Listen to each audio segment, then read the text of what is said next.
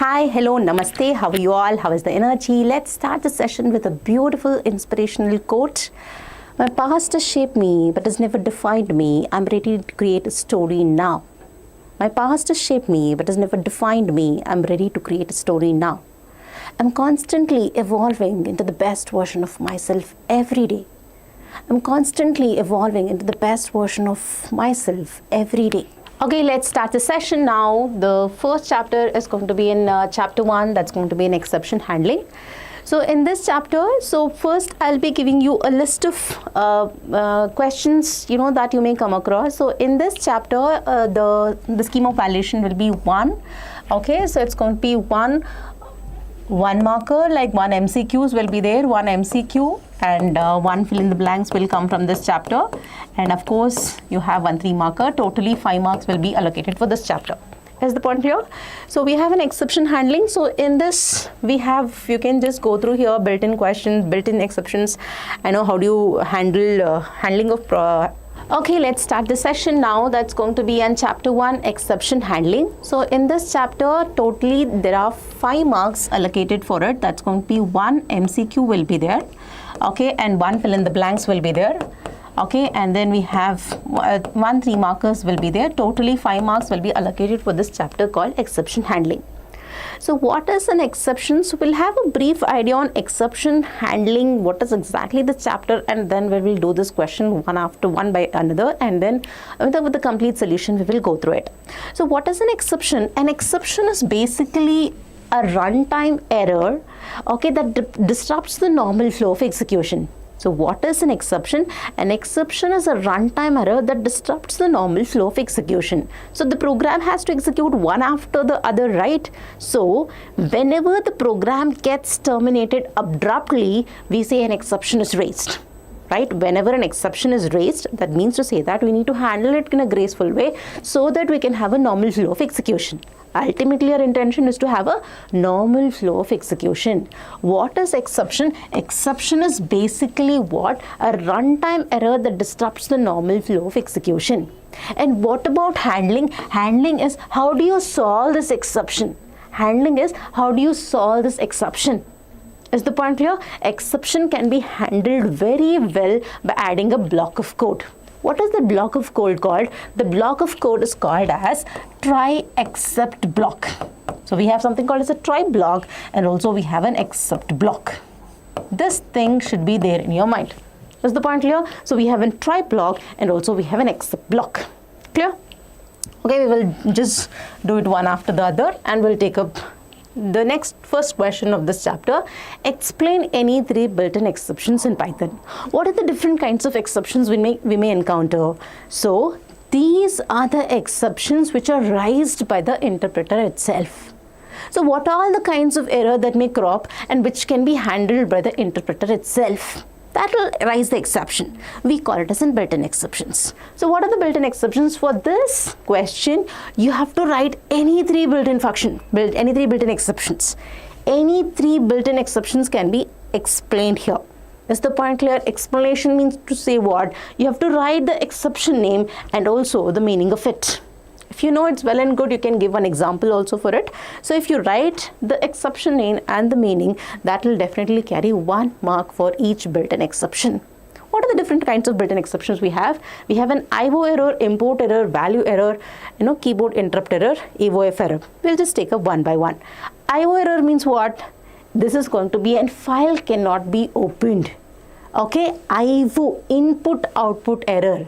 You're trying to open a file which does not exist, so definitely it has to give an error only, what kind of error it is, that's called as an IO error. Example, you can just see here, there is a function called an open function. You're trying to open a file called as a nosuch.txt. There's a file name, it's called as a notext.txt. There's no file only, so definitely it'll give an error called an IO error. So we have an import error. You're trying to open a function. You're trying to call a function called as an SQRT function, and this function, in order to call, you need to have a module. And what is the name of the module? The name of the module is called as a math module. What is the name of the module? Module name is called as a math module. So instead of writing import math, if you write it as maths, that will give an module error. That's going to be an module error. You can just see here import error. I mean to say, sorry, here it's going to give a module related error. That's going to be an import error. Point clear? We'll go for the value error, and you're trying to convert a string into the input int. You're trying to convert one data type to another data type. You want to convert a string to an int. Definitely it gives an error called as a value error. Keyboard interrupt error. For example, there is a program that is executing, and the user or the programmer, he just presses some key. He disrupts the program flow of execution by pressing some key. User interrupts the program by pressing some key is called as a keyboard interrupt error. Clear?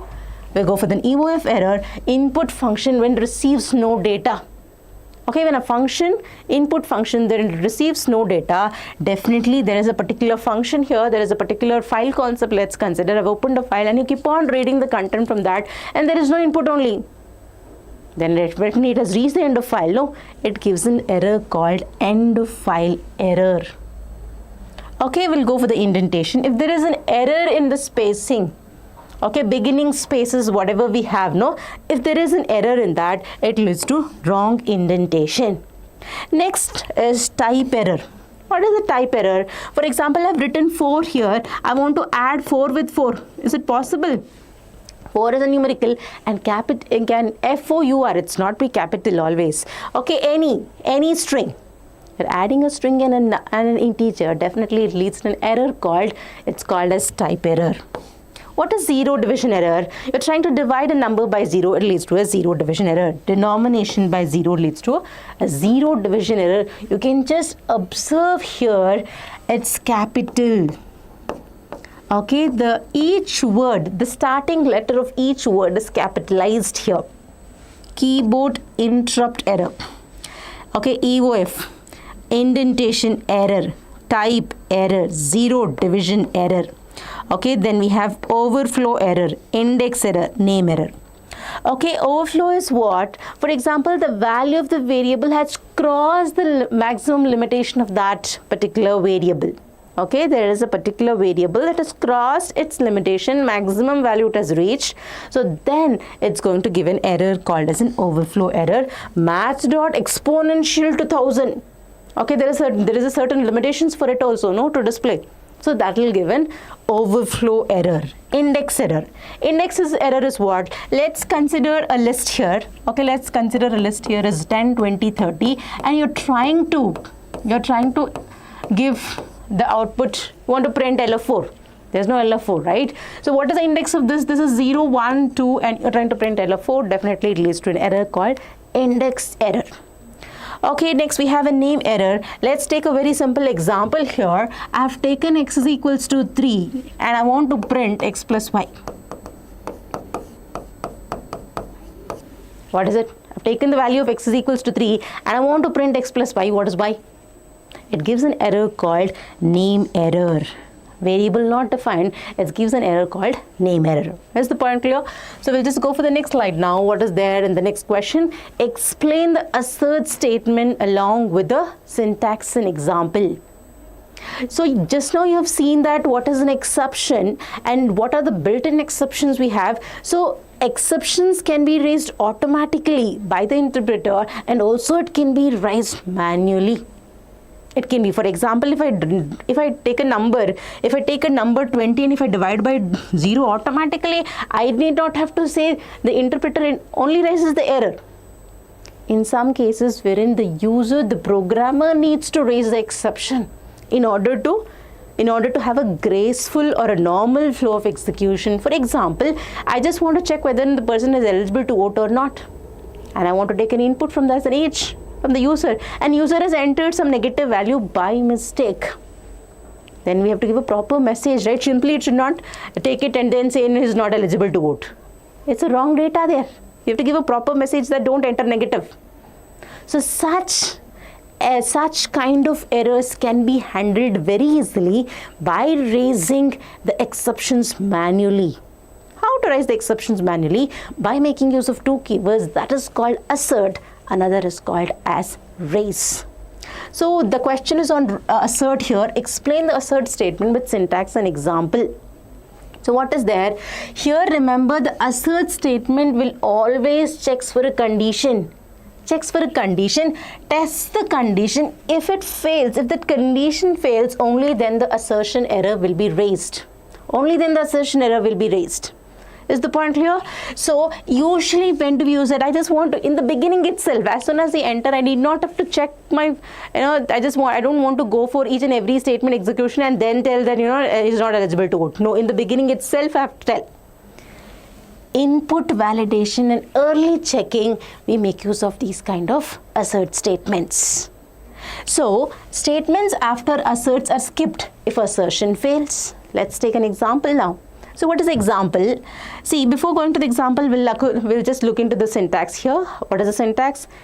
We need to raise the exception manually. We need to inform the interpreter that there is a manual exception that we need to raise it. That means keyword called assert.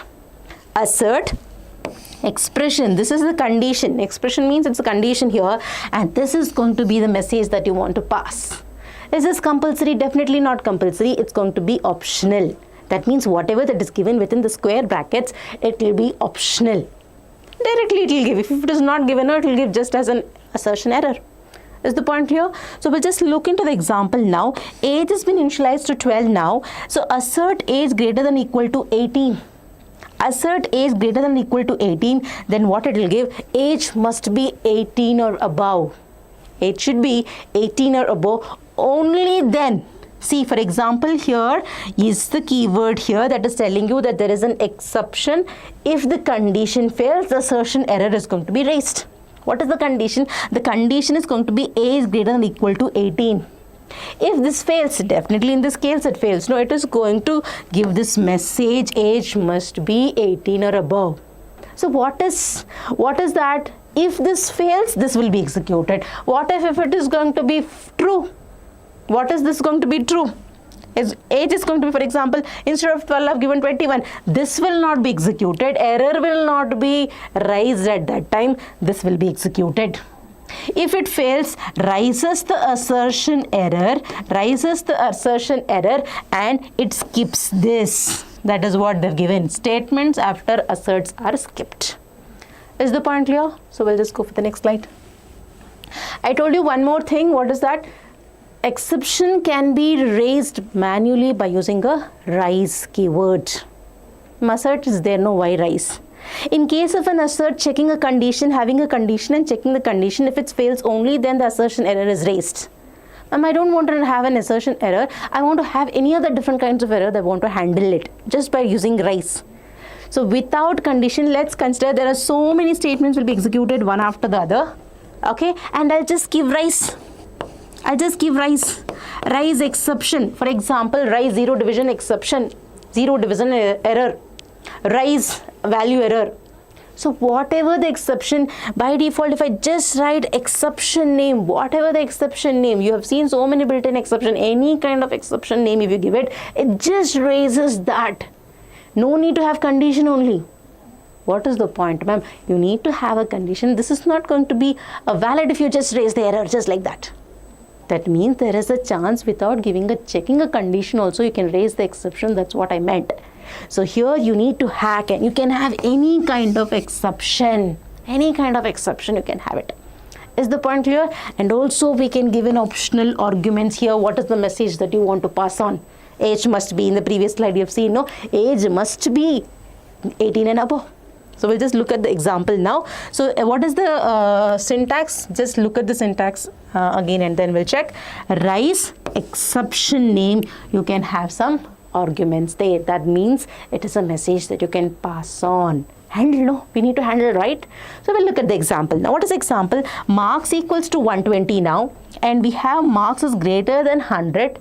Okay, if it is greater, then I'm going to raise the exception. How can we have a marks greater than 100? For example, we have a maximum limitation itself as 100. Nobody can score more than 100. 101 is not accepted. It's only 100. So automatically when the condition is satisfied, I'm raising an exception. Is it condition compulsory for raising this? No. But you can. But it will be useful only when we have certain condition, isn't it? So rise exception, marks cannot exceed 100.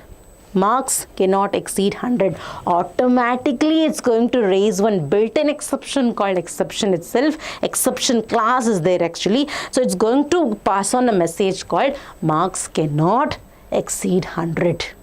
It's an error that is manually raised. Clear? So we'll go with the next question now. What's the next question? Catching an exception. Before we go for catching an exception, first throw the exception, then catch. And if we throw only, we can catch it, right? What do you say? First we'll throw it and then we'll catch it. So we'll handle this question later. We'll go for this and we'll come back. Okay, so what is this? We'll just look into that and we'll go to that question. Clear? So we'll understand the flow. Understanding will be better if we go like this. Explain try except clause in Python with an example. Very simple. I told you exception handling can be done very, very easily by adding a block of code. What is the block of code? The block of code is called as try block and except block. What is that? Try block and except block. Whenever an error is raised, to handle exception, to have a normal flow of execution, that can be done very easily by adding a block of code. That block of code should contain try except block. Is the point clear? What is the try block? Try block is basically error causing code, error causing instructions. What is that? Exceptions, error code where exceptions may occur. Error causing instructions. Error detection code I can write. What is except? Error correction code. Error correction code, whereas try is error detection code. Error causing instruction. Try is what? Error detection code, and except is error correction code. That point you remember. Is the point clear? So we have a try block, we have an except block, there is something called else block also. No error only. There is no error only. At that time this block will be executed. So we'll just look at an example and they'll go for, catching an exception and the previous question also. So we have a try block here. Remember here, this entire thing is what? Try block. Okay, this entire thing is a try block, and this is going to be a what? Except block. Ma'am, what is this? You're telling one except block. There are so many except blocks. You can handle as many as errors that you may encounter. You can have the exception block. Is the point clear? It is not that one try block, one except block. You can have as many as exception blocks you want it. Is the point clear? So this is one except block, this is going to be another except block, and also we have an else block also. Error causing instruction, error correction code, and this is error correction code, and also else is going to be what? It's going to be, it is when the error is not there, when the exception is not raised, at that time this block will be executed. So what about try block? So we'll just look at an example. Number is equals to 50, denominator is equals to input, enter the denominator, some number, I'm going to take it. Okay, quotient is equals to numerator by denominator, that means 50 by 10, let's consider. I have entered numerator, denominator is going to be 10, no problem. Okay, it's not going to, so here division performed successfully, it will come.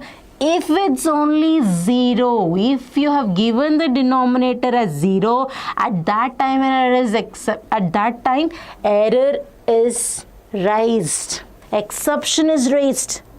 Okay, exception is raised, and then it will be handed over to the corresponding except block. Corresponding this block or this block. This is going to be divided by 0 means D is 0 division error, and this message will be printed. What message? Denominator as 0 is not allowed. Denominator as 0 is not allowed. So you can give a proper message saying that. For example, students, you're entering some, some credential you're entering, and you just see one blank page. You've entered wrong password. Okay, the number of characters is exceeded. Let's consider everything is perfect. The number of characters you've exceeded. If you get a blank space, how it will be? Or if they clearly tell that you cannot exceed more than 8. It should be 8 characters. It can be more than 8 characters. It should not be less than that. And you've entered, let's consider 5. A clear message will definitely able to understand, make the user understand to overcome that. So proper message is required. That is what we are doing in error correction code. That's mean an except block. For example, you have to give a denominator. Instead of giving a denominator, you have given us 50 and I've given us 4. What is this 4? This is going to be a string. So you've given a string. For integer, you've given a string. I can't divide a 50 by string now. So it will come to this block, value error, only integer should be entered. It comes to this block. Is the point clear? It is not that everything should be executed. It searches for the suitable handler and then executes that particular exception block. Everything is fine, no error only. For example, 50 by 10, no error only. So this will execute, this will execute, this will execute, this will execute. No error only. Directly it comes for the else block. The result of the division is quotient. So it's going to give 5. Is the point clear?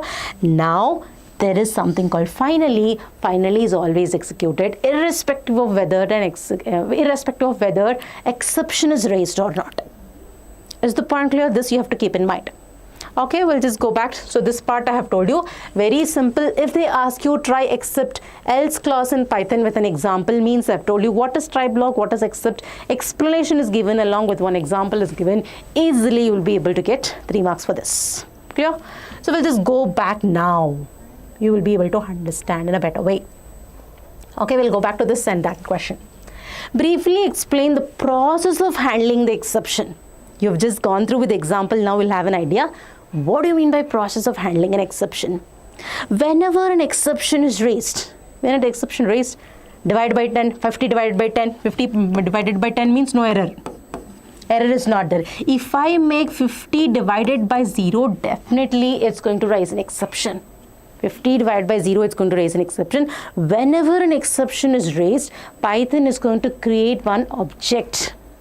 Okay, Python is going to create one object. That object is called as an exception object.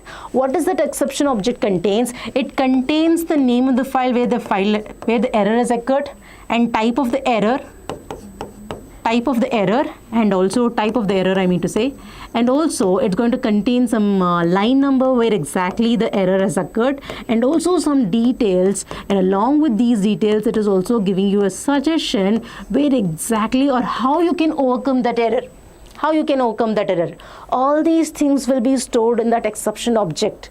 What happens when an exception is raised, when an error is raised, it's going to create one Python object which comprises of all these details and handovers to the runtime system. That is called throwing an exception. Clear? Next. Okay, runtime system is called the throwing an exception.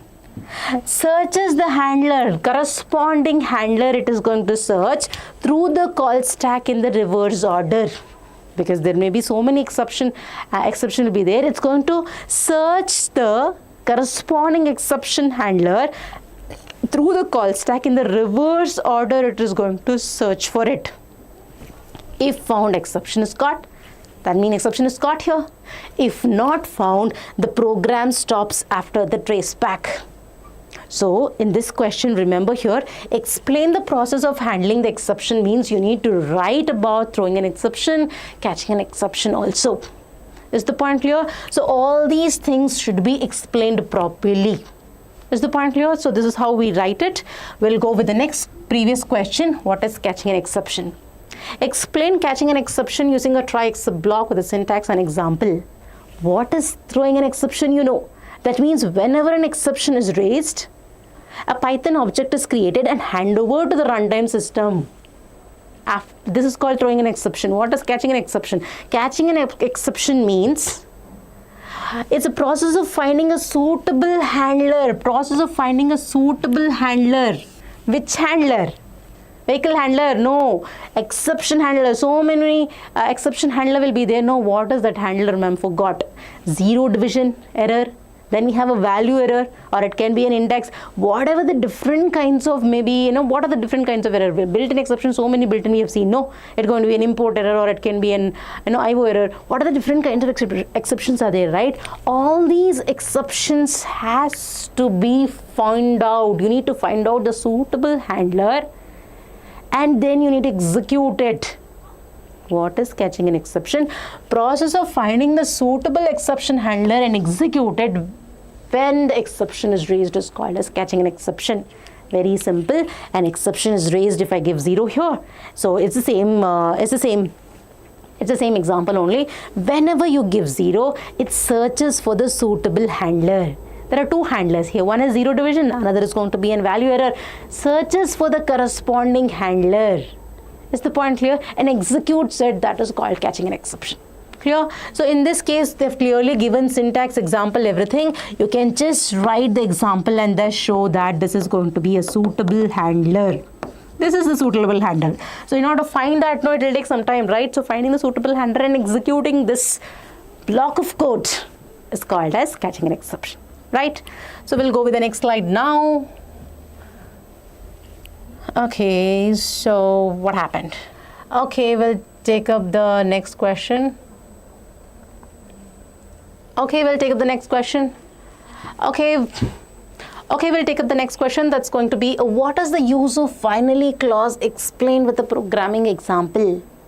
So now, in the previous slide, you have already seen there are different kinds of block. What are the different kinds of block we have seen in the previous example? Try block, except block, else block, finally block, right? Ma'am, what I forgot. You can just see here, finally here, right? This is what we are talking. So, what is the use of finally clause explained with a programming example? So the same example you can give, explain this and give the same example. Whenever they ask you example, that one example if you study for this chapter, no, it's more than enough, you can give the same example everywhere. Okay, so we'll just go for what is the use of finally clause. It always executes whether an exception is raised or not, it is always executed. Is the point clear? And remember here, it's going to closes the file. Whenever we open a file, we're going to perform some operation and then we're going to close the file. For example, we enter the room, we'll do some work, and then when we go out, we need to switch off the lights, right? Now, who is interested? I don't want. You switch off, you switch off, you switch off. Especially when you're sleeping, no? When we want to go for a sleep, we'll just forget, and then we'll ask the, maybe family members, you switch off the lights. As soon as you step out of the room, as soon as we step out, as soon as we step out of the room, automatically the lights should go off. Siri is there, Alexa is there, why to worry? We have become lazy also because of that, isn't it? So it's very simple. As soon as a file is opened and done with its job after performing the operations, we need to close the file. Now, who will close it? Automatically, the file will be closed when this block of code is executed. When it will be executed, it is irrespective whether an exception is raised or not, finally block will always be executed, just ensuring that it's going to close, switch off all the lights and locking the door and going out. Very simple. Irrespective whether an exception is raised or not, it is going to close the file. See, and one more important thing, for example, there is a particular block of code here.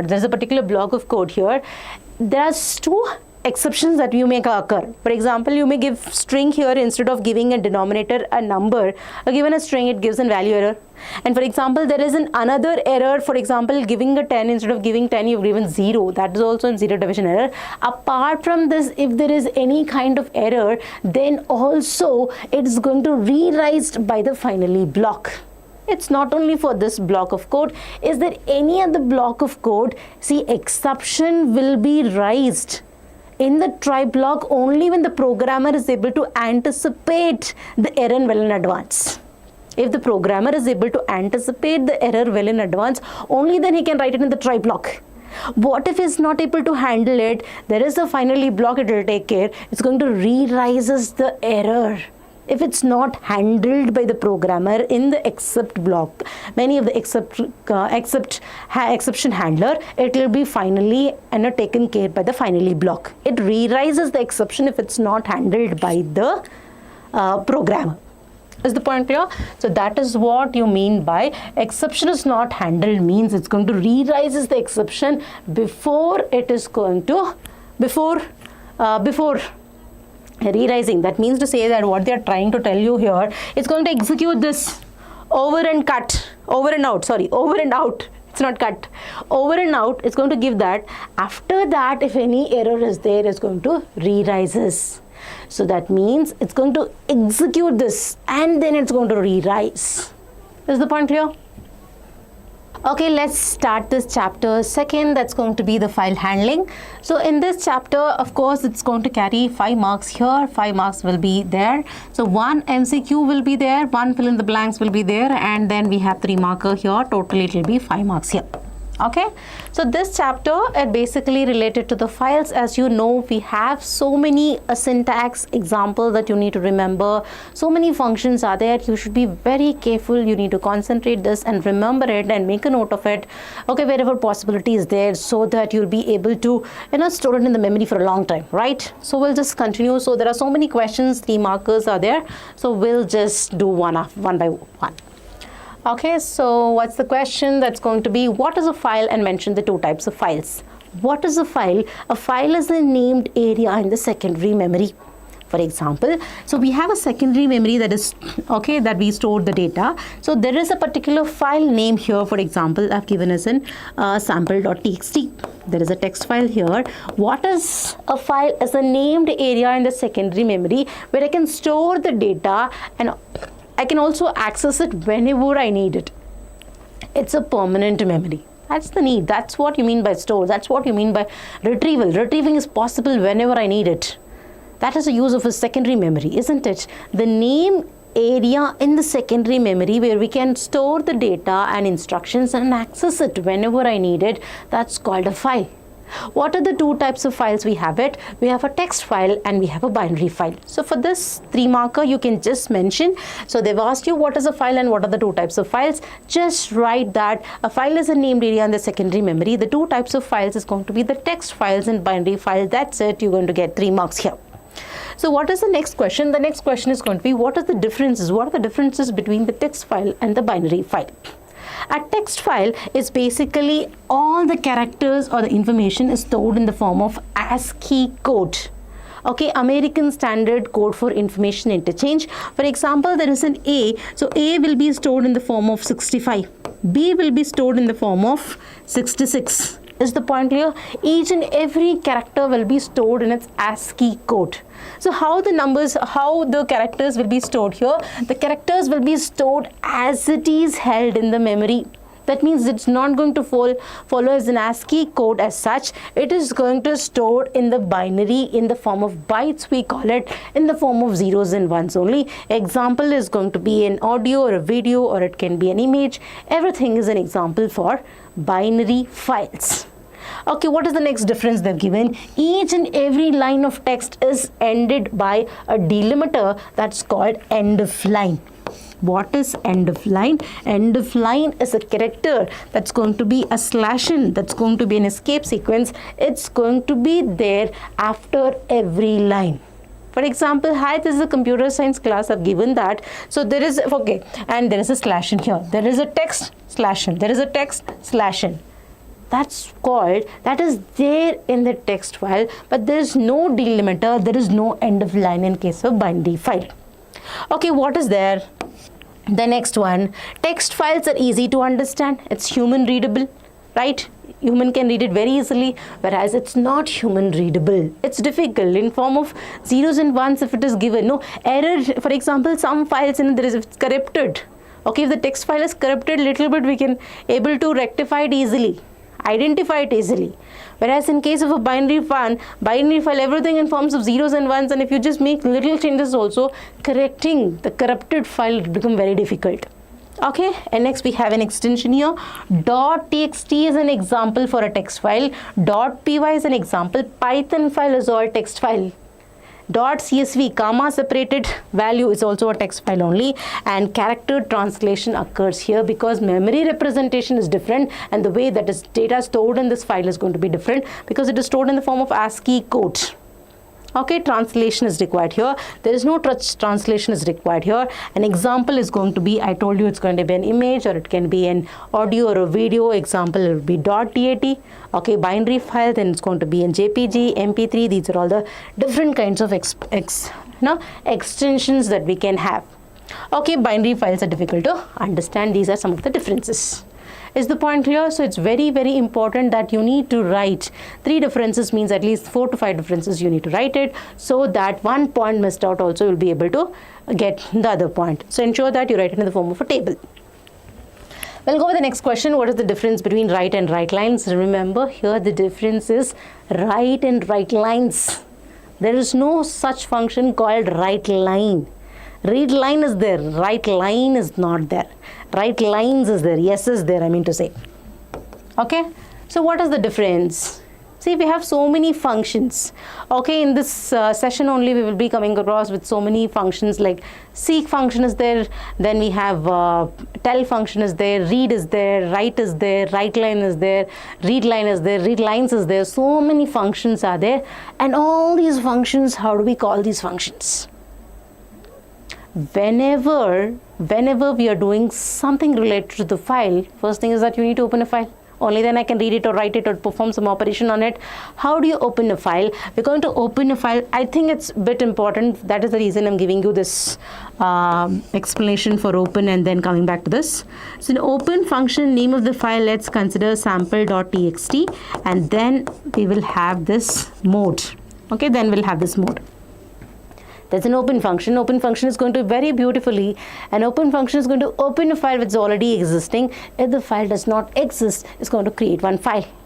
So we have 2 arguments here. One is going to be the name of the file. Another is going to be the mode. You know, whether you're doing read or write, whatever the operation you're doing.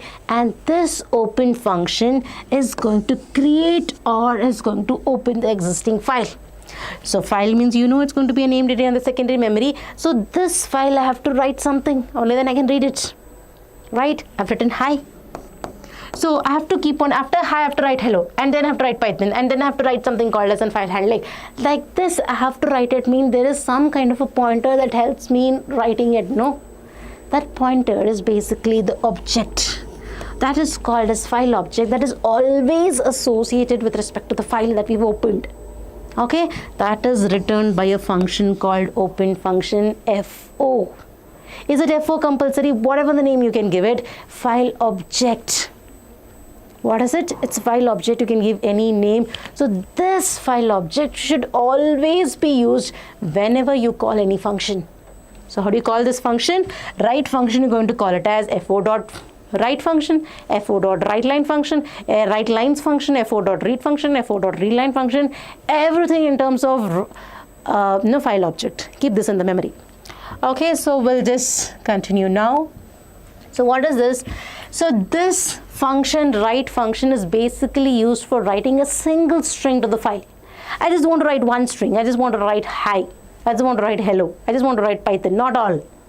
I just want to write only one string at a time to the file, means I can make use of this for writing a single string. So what is that example? The syntax you can just see here. How do you call any function file object? File object, who is returning? Open is returning. So file object dot write string.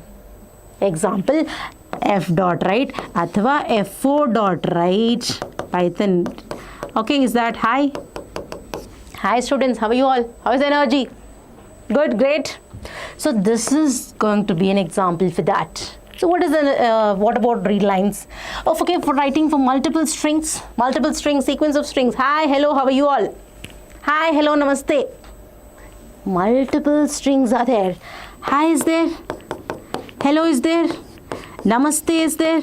These are all different string are there. I want to store it. I want to store multiple strings. I have to store it. Means write will not work. Only one string it can take. Multiple strings I have to store. No. How to store multiple string? Make use of a list concept. Just write all these things in list. See here. Hello. How are you? How are you? So namaste I can add on here. Hi, how are you all? And namaste, put it in this list and then store it. How do you write it? FO.writelines. Sorry, FO.writelines. FO.writelines. I can just write one list containing all these things. Is the point clear? Very simple. Okay, we'll go with the next slide. And remember one more point I want to tell here. This is, we need to tell explicitly. Remember here both the functions explicitly, automatically it is not going to end with slash, and remember that. Explicitly we need to give one slash n here. Each and every line is terminated by a delimiter. Each and every line is terminated by a slash n. Each and every line is terminated by EOL. What is it, ma'am? Space, space, space, that enter key will be there. No. So, slash n, slash n, slash n. See here, hello slash n. How you slash n? Program. Anyway, that's going to be the last. You can also put slash n here, no problem. Is the point clear? So this is how we are going to write multiple string to the file using a function called what? WriteLines. How to call? F4 dot WriteLines. File object dot WriteLines function. Clear? We'll go with the next slide now. How do you read data from a file using a read in Python, read function in Python? Explain with an example. So I just want to read the contents of the file. How to write? Ma'am, there's a one function called read function. I have to call it. How do you call it? File object dot read function. That's the reason I told you what about file object and then open function. How do you call this function? F4 dot read function. F4 dot read function. How much to read, ma'am? I have not given. Whole file will be read. Whole file, entire file will be read. If I give -5, then also whole file will be read. If I write F4 dot 5 characters will be read. Is the point clear? 5 bytes is going to read it. You can just see here, this method is used to read a specified number of bytes from the data file. No arguments, entire file will be read. If you just give a negative number, then also it's going to read the complete file will be read. Is the point clear? Just remember this point. And okay, one more difference is I want to tell you here with respect to write and WriteLines function. Write function is going to return the total number of characters written into the file. Write function returns the total number of characters. How many characters did we return? We wrote 2 characters. So 2 it will return. How many characters we wrote it? So whatever the number of characters, there are multiple lines. No, in this is going to be WriteLines. If I write like this, hi, hello means it is going to write. If I write this is going to be one string. If I take it, definitely it is going to be taken. That means 1, 2, 3, 4, 5, 6, 7, 8 characters it is going to take it. What about slash n? Slash n, if you give it, that also 1 only. It will be 1 only. Total number of characters it is going to be returned by this. It's going to display. Okay, it will be returned by this function, and it is not going to return any number of characters returned to the file. That you have to keep in mind. Is the point clear? So I've just written, that means this function will return something, some number it is going to return. This also is going to return 1, 2, 3, 4, 5, 6. So it's going to return 5. You can store it. You'll get to know how many characters returned by the function write. WriteLine is not returning. So one difference you can add on for this. So we'll go for the read function. That's what I was explaining you with respect to the read function. In case of read function, if the value, if the arguments is not given, it's going to read the entire file. Entire file when a value is not given and no argument. Negative, then also whole file. No argument, then also whole file. What about if you give 5 bytes, it is going to read it. Is the point clear? So just write one syntax, one example, and then explanation for this. 10 bytes it is going to read from the file. We'll go for the next question. What is the difference between read line and read lines? Write line is not there. Read line and read lines are there. So in this, it is going to read one complete line from a text from the file. One complete line it is going to read it from the file, sorry. And you can also mention how many characters also you want to read it. For example, I want to read 5 characters. I can read it. But maximum up to first occurrence of the slash n. Wherever that slash n will come, no, up to that it can read the number of characters. You can mention up to that. But if it crosses, then it will not going to read it. It's going to read one complete line, or also it's going to read the number of characters, okay, before the slash n it can read it. Up to slash n I can tell you. Up to slash n it can read it. Okay, so that you have to keep in mind here. How do you call this function? File object dot read line function. File object dot read line 5. F4 dot Read line 5 characters, it can read it, or up to slash n, I told you. What about read lines? Read lines is going to read all the lines. All the lines it is going to return. It's going to read it, and how does it return? This is going to return in terms of strings, string only. It's going to return in the form of string. And this read lines, one more difference you can write. This is going to return a string. This is going to return a list. It's going to return a list. List containing multiple lines. List containing multiple strings. Okay, reads all the lines and return the lines along with a new line as a list of strings. It's going to return. How do you call this function? File object dot read lines function returns a list. Returns as a string here. It returns a string. List containing strings, of course. List containing strings. Okay, we'll go with the next question. What is the next question? Explain 3 modes. Okay, file mode parameters used in Python's open function. I think you know what is an open function. Open function is a beautiful function. It's just not going to open an existing file. Open function also going to create a file if it does not exist. How do you call an open function? Open function, we're going to call it by writing open keyword. It's a function open, and then write the name of the file. That's called sample. Sample.txt. Then the mode here. What are the modes, student? And this function is return something. What does it return? File object is going to return. It's going to return file object. I always use FO so that you can remember that. Whatever you can take it. My object, file object. Okay, file object, the entire keyword only. Anything you can, not the keyword. I mean to say entire word you can take it. So what are these modes? Why do you open? Why do you open a mode? Okay, this mode also should be in quote only, not exactly the mode. I mean to say, what are the different kinds of modes? Okay, let's not give this mode within quotes. I mean to say only the mode. Mode can be of any of these values. The mode means what exactly you want to do with a file. Whether you want to read it, whether you want to write it, whether you want to append it, what exactly you want to do. Whether you want to read it, whether you want to write it, whether you want to append it. I want to read it. Then you do it in R mode. R mode means like this. W mode means write mode means like this.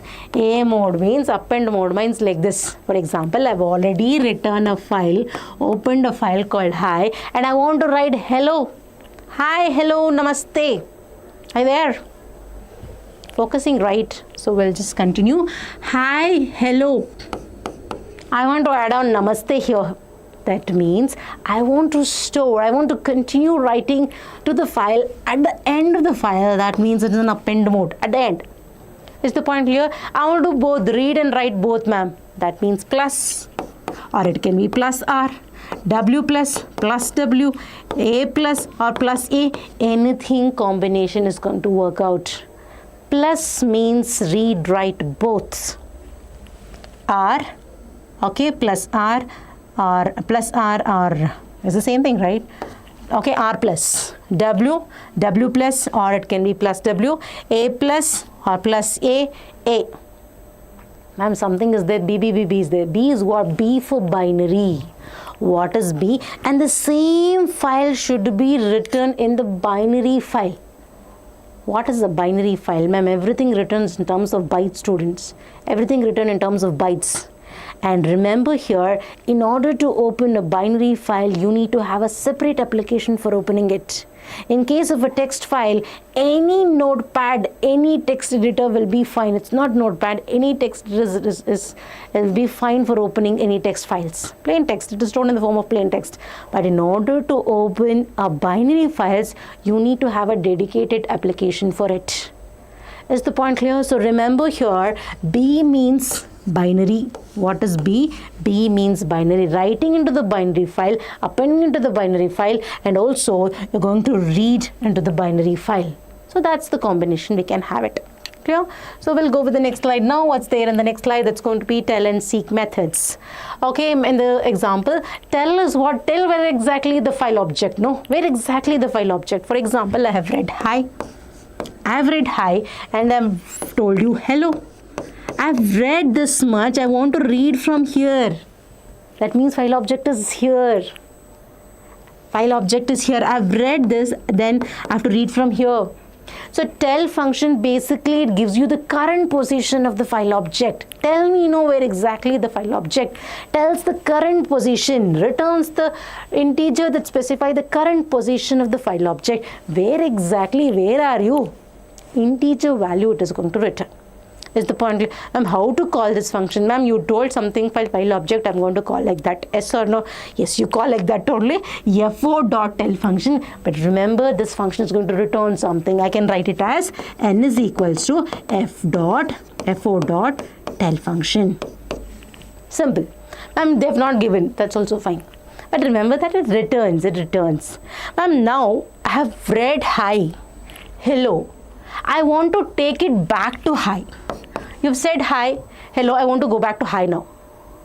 I want to take the file object wherever I need it. If I want to take out, then we can make use of a seek function. This method is used to position the file object at the desired position, wherever you want it. For example, right now I'm in the beginning, I just want to go here. Fifth byte I want to go. Go, ma'am, what is there? That means, how do you call this function? Very simple. fo.seek function, go to the fifth byte. I'm telling fifth byte. Ma'am, is it fifth byte from the beginning or from the end? Tell no. From the beginning or tell? From the beginning, ma'am. I'll give it as fo.seek 5. Very simple. From the beginning only. By default beginning. That means, see here, this seek function can have 2 arguments.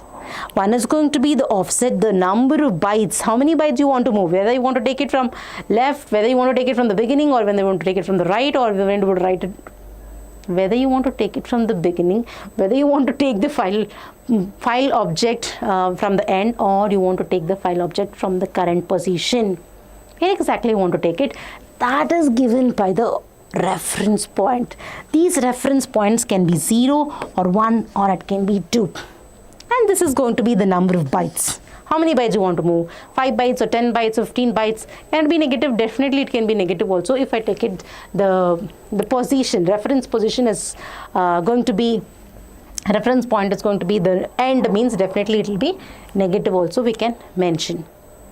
Is the point clear? Seek means wherever you want to take the file pointer, you can take the file object according to your desired location.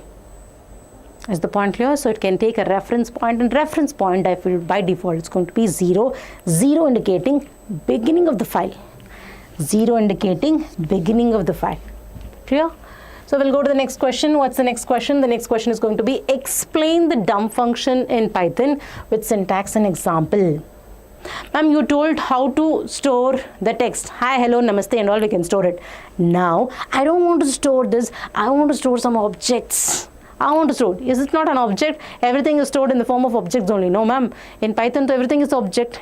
Definitely, it's an object. Let's take one example. One beautiful object that's going to be a list. 10, 20, 30, and this is going to be a list, and I don't want to store it in the form of text. At text files, you know that, right? And basically it's going to store everything in the form of text only. Even though if you give number, it will convert into string, and it will convert the number into string, and it will store in the form of string only. Now, this should not be stored in the form of string. Why, ma'am? That's okay. No, if I want to accept L of 0 or L of 0, I have to get it. Means I should get 1. Without losing the structure, without losing the hierarchy of an object, if I want to retrieve the data from the file, only then I'll have the benefits. All data I cannot store in the form of text file. I have to store a certain objects to the file without losing the structure or the hierarchy. As it is, I want to retrieve it even after storing in the file. Means I have to store it in the binary files. Store what? File objects in the, file objects. I want to store any Python objects. If I want to store it in the binary files, means you need some help. Who's going to help us? We're going to help us with the help of a module called pickle module. Okay, we have a module called pickle module. Pickle module is telling I'm going to help you out. Okay, he himself cannot come. No, it's going to be a module. He cannot come. He will tell that I'm going to send my chelas to help you out. Who are the chelas? We have two functions. That's going to be the dump function, and then we have a load function. Dump function and load function are there. These two functions are sent by whom? By the pickle module. Then you should be knowing how to call the module functions. How do we call these functions? We're going to call the functions as pickle.dump, pickle.load function. Pickle.dump function, pickle.load function. Is the point clear? So these two are the functions which help us in storing the Python objects to the binary file and also retrieving these final objects from the binary file without losing the structure or the hierarchy. Keep this in the mind. Clear? Now they're asking the question, what is a dump function? Dump function is basically a pickle function, pickle module function that helps us in storing the Python objects to the binary file. Okay, for converting Python objects, writing data into the binary file. This process of converting the Python objects into the binary file or storing the Python objects into the binary file is called as what? It's called as pickling. It's called as pickling. It's called as pickling. We also call it as serialization. What do we call? We call it as serialization. Is the point clear? Very simple. There is a function called a dump function. A dump function is basically a pickle module function that's going to help us in converting the Python objects and store it in the form of bytes and in the binary file without losing the structure. And how do we call this function? It's going to be a pickle.dump function. Ma'am, what you want to store? First you tell me that, ma'am. You can store hi, hello, namaste, everything in text file. How do we store it? What do we store it? How do we store it and what do we store it? We have to store some Python objects. Tuple, dictionary, list, these are all you've come across, no? Okay, these things we have to store it means I can make use of this. Very simple data object. Which object is a list or a tuple or a dictionary? Store this because hierarchy is important for us. That's the reason I'm taking this example. Comma, where you want to store, ma'am? Which file? Which file means which object? That means file object. Is the point clear? This is a bit different concept.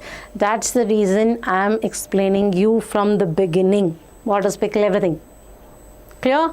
So there is something called as a dump function. Dump function is going to be a pickle module function, pickle.dump function, file object, data. First tell me what you're going to dump it and then where you're dumping. What are you dumping? Where are you dumping? What are you dumping? Data object. Where are you dumping? File object. File object, it will not go anywhere. It will be there along with us. Position may be here and there. That's it. Clear? So we'll go for pickling. This process called as pickling or serialization, and we'll just look at the example also here. So what is an example? List value 1 Kavi F26. What is this? List containing multiple values. List containing multiple values. I'm going to call this function called pickle.dump list value comma file object F or file object. Okay, we'll go to the next question. That's going to be a load function. Load the data that is stored. That means you have to convert back the byte streams back to the Python objects, and this is going to be helped by the load function. How do you call the load function? Pickle.load function. Load from where? You're going to give what you've dumped, only you can load it, right? So you're not going to tell you about the data object. Load from where? From the file object. It is always returns the Python object only. Okay, pickle.load file object is the argument here. An example is going to be pickle.load file object. F they've taken. And this loading is called what? Dumping is storing. Retrieving it from the binary file is called as deserialization. Pickling, unpickling, serialization, deserialization. Keep that in the mind. Okay, it's load, unpickling. Dump is going to be pickling. Let me repeat it again. So dump is going to be pickling or serialization, and this is going to be deserialization. Okay, we'll go with the next slide. Okay, what is the significance of the with clause in Python? Python file handling. Explain the syntax and with an example with clause explanation. Okay. So what is it? I just gave an example. I just finished all my work in this room and I just wanted to go get out of this room. Okay, and then I should ensure that all the lights should be off. I can't tell someone, you just switch off the lights, you do this, you do that. We need to use the resources efficiently, right? So I don't want to do this. As soon as I get out of this room, automatically it should be closed. It should be closed, the door should be locked, the light should be off. Similarly, whenever we open the file, we have done some operation, we need to close the file automatically. So who was closing a file? Okay, who was closing a file? Do you remember? So we can use that finally block wherein it closes all the files, right? Similarly, without using a try exception block, if you have to handle this, as soon as you open a file, everything is done means you have to close a file. How do you open a file? Open and then you have a sample, then a text name, the file name, and then the mode, right? Similarly, with the help of a with open function, you will be able to close the file as soon as you go to the scope. We'll just look at the example. It is used to, of course, okay, it is used to open files. With open means with open. It's going to open the files and automatically closes the file. With clause means along with open means open the file. Along with means what? It's going to open the file and also close the file automatically. Avoid forgetting the close. Avoid forgetting, like we forget to switch off the lights. No, avoid forgetting the close. Ensure safe resource handling. Right, so we'll take an example now with open file name and mode as file. Look at the syntax, it's a bit different. I'll rewrite it with open, okay, name of the file. What is the name of the file? Sample.txt, sample.txt mode. What is the mode? I'm going to give it as R as FO. Do some operations here. This is the syntax. With open, file name, R, mode, whatever the mode you want, as FO, colon is there, block is there. Remember, when you go out of the scope means when you come here writing something, I'm going to write as print hi. I just want to write hi here. So when I come here, automatically the file will be closed. When the cursor or when the control goes out of the scope, automatically the file will be closed in case of with open clause. So with open data.txt R as F. So this is going to read, what does this read? Entire file will be read, and after that I just want to print content. Out of it I want to print it. Print content means when it comes here, no, automatically the file will be closed. Clear? So we'll just go with the next slide. Okay, we're going to start with the chapter 3, that's going to be stack. So in this chapter, we're going to have a mark allocation like this, that is 1 plus 2 plus 5. Totally 8 marks. 1 marker, 2 marker, 5 marker, and put together it's going to be 8 marker. Remember, definitely 1 5 marker will be coming from this chapter, and it is a damn easy thing that you have to remember. You need not have to write stories here. Just remember the algorithm and you'll be able to handle it very easily. Okay, so we have a certain set of questions. What are the operations and what do you mean by expression and different types of expressions? We will be going in detail. We'll start with the first question. So define stack and then mention the principle it follows. So what is a stack? A stack is basically a linear data structure wherein the elements are added and removed only from the one end of the stack. So I just give an example. So what is stack? Stack is basically a stack of bangles is an example, a beautiful example for that. Stack of bangles means what? So whenever I add a bangle here, it goes here, and one more bangle added on top of it, it comes. So whichever bangle I've inserted the end, that will come out first, right? So what is stack? A stack is basically a linear data structure that wherein the elements are added and removed only from one end of the stack. That means I can't add a bangle from this end, students. I have to cut my hand only for adding it, isn't it? So we can add a bangle and we can remove a bangle only from this end. I call this end as what? Top of the stack. I call this end as top of the stack. Is the point here? So here you need to know this. Here it's going to follow a principle called LIFO. That's going to be last in, first out. Last in, first out. Whichever has been entered last, that will come out. For example, T, A, C. I have given T, A, C. T entered, then A entered, then C entered. Then which will come out first? C will come out first. That is called last in, first out principle. Okay, we'll go with the next question. Mention two operations performed on stack. What are the different operations performed on stack? We have an operation like push operation, pop operation, then we have is empty, peek is null.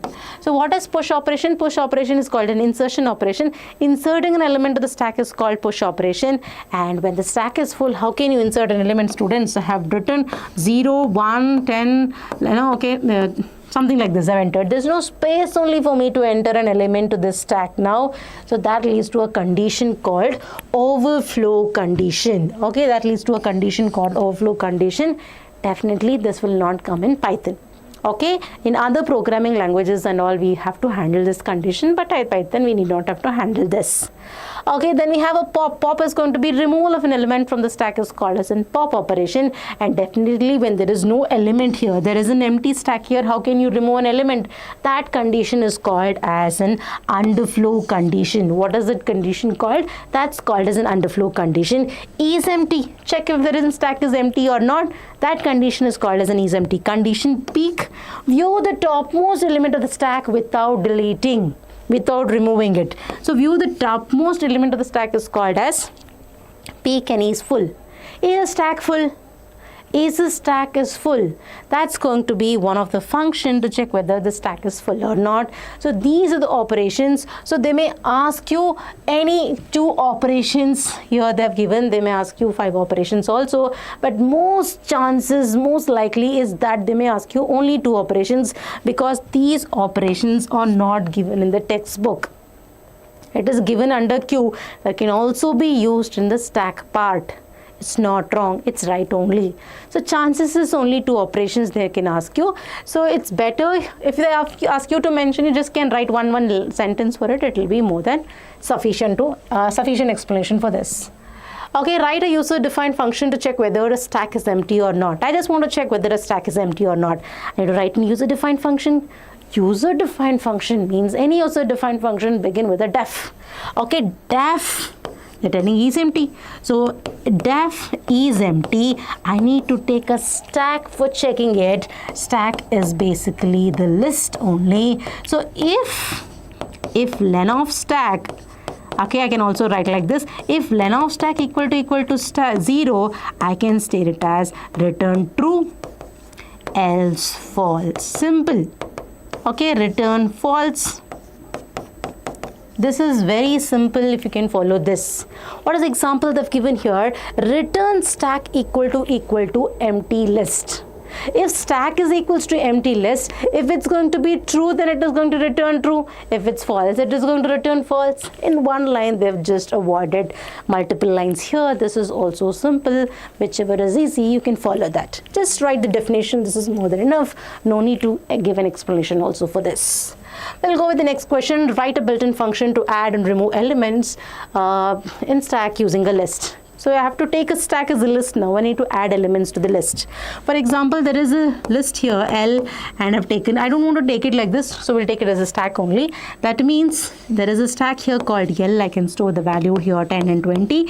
And for this, I want to add 30. That means this will be implemented as stack only. No, I'll take it as yes here. So S is equals to, I have taken 10, 20 already is there. For this stack, I need to add 30.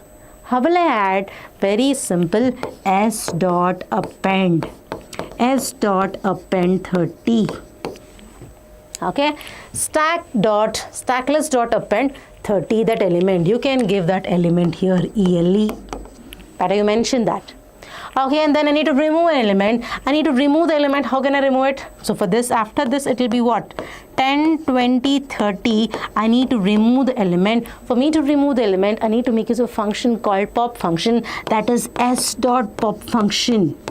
S dot pop function. I need not have to give the index there, because pop function without an argument always deletes the last element. Always deletes the last element. When I give this, no, automatically 30 will come. So which element will be deleted first? And this only will be deleted. No, last in first out works properly here, right? So list stack dot pop function. Stack dot pop function. We'll go to the next question. So what are, define all the expression, infix, postfix, and then prefix expression, and give an example is that. Expression is basically a combination of characters, operands, operators, and when evaluated results in a single value. Let's take an example here. We have an example like x plus y plus z divided by 2. This is an expression. As a combination of operators, operands, parentheses, when evaluated results in a single value, that's called as an expression. What is an infix expression? If the operator is present in between the operands, x plus y, it's called as infix expression. If the operator is preceding, they call it as prefix expression. It is called as Polish notation. It is called as Polish notation. If the operator is present after the operands, we call it as postfix expression. It is also known as reverse Polish notation. It is also known as reverse Polish notation. This you need to keep in mind. Is the point clear? So they've given you the definition, and one example is more than enough. If they ask you for 2 markers, that's more than enough. We'll go with the 5 markers. It's going to be chapter 3 only. There is a mistake in the slide, so you need to consider this as chapter 3. Okay, chapter 3 only, continuation of stacks only, but 5 markers. Clear? So we'll just go with the 5 markers now. Convert an algorithm to convert infix to postfix, and an algorithm to evaluate a postfix expression. So we'll just look at now. So what do we have? We'll just try to find out an infix expression to postfix expression. We'll just look at the example and then try to understand. So we'll just see an example. What is the expression we can have? X plus y, we can have it. Okay, and then we can have z plus 8. One example is there, same only I'm considering it. I think maybe it is star or something. Okay, what is this? This is an infix expression. This has to be converted into postfix expression. Remember here, in case of a infix expression to postfix expression, what all the possible characters we can encounter? We may get a parenthesis, we may get an operand here, we may get an operator, and we may encounter a right parenthesis. What? We left parenthesis, operator, operand, and then the right parenthesis. Is the point here? So these are the things that we may encounter in an infix expression. This has to be converted into postfix expression. Is the point clear? So we'll just do this. So now what is the action? One at a time we have to keep taking a character one after. We'll create an empty string postfix expression. Okay, and then a stack. For each character in infix, we have to do the following things. So what you have to do it? Convert infix to postfix. In order to convert an infix to postfix, first thing is that we need to have a stack. Pretty simple. We need to have a stack here, and we need to have this PE. What is the PE? We need to get one postfix expression. No, for example, this is going to be an infix. What is the postfix expression? It is going to be xy plus. This is a postfix expression. Infix is there. Postfix we have to get it. That is a form of a string only. That is what they have said. That is going to be an empty string. Each character by character you have to traverse and take necessary action when you encounter each one of it. Remember this. What you have to do? Whenever you encounter a left parenthesis, you push. You remember this. Whenever you encounter a left parenthesis, push to the stack. Whenever you encounter a right parenthesis, you pop it. Pop it. Keep on popping till you get the left parenthesis and discard that. What? When you get a right parenthesis, keep on popping the elements and add it to the postfix expression, append to the postfix expression, and discard the left parenthesis. Okay, till you get the left parenthesis. No, till you get the left parenthesis, it should be left parenthesis. Till you get, Correct only. Till you get the left parenthesis. Okay, let me erase this part.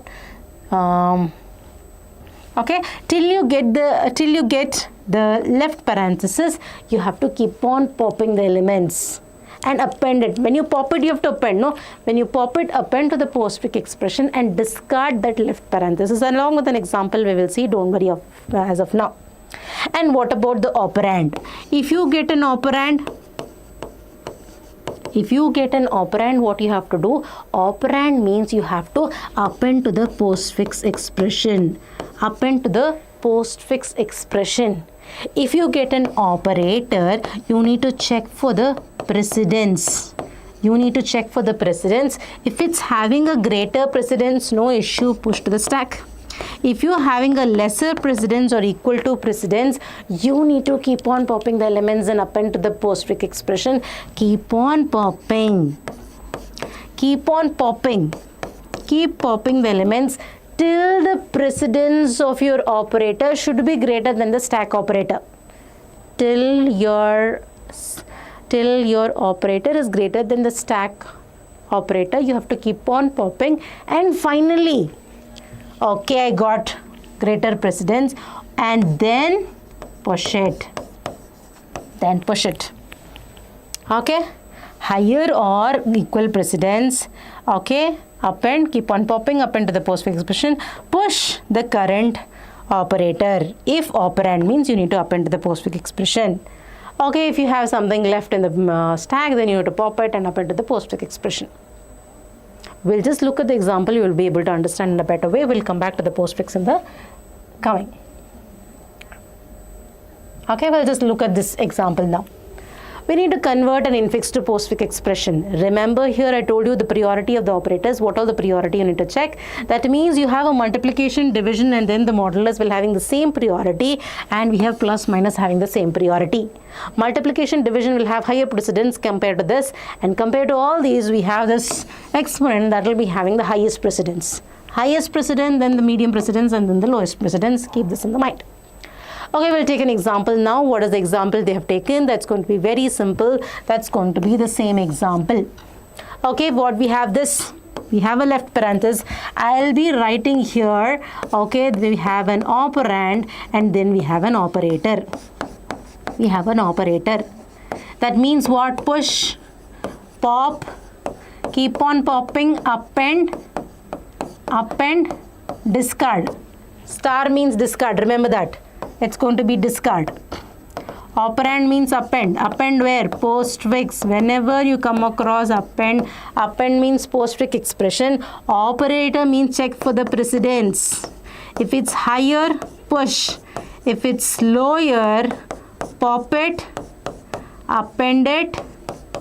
Okay, then you have to push it. These are the things that you have to remember. Okay, I have got the left parenthesis. I have to push it. This is going to be pushing stack. As of now, nothing is there. It is an empty string. I can just write it like this. Then we have encountered with plus here. Plus is going to be an operand. Operand means very simple. I need to append to the postfix expression. That's why it is X. Okay, it remains the same. Then we have plus here. Plus means what? It's an operator. Operator means this operator. You check with this stack operator precedence. Parentheses will always have least precedence. Don't worry about it at all. So plus is having greater precedence. Plus is having check the precedence. Precedence with plus. Okay. Yeah. Plus I have to check with parenthesis. It is having greater precedence only plus. That's why I'm going to push to the stack. Then we have y. I need to append to this postfix expression. Okay, and then what do we have? Then we have what is that expression? Okay, x plus y. Let me check it. X plus y. Yeah. Z star 8. Okay, it is going to be this expression. I have got right parenthesis. Keep on popping. That means I had got like this, right? Do you remember what? I have popped this also. Till I get left parenthesis, I have popped out. I have popped out means I have to append it to the postfix expression. Then we have slash here. So then, okay, I've popped out means nothing is there in the stack. It's an empty stack now. So I have nothing there. This is only having highest precedence. Okay, when nobody is there for us to compare, no, we will be the greatest. We will be the kings and queens. So we have this, always king and queen only.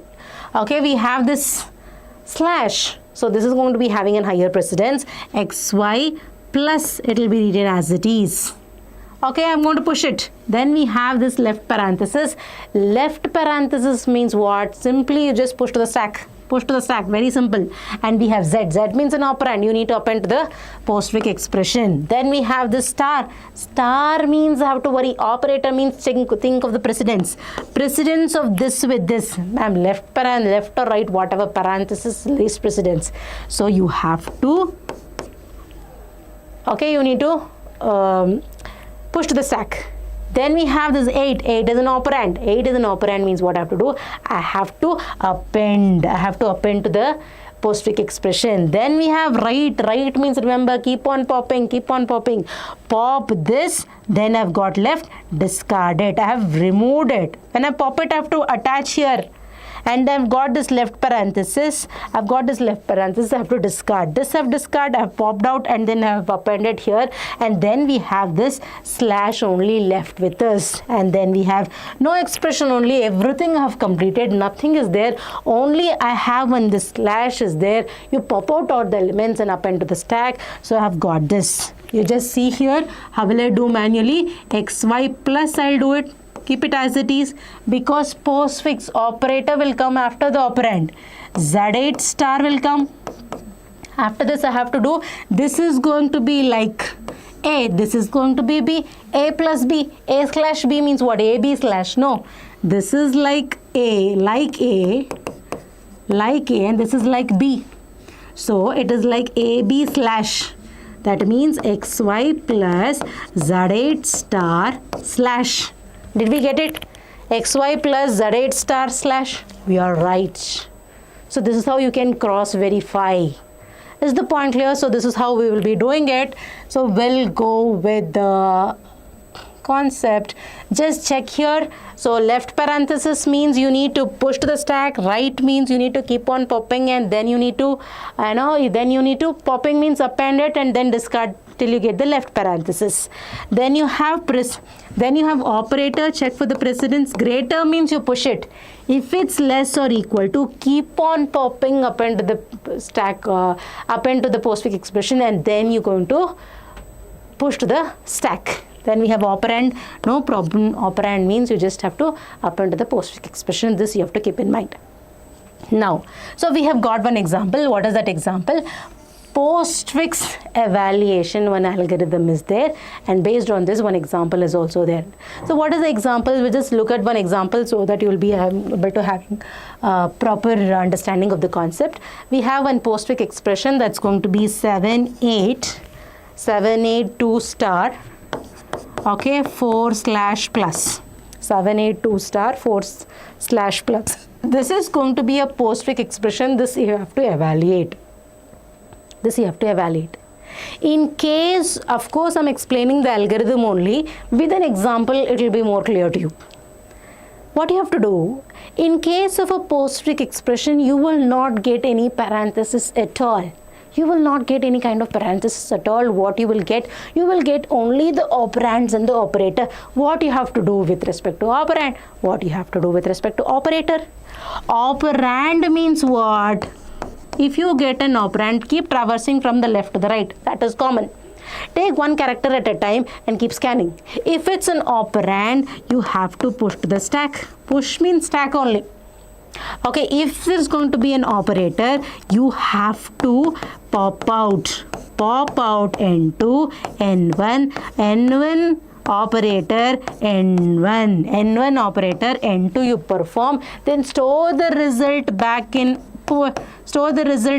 stack. That means you have to push it. What you can encounter, each character you have to scan from the left to the right. If you encounter an operand, push to the stack. If you get an operator, keep popping the element. 2 element you have to pop it. One you store it in N2, another you store it in this order only. N1, N2, N2, N1, sorry. N1, N2, and then perform the operation, and then you need to push the result to the stack. Is the point clear? So we'll just do this example and then we'll check.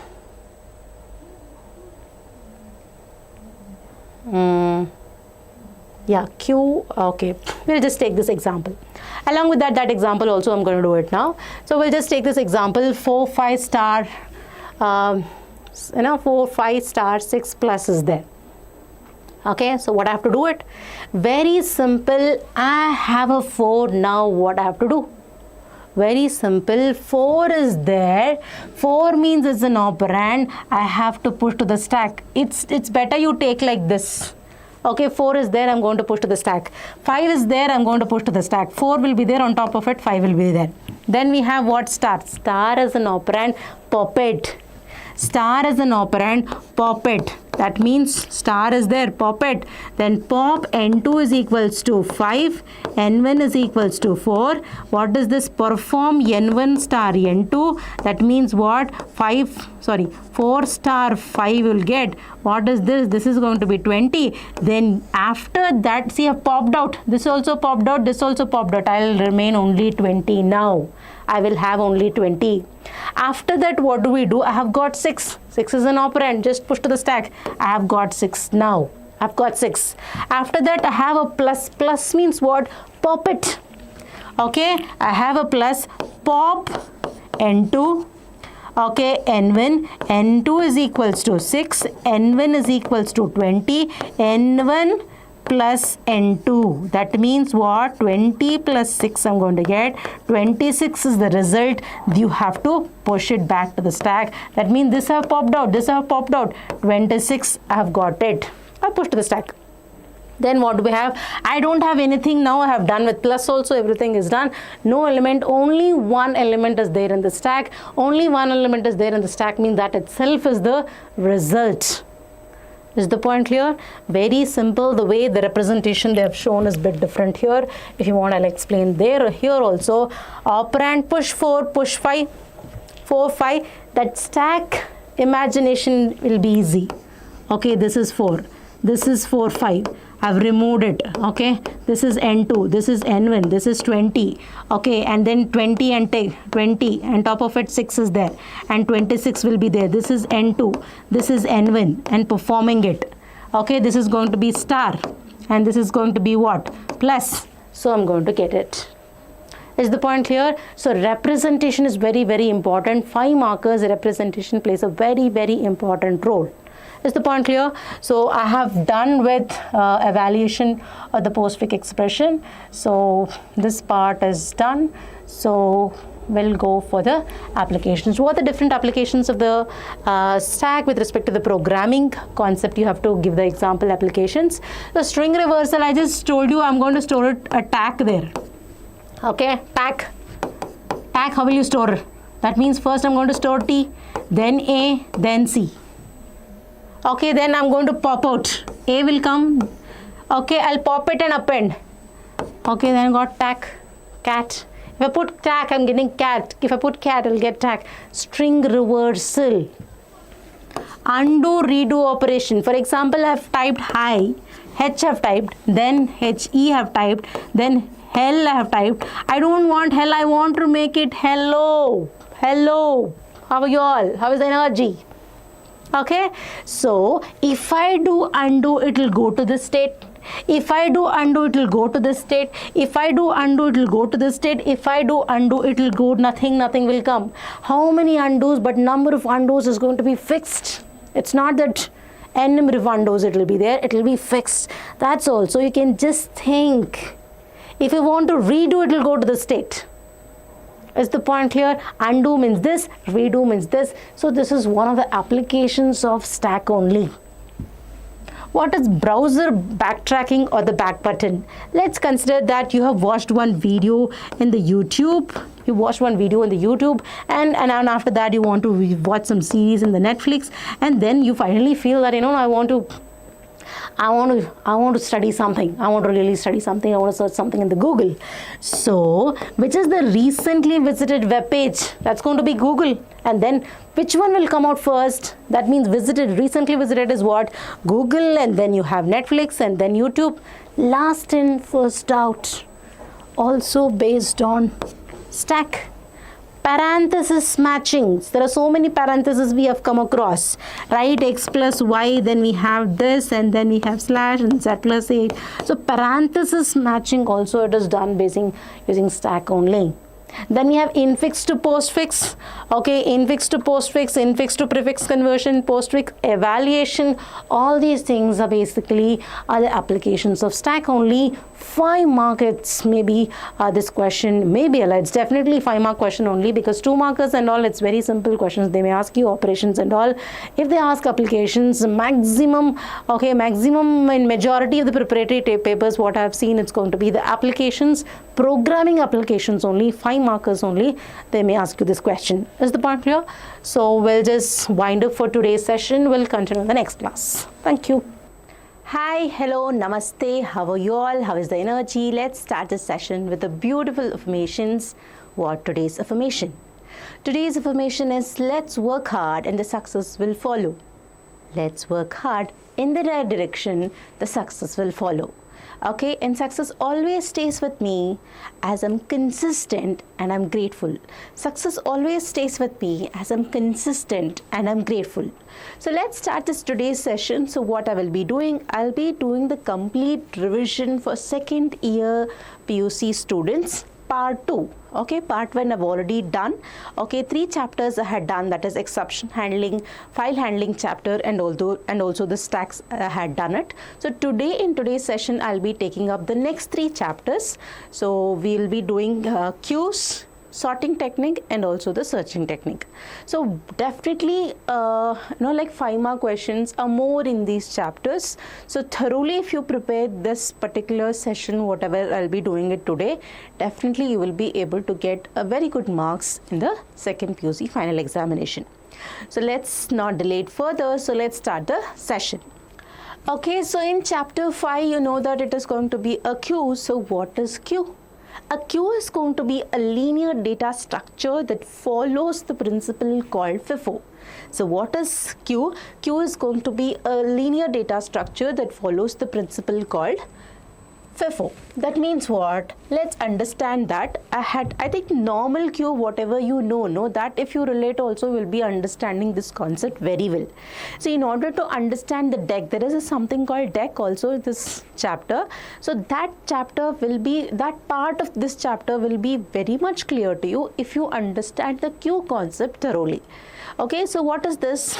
This is also a data structure only. What is a data structure?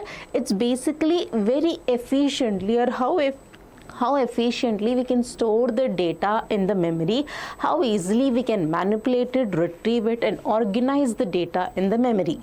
So for doing this, we have many data structures, like we have stacks, queues, trees, and all.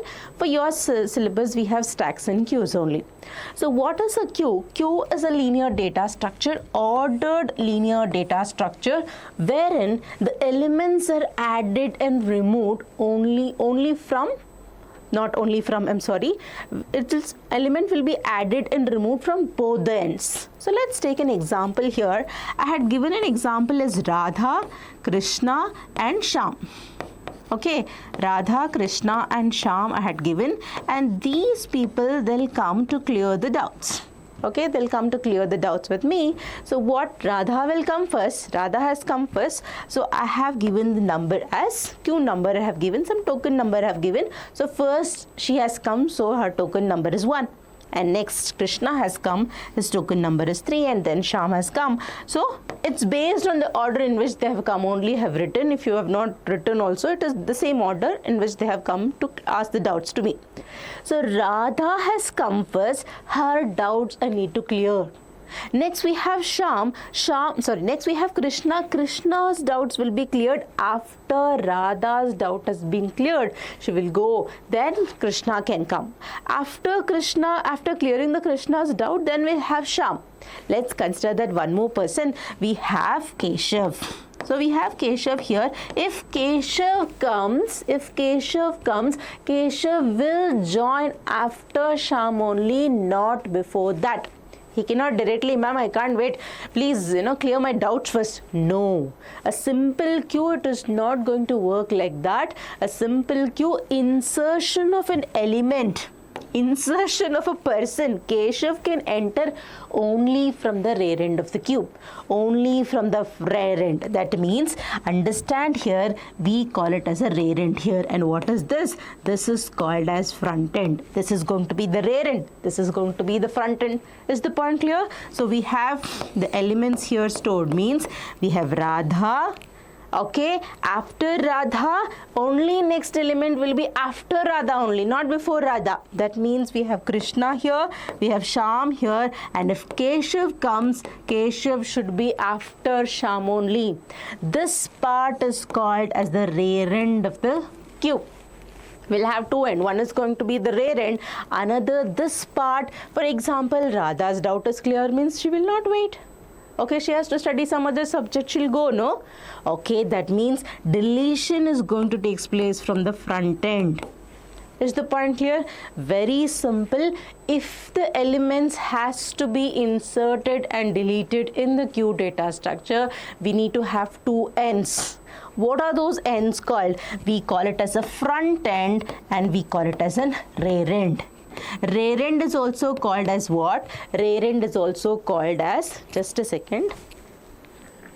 Rear end is also called as tail or back end.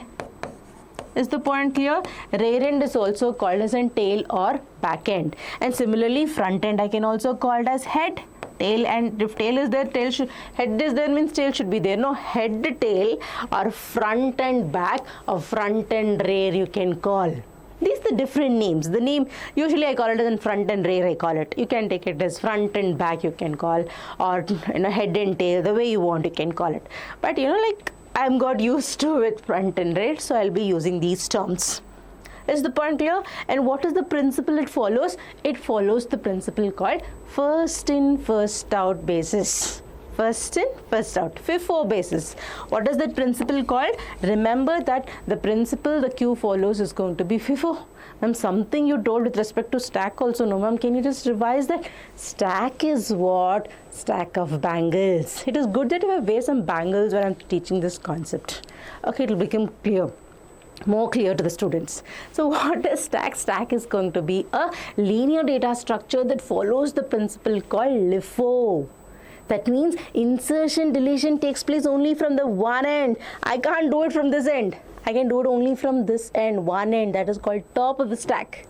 Is the point clear? Insertion can take place here. Deletion can take place here only. That is called stack. And here I can do it from both the end. That means front end, rear end. That means insertion has to take place from the rear end. We have two ends. When I say both end means we have two ends here. Okay, insertion from the rear end, deletion from the front end. Is the point clear? Very simple. When you have to answer this question, what you have to tell? Define one queue. Principle you have to tell. That is going to be first in, first out. Very simple. I was a bit more, explanative in this particular topic because if the concept, basic concept is clear, means the rest of them becomes easy.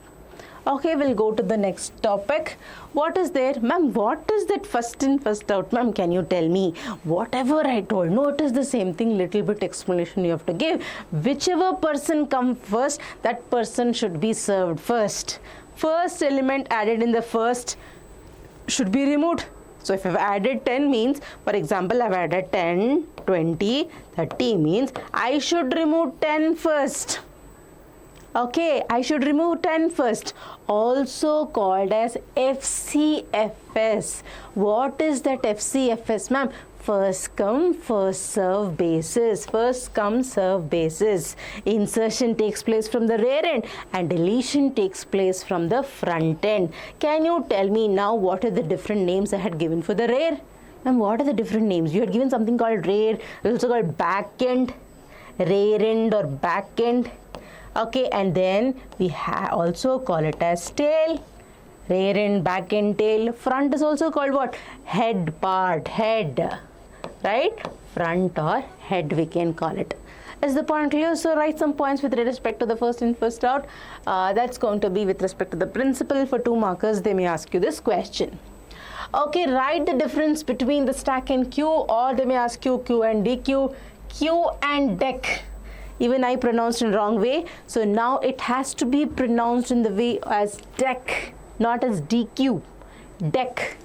Okay, and similarly we have defined Deque, and how is it different from Q? Okay, so it is all differences they may ask you. So let's just see here. Okay, so before we take up the second, third question, fourth and the fifth question, so here we have differences. No, stack is there, queue is there, Deque and all is there. So before we go to this concept, we'll just go through with the operations of queue and come back. Okay, operations of queue. Ma'am, what are the operations? Ma'am, that only, inserting, deleting, little bit more is there, little more is there. We'll just finish off and then come back to this so that the concept becomes more clear to you. That means what is Deque and all. Okay, we'll go back to this and come back to that question.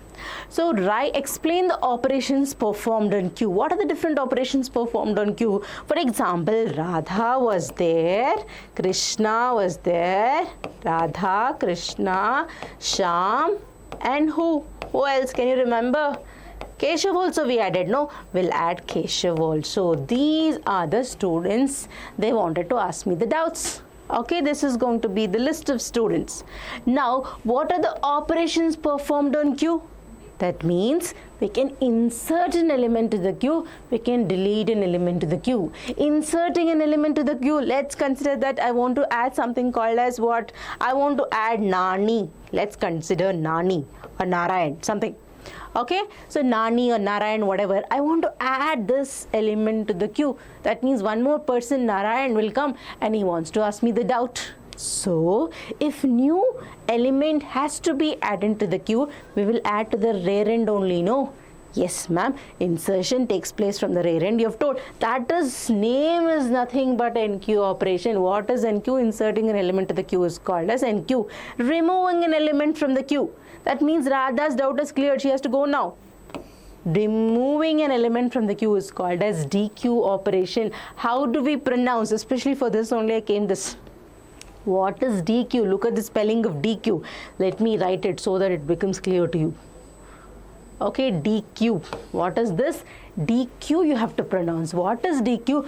Removing an element from the queue is called as DQ. And which end will remove? We'll always remove from the front end. We'll always remove from the front end. Okay, there is 2 more concepts here. For example, there is something called overflow and underflow. What are those conditions? Overflow and underflow condition. For example, Radha's doubt is clear. She'll go off. And after Radha's, Krishna doubt also will be cleared. He'll also go off. Then Shyam's doubt also will be cleared. Then we have Keshav doubt also will be cleared. Nani doubt also. I'm going to clear all the doubts I've cleared. I want to take a break, so I've cleared all the doubts. So I want to remove an element. I want to remove one more element from the queue. That means now nobody is there. How can I clear the doubt? I'm calling one more person. I want to take a break, so I want to finish off all the doubts of all the students. I'm just sitting here and calling one by one. You come, everything done. All the students done. If I still ask, if I want to remove one more person, how can I remove it? There is no element only. So when you're trying to remove an element from the empty queue, that's called as an underflow condition. When the queue is empty, that leads to a condition called as underflow condition. See, you're trying to remove an element. When the element is only not there, how can you remove it? Don't you think that leads to an error? Error means what? Exception arises when a queue becomes empty. When queue becomes empty, that exception is called as what?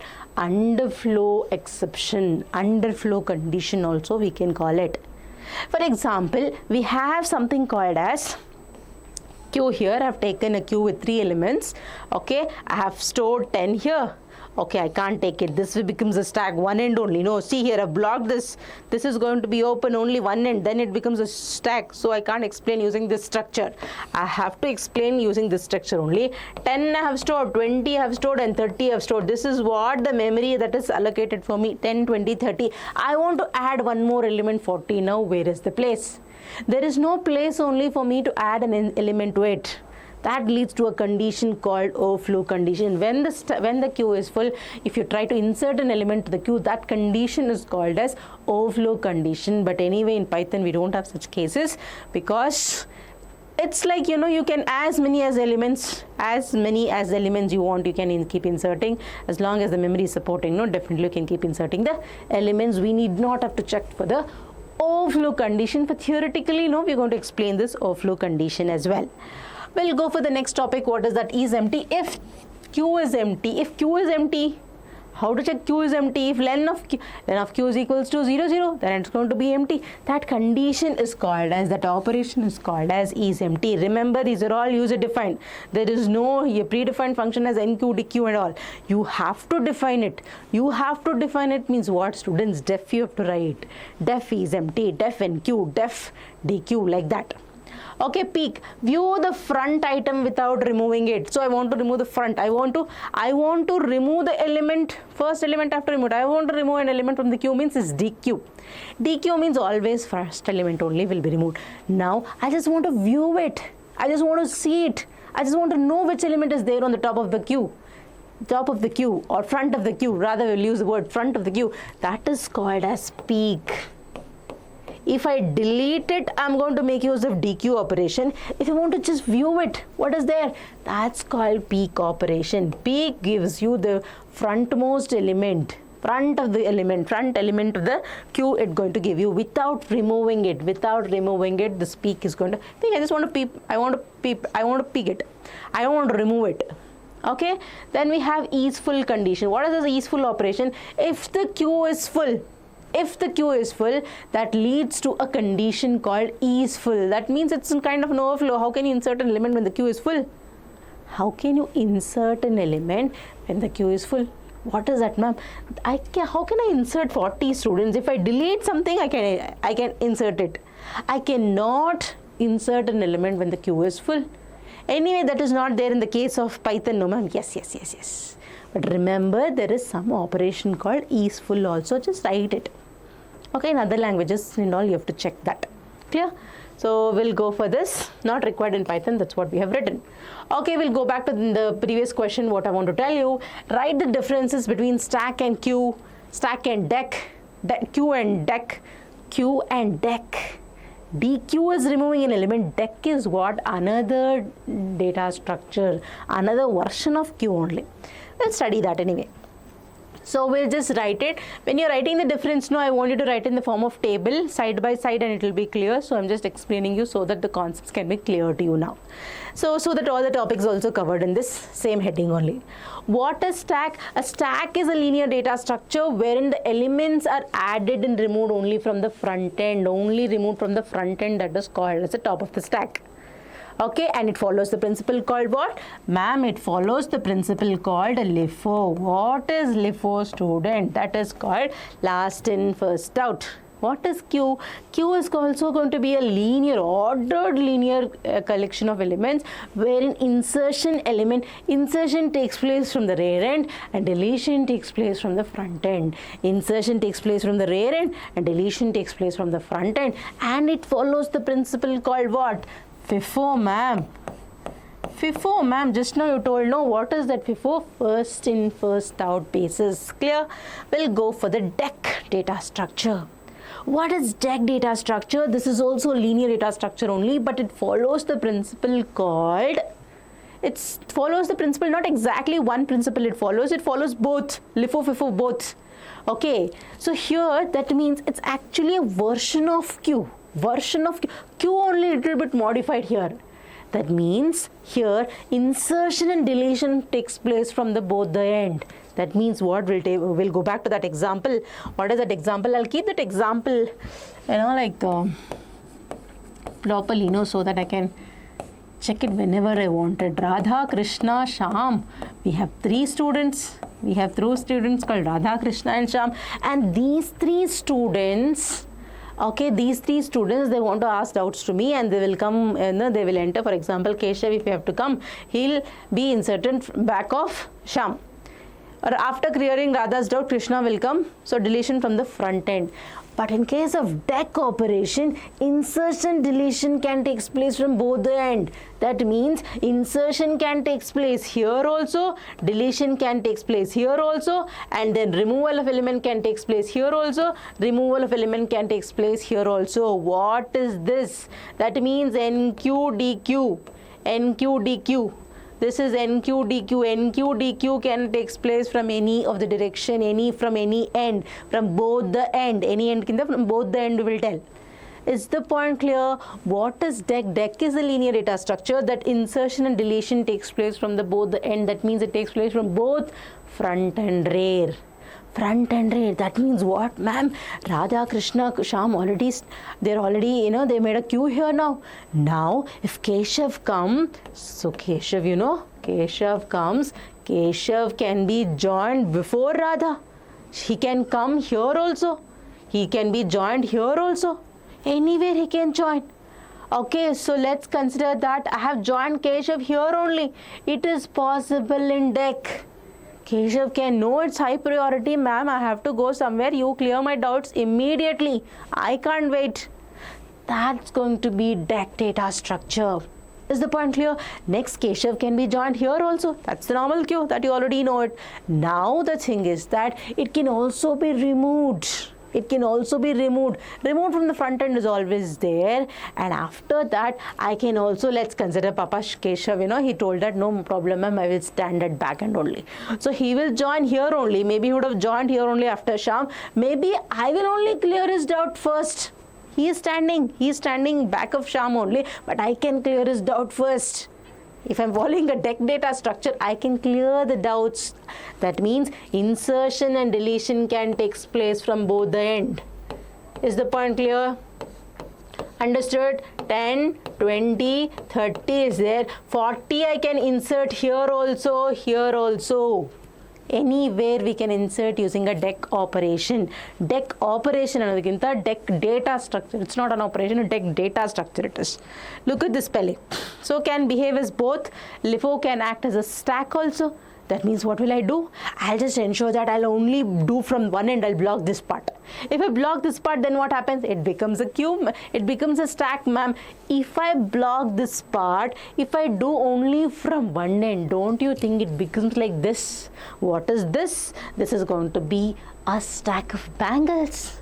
It behaves only from one end, that is a stack. What about the other one? That's going to be a queue. For example, if I put restriction for other end, that means only front and rear, that will become a queue. That means Deque can behave as stack also, queue also. How beautiful it is. That means I need not have to do separately for stack. I need not have to do separately for queue. One data structure only, both operation can be considered, can be implemented. That's the best part of Deque. Okay, we'll see. Okay, we'll go to the next question now. What is the next question? That's going to be explain the applications of queue in programming part. So what are the applications? Web server request. So there is a web server here. So what is a web server? It's basically a highly powerful computer that requests for the information, it processes it and gives back the information back to the client. There is one server here, big server is there, and there is one client here. Client 1. Okay, Cho 2. Okay, small computer. Let's consider that.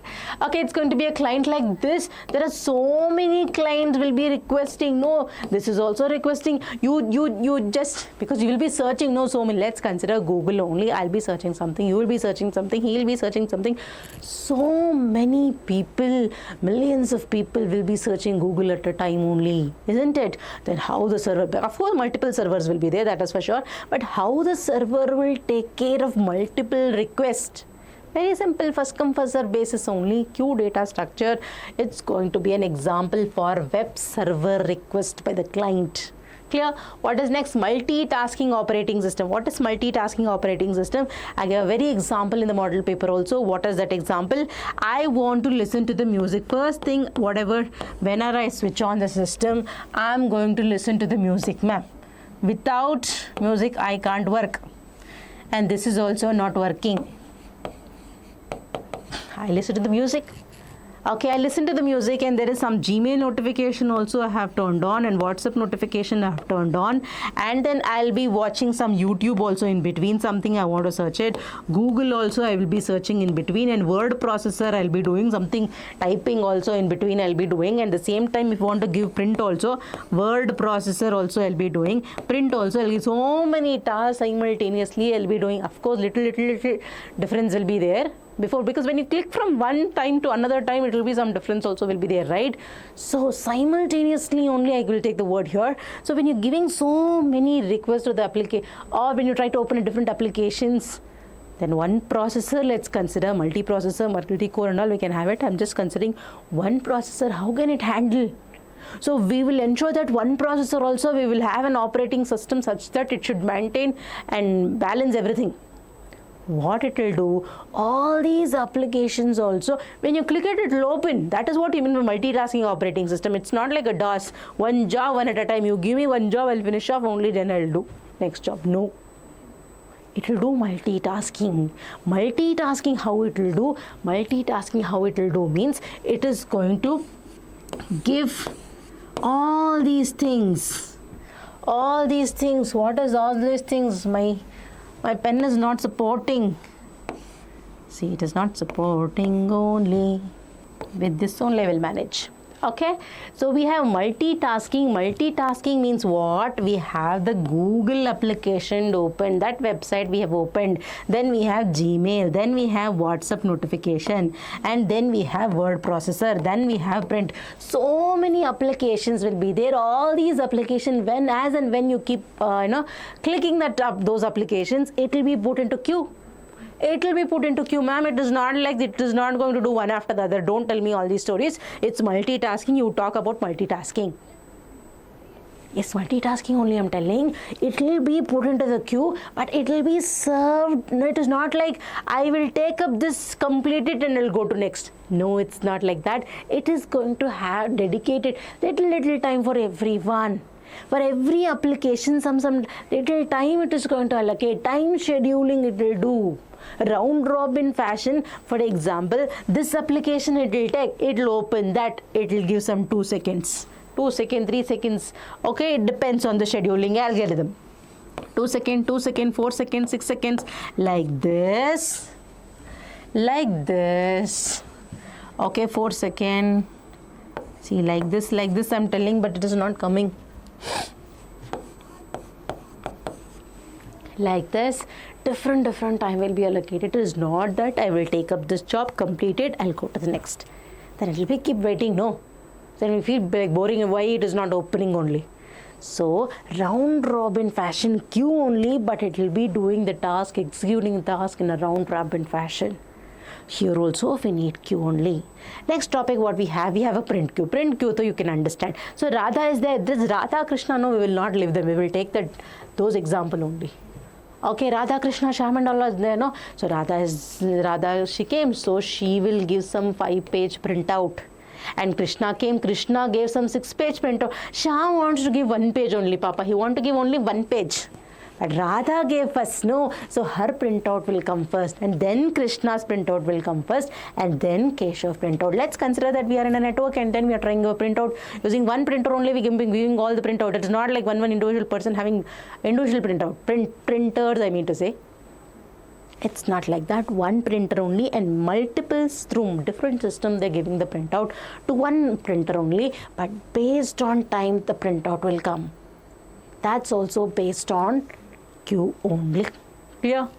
I don't think you should forget this. Should be able to understand this. Yes or no? Are you understanding? Yes or no? Give some thumbs up, no, so that I can also feel that yes, I'm not just teaching to camera. Huh? Yes, no. What is yes, no? 1 minute. See students, I'll just go back. So this we have done 2 marker, 2 marker, 2 marker. This also we have done, this also we have done. Okay, we'll go for Deque and explain the operations performed on Deque. Deque is so simple. I just explained now what is a Deque. Deque is going to be a data structure, a version of queue only where an insertion and deletion takes place from both the ends. Which are the 2 ends? Insertion from the rear end, deletion from the rear end. Deletion from the front end and deletion from the rear end. All operation will be there. Insertion front, insertion rear, deletion front, deletion rear, used to insert a new element from the front of the queue. That means what? I'm going to delete Radha first. Then we have an insert rear. Then Keshav will come. Keshav, I'm going to put him here after Sham. Remember those 3 people, don't forget them. Okay, then we have a deletion, same as the normal queue, only deletion front. That means, hey, what did I do? Insert front means I'm removing Radha, she. So we have Keshav. No, before Keshav I'll put, before Radha I'll put Keshav. So that is going to be an insertion front. Sorry, I made a mistake. Let me correct myself. Okay, insert front means inserting an element to the queue. We'll put Keshav in front of Radha. Radha should be served, Papa, based on time basis. She only came first, but it's going to be an insert from Deque. No, everything it is allowing. So Keshav will come before Radha. Then insert, Keshav says, no, ma'am, I'll go back. So Keshav will come here. Then we have deletion front. Delete front means what? Keshav will already come. Okay, first I'll clear it out and send you a wait. So we'll delete front. Deletion rear. Deletion rear means what? That means we will remove it from the rear end also. It is not that every time front end only we need to remove it. We can delete it even from the rear end as well. Okay, these are the operations on Deque data structure. Look at the spelling of Deque data structure. So this is going to be a 5-mark question, students. Ma'am, how many marks? 5 mark. How 5 mark, ma'am? 1 mark for the definition of Deque, students, and for operation 4 marks. One line if you give also, you'll be able to get the marks. Okay, we'll go for the next question. What is there? Write an algorithm to check whether a given string, madam, is palindrome or not using Deque. Deque, not as Deque, Deque. Okay, ma'am, no Radha, no Krishna, no Sham. Now we have madam only. We'll take up this madam only. So what do we do? Here what do we do means, first thing I'm going to traverse a string. I'm going to take a string called madam. And why madam? You can take anything also they can give you. They can give you in one of the preparatory paper, they have given refer. They had given us refer. You can take any example, refer, level, anything you can take it. Now what is that you're supposed to do it? So hope you can understand the question, like whether a string is palindrome or not. So what is a palindrome string? Take a string, reverse it and check whether a given string is going to be same as that of the original string. Then it is a palindrome. Understood? No? Yes or no? We have refer. Why refer, ma'am? It is madam. Okay, I'll refer to madam now. So what does madam? Take a string, reverse that. No, I'm going to take this M-A-D-A-M. Madam only I got. Madam. That is what you mean by palindrome. So this string, if you reverse it, if you get back the original string, that's called a palindrome. So now you have to do with respect to Deque only, students. Remember that. So many students, you will be doing it anyway. We know, ma'am, how to do that. Make use of slicing and then do it. No, it will not. No. You have to do it using Deque only. Okay, so let me erase this part and do it. Traverse a string, example, madam, from left to right, 1 character at a time. 1 character at a time only you take. Okay, I have madam. No, I take madam now. Okay, so what I'll do? I have a string, that means int input enter. Ma'am, what? Ma'am, int input. It is not int input. Input enter, the string is there. I've taken madam now. So that madam, 1 at a time, one character, you take it and put into the Deque. Ma'am, how to put into the Deque? You told it is a linear data structure that follows both. Now, which one to do, ma'am? Which one to follow? You insert the element using an insert rear operation. Insert each character of the string to the Deque data structure using insert rear operation. Clearly they are telling insert rear only you use it. So that means Keshav will come after Sham. That means I have a Deque data structure, some memory.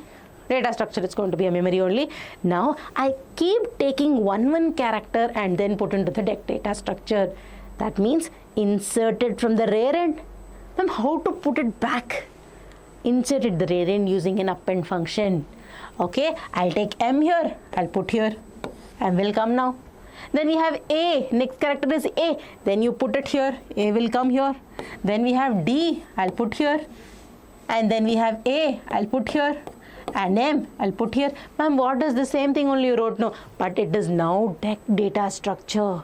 I have put into the Deque data structure. What is Deque data structure? Let me just tell you how they have written that. Okay, I'll just name it as D. Okay, I'll give the Deque data structure as D. Okay, D is what, student? It is one list only. It is one list only. For this list, I have put one string using a insert rear function. After that, repeat step 1 and 2 for all the characters of the string. So I've done it. I've inserted one character. I've repeatedly put all the characters to this. So I've done with 1, 2, 3 step done. So simple, see. Then after that, what you have to do? You have to remove it. Remove, you tell me, ma'am, we can do from both end. Which end? Remove from both end. One from the front, one from the rear, one from the front, one from the rear. Match it. Very simple. You remove this, you remove this. How to remove this, ma'am? This is going to be removed by using delete front. This will be removed from delete rear. Delete front, delete rear. Delete front, delete rear. What will I do? No, delete front, one function is there. No. Oh, what I do? Delete front is there. No, delete front, I take this and put that in F. And I'll call one more function called delete rear. And then anyway, function and all they have not asked. It's going to be an algorithm. Programming part, we'll see it in the next slide. Okay, and we have rear. Front and rear, is it same? What is front and rear? That means when I remove this, is M, whatever you removed, no. Okay, is it same? Both are same. If it is same, go to the next one. Go to the next one means what? You increment this, you decrement here. Again, I'll remove it. Remove front end, remove from the rear end. I'll get A equal to A. I'll repeat this. Repetition 1. After doing repetition 2, I'll get A equal to M. In this case, M equal to Ma'am, what is that you've written? M equal to 1. M, true. A equal to A. See, this and this. A equal to A, true. Yes, a palindrome only you're taken and you're checking it. You're checking for it. Yes, I'm showing the way, students. I'm just showing you the way. A equal to A. Yes, it is true. Just telling the method. For different palindrome also you should be able to do it. This is how it does. Okay, and after that I can't do with the next because I've only one character left. Keep repeating this matching process. Match the two removed characters. If they are same, repeat the step 4 and 5 until the Deque is empty. Deque is not empty, ma'am. I have left with one character. That one character, if it's left, then we say string is palindrome. String is a palindrome. Now string is a palindrome. If it's just left with one character or no string left, if it's going to be 6 characters, I can check. I can have one more character for checking. It's a 5 letter, no. Then only left with one character, no. Then we say it's a palindrome string. It's not a palindrome. Is the point clear? Very simple. I'm going to do making use of a Deque data structure. Just store everything in the Deque. Remove from the front end. Store it in the Deque using what? Insert rear. Delete from rear. Match it. If it's same, keep repeating it. If it's only one left with one character or it's an empty, then it's going to be palindrome, else not palindrome. Okay, we'll go for the next one. So this entire thing, how you have to explain for 5 marks. I want to explain like this only, even though whatever the string they give it, explain the steps along with this example of your choice. If they given you the choice, you take that choice, or else you have to take this only. Anything, refer or, that means representation should be same, that's what I meant. Okay, so program to check whether a palindrome, to check palindrome using a Deque operation. How to check for palindrome using a Deque operation? Very simple. They have taken one program called isPalindrome. isPalindrome is a user-defined function. It is taking a string as an argument here. After that, what you are taking, I told you Deque is a list. No, Deque is a list now. Deque only, they've taken any variable you can take. Okay, Deque is a string now. For I in C, one character only you take it, no? Keep visiting one character and store it. Using traversing, that means for ch in string, you appended Deque.append ch. That is how everything is stored in the Deque now. After that, while len of q is greater than 0, at least 1, it should be greater than 0. If it is 1, then it is going to be a palindrome only. No, it's greater than 0. What do you would? Remove both. Delete front, delete rear. Delete rear and delete front. And what are you trying to tell? Delete front and delete rear and all you're telling. We have something called madam here, no? Okay, madam is there, right? So this madam, I have to remove this and remove this. This is going to be front, delete front. Okay, delete front. This is going to be del rear. That's going to be del rear or delete front. Delete rear only. Now how to do this? How do we implement? Very simple. Deque means Deque, you can take a D, have taken D dot pop. If you do it, that's going to give you rare thing. No argument always means the last element. No argument for pop function means pop will always remove the element. Remember that. Pop will always remove the element given the index. If index is only not given, no ma'am, always the last element. Always the last element. And what about this? Give 0, no. D dot pop of 0. Always the first element. D dot pop 0. Remove front, remove it. If front is not equal to rear, simply say, come out of that. Return false. Palindrome, not a palindrome. Return false. Else, you have to keep repeating this. When you keep repeating it, then return true. That means it's in palindrome string. Okay, so what do we do in this? Ask the user. This is going to be a whole thing is a function definition. This whole thing is a function definition. Okay, whole thing is the function definition, and I've asked the user, this is going to be the main program. It starts the main program from here. Input interesting, ask the user to enter the string now. And isPalindrome. What is isPalindrome? User defined function. Calling the function here in the if statement only, they are calling the function. This function either can return true or false. If true means what? It's a palindrome. If true means it's a palindrome, else not a palindrome. Got the point? Understood? We'll go to the next slide. Okay, write a user-defined function to add elements to rear end of the queue. Very simple. How do you add elements to the rear end of the queue? Very simple. It's going to be what? Q.rear, Q.append. Okay, we'll just take here. So how do we do it? User-defined function only they have told. No ma'am, user-defined function means def of NQ. You have to take a Q and then element. So we'll take it very simple. Q and D. Deque means D had taken like that. Simple only you can take it. Okay, and how do I do it? It's nothing but Q dot, see, def of NQ, def of NQ, Q comma element if you take it. How can I write it? Q dot append ele. That's it. I'm going to do it. Simple. Okay, it always adds at the end only. Append function will always add the element at the end only. Now we'll go for Deque operation. How to remove element from the front end of the queue? Remove the element from the front end of the queue. Removing, it's going to be delete rear. Sorry, delete rear. Yes, delete rear or delete front. Sorry, delete front only. No, queue, normal queue. Okay, so we'll go for def Deque beta DQ madana, because Deque go DQ difference is. We'll take it as Deque Q, and then I need Q because I have to remove it, right? So what will I do? If element is there only, I can remove students. First I'm going to check that. If len of Q is not equal to, okay, equal to 0, let's consider equal to true. If it is so, what will I do? I will say that print Q is empty. Q is empty, you can write else print. How to remove it? Very simple, q dot pop of 0. Very simple. I'll just return that. See, this function is, I'm printing only, I'm not returning this function, I'm printing only. The way you want, you can write the program. Here, I just wanted to show you the difference, that's why I've written this. See, def of deque of my queue, if not is empty is one function to check whether a queue is empty or not. It always returns true or false. If it's going to be an empty queue, it returns true.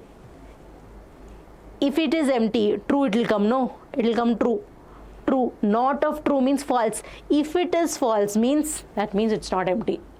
If it's not empty means, I'm going to remove it, I'm going to return it. Either you return it or print it. Else, you say that queue is going to be an empty. This is bit, they've given a different way, so we can do this at least.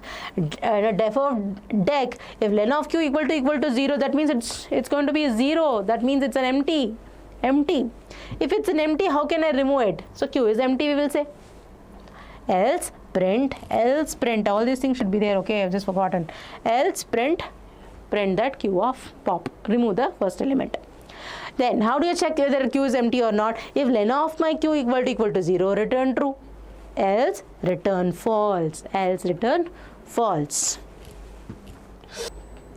Okay, let's start with the next chapter. That's going to be a chapter 5. That's going to be sorting. So hope you know what is sorting. Sorting is going to be one of the most important topic that they will be asking in the exam for sure. It's going to be a definite topic. And what is sorting? And sorting, you know that it's going to be an arrangement of elements either in ascending order, descending order. I mean, yes, it's a definite topic, but it's so confusing. All a sorting technique only, right? So we're going to clear all your doubts in this session. So we have different types of sorting here: bubble sort, selection sort, and insertion sort. So we'll go for sorting. What is sorting? Sorting is the process of arranging elements either in ascending order, descending order. It can be with respect to numbers or it can be with respect to the alphabets. Anything it can be, so we can arrange the elements here. Okay, types of sorting, you know, it's a bubble sort, insertion sort, and selection sort. Okay, we'll go to the next question. So we have something called bubble sort here, and we have an explanation algorithm they may ask you, or with respect to the working principle of a bubble sort, or they may ask you to arrange the elements in the ascending order or descending order. Okay, descending is rare, only ascending only they will ask you. Most of the cases ascending only, descending so far I've not seen even one question based on descending order. Okay, so what all the questions you may probably get, or you will definitely get this only, it's not probably getting because it's very small chapter. Okay, so what they will be asking, either the algorithm or the explanation of an algorithm, or they may ask you to arrange the elements in the ascending order using any of these sorting techniques. And last topic is going to be the time complexity. So we'll go for an bubble sort. So what is a bubble sort? We'll try to understand. So in case of bubble sort, what do? We're going to compare the two elements. I'll just come back and tell you, or what is it? Okay, so I'm going to do the explanation of this, little bit of this, and come back to the working of it, and then we will come back to this and then give you a brief idea why it came, why did we write this instruction, everything. You will have an idea on this. Explanation is what for this? What is the logic? See, let's consider the example here. We have 5-3. Okay, in detail I'll be taking up in the next slide. Simply not to explain this part, I will tell you. So we have 5, 6, 5, 3 is 8, 6, 2, we have it. So here we will use the bubble sort to sort the elements. So what is the logic for that? The logic is we're going to compare the first two elements. I can rather generalize the statements. We keep comparing the adjacent elements. We keep comparing the adjacent elements, consecutive elements, and then we swap it if the element is greater than the previous element. If the previous element is greater than the next element, we're going to swap it because I want in the ascending order. What you have to remember? That means I have to keep comparing. Comparing will come, adjacent elements will come, and then I have to do something called as swapping technique. What, ma'am? Swapping technique. Swapping means what, ma'am? A comma B is equals to B comma A. A value is going to take the B value. B value become the A value. 10 and 20 means it will become 20 and 10. That is what you mean by swapping. This is the most important principle that is used in case of swapping technique, especially the selection sort and the bubble sort. Okay, comparison of elements, adjacent elements we have, swapping technique we have, and after that what do we have? Here we're going to use the swapping technique. And remember that if we have 5 elements, how many comparisons we're going to do it? We're going to do 4 comparisons. If we have 6 elements, I'm going to do 5 elements. That means n elements means n minus 1 passes we will have it. So many times the iterations is going to happen here. Remember that part. Is the point clear? And remember here, the sorted elements are excluded after the from later passes. That means if the element is already sorted, why will I take it? It is sorted. I'm not going to touch that part. That means once the elements are sorted here, we're not going to consider those elements in the later passes. That is what the concept is. If a pass produces no swap, that means if it is no swap means it is that element is already arranged. That element is already arranged. It is in its place. It's a proper place. Is the point clear? So what are all the cases? Usually what some students will do it means, what kind of confusion they will have means, ma'am, I know how to arrange the elements. I can do the representation also. I can write the algorithm also. This explanation means it's a big headache. What is it? Remember, comparison of the 2 elements, consecutive elements, swapping technique will be there here. If n elements means n minus 1 passes will be there. And once it is sorted elements, I'm not going to consider for the future passes. No. Is the point here? And if no swap means the elements is already in its place. Is the point clear? And I always keep telling, we'll come back to this part later, algorithm part later. Remember here, in case of swapping, any kind of sorting techniques, we'll always make use of 2 loops, comparison and then swapping technique. Okay, for the first 2 cases, so definitely say yes. So what is that? So I'm going to consider I loop, I value is equals to 0 to n. What is the value of j? J is also equal to 0 to n minus I minus 1. And remember here, I'm going to consider the values here as 5, 3, 8. Okay, and 6, 2. Okay, and I told you, ma'am, 2 loops you told me about the comparison also. What comparison I'm going to do it? I'm going to compare L of j with L of j plus 1. If L of j is greater than L of j plus only, I'm going to swap it. That means a comma b is equals to b comma a. Use this technique for these 2 elements, it will be swapped. Is the point clear? So we'll just take a one by one now. We will try to understand this. So totally we have 5 elements. How many passes? 4 passes we have. Remember that point. So we'll just start from the first iteration. I equal to 0 to what? I equal to 0 to n. 0 to n. N means what? 5. 5 means it should be less than that. That means 4. Remember that it will be from I equal to 0 to 4. 4 also has to consider 0, 1, 2, 3, 4. Is the point clear? 5 elements means 0 to 4. Okay. After this, what do we have here now? Okay, we'll just consider this. 1 minute, we'll just take up this. Yeah. So what do we have? We'll just check now. So we have j is equals to 0 till where I have to go? N minus I minus 1. That means it should be what? What is the value of 5? That's going to be 5. So that means 5 n minus I minus 1. That means that should be what? It's going to be 5 minus 0 minus 1. 5 minus 1 is what? 5 minus 1 is going to be 4. So that means j should be equal to 0 to 4. 4 means what? I should neglect that. No, that means it is 3 only. I'm going to consider only till 3 only. 4 means I should exclude that. No. So we'll just consider now. What I will do, I'm going to take the value of this. I'll erase it now and I'm going to keep it. Okay, erase this part. I'll just write it here so that we'll have some space for me to write it. So that means j value will be from 0 to 3. Remember this. 0 to 3. N minus 0 minus 1. N minus 0 means what? 5 minus 0 minus 1 means 5 minus 1. 5 minus 1 is 4. 4 means exclude that. It will be 3. So I'm going to consider for j equal to 0. So I'm going to compare 0 with what? 0 with 0 plus 1. 0 with 0 plus 1 means this element and this element, L of 0 and L of 0 plus 1, these two elements are compared. Yes, it is greater, L of G is greater, swap it. Swap it. So let's swap now. 3, 5, 8, 6, 2. I've done now. Then you have to increment the value of J. We do the forward comparison. In case of bubble sort, forward comparison. Selection sort also forward comparison. Only in case of reverse, in case of insertion sort only, it is reverse comparison. So I'm going to take J equal to 1 now. What is J equal to 1? That means I'm going to compare this and this. I'm going to compare 5 and 8. 5 and 8, see here, yes, if I write it is swapping.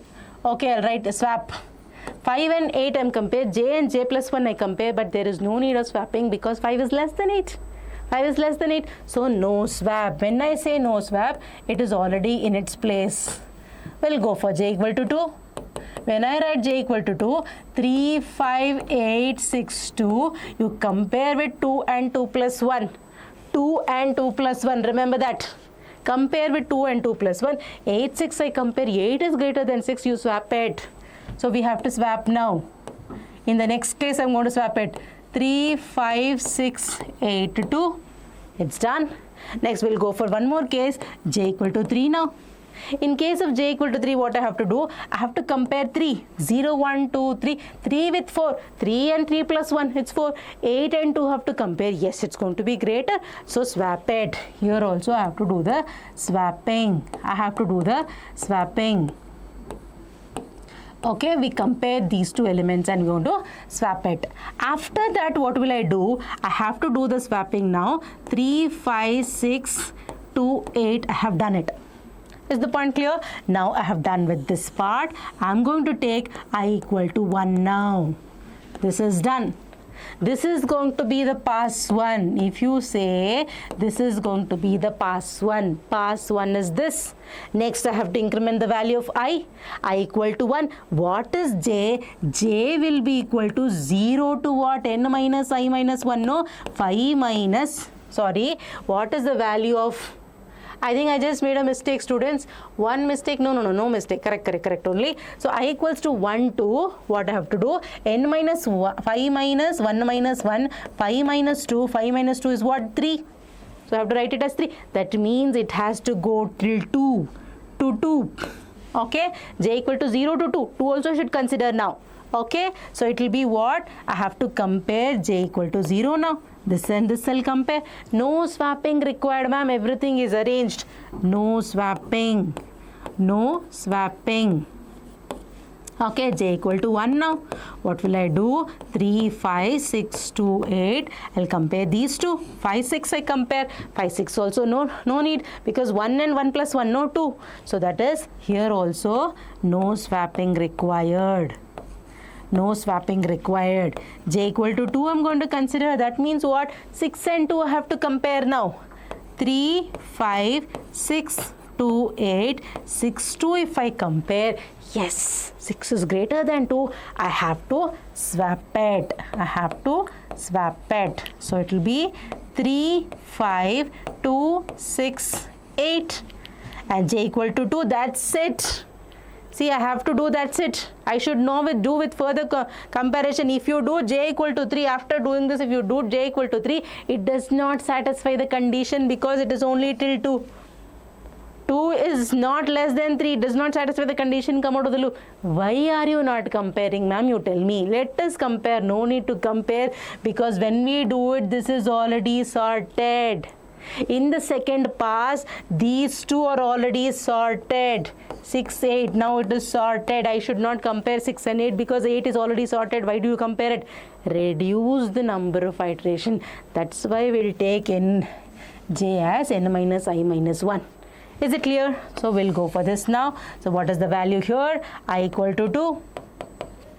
I equal to 2 and I'm going to consider J equal to what? 0 to N minus 2 minus 1. 5 minus 3. What is 5 minus 3? 2. 2 means I should consider 1 only. 0 to 1 only. I should consider 0 and 1 I have to consider. So let's take 3, 5. And let me write it here only. 3, 5. I'm going to compare. I need not have to swap. It is already swapped. No swapping. No swapping. So 3, 5, 2, 6, 8. And then j equal to 0 in this case. What about j equal to 1? J equal to 1 means 1 and 1 plus 1 means 5 and 2. I have to compare 5, 2 and 5. Definitely 5 is greater than 2. Swap it. So here I have to do the swapping. So 3, 2, 5, 6, 8. So does not satisfy the condition. If you make increment the value of j, does not satisfy the condition, because in next case, students, I should not compare 5, 6 because 6 is already swapped, 6 is already arranged. So I should not do it. 5, 6, 8 already arranged. Now this is going to be the pass 1. No, this whole thing will be the pass 2. This whole thing will be the pass 2. This whole thing was the pass 1, and this will be the pass 3. This will be the pass 3. Okay, this part is done now. Next, I is equals to 3. I is equals to 3 now. So what I have to do it, very simple. I can just compare with this j equal to 0. What I have to do, n minus I minus 1. What is n? 5 minus 3 minus 1. 5 minus 4. What is 5 minus 4? 1, ma'am. 1 means include that also. It is 0 only. I should take only till j equal to only for 0. 0 to 0. 0 to 0 only have to take it. So compare 3, 2. 3, 2 you compare, you swap it. So 2, 3, I have compared. So swapping has to be done. 5, 6, 8. Is the point clear? Understood? So we have done with 2, 3. 2, 3 comparison already done. Is the point clear? Next, if you do also, it is of no use because it is already sorted. Is the point clear? Very simple. I just have to do, if n elements are there, n minus 1 passes is more than enough. N elements means n minus 1 comparison is more than enough. You can just see that pass 1, pass 2, and this is going to be the pass 4. See, in this case, let me change the color and show it to you, students. You can just see that 8 is already sorted. In this case, 8 and 6 is already sorted. In this case, 5, 6, 8 is already sorted. In this case, 3, 5, 6, 8 is already. When 4 elements is already sorted, means don't you think that 2 is already sorted? Very simple. All the elements will be sorted in this case. So what is the technique you have to remember? Comparison, adjacent elements, swapping technique will be used, and then n means n minus 1, n elements means n minus 1 comparisons only we will do it. Okay, 5 elements means 4 comparisons only we will do it.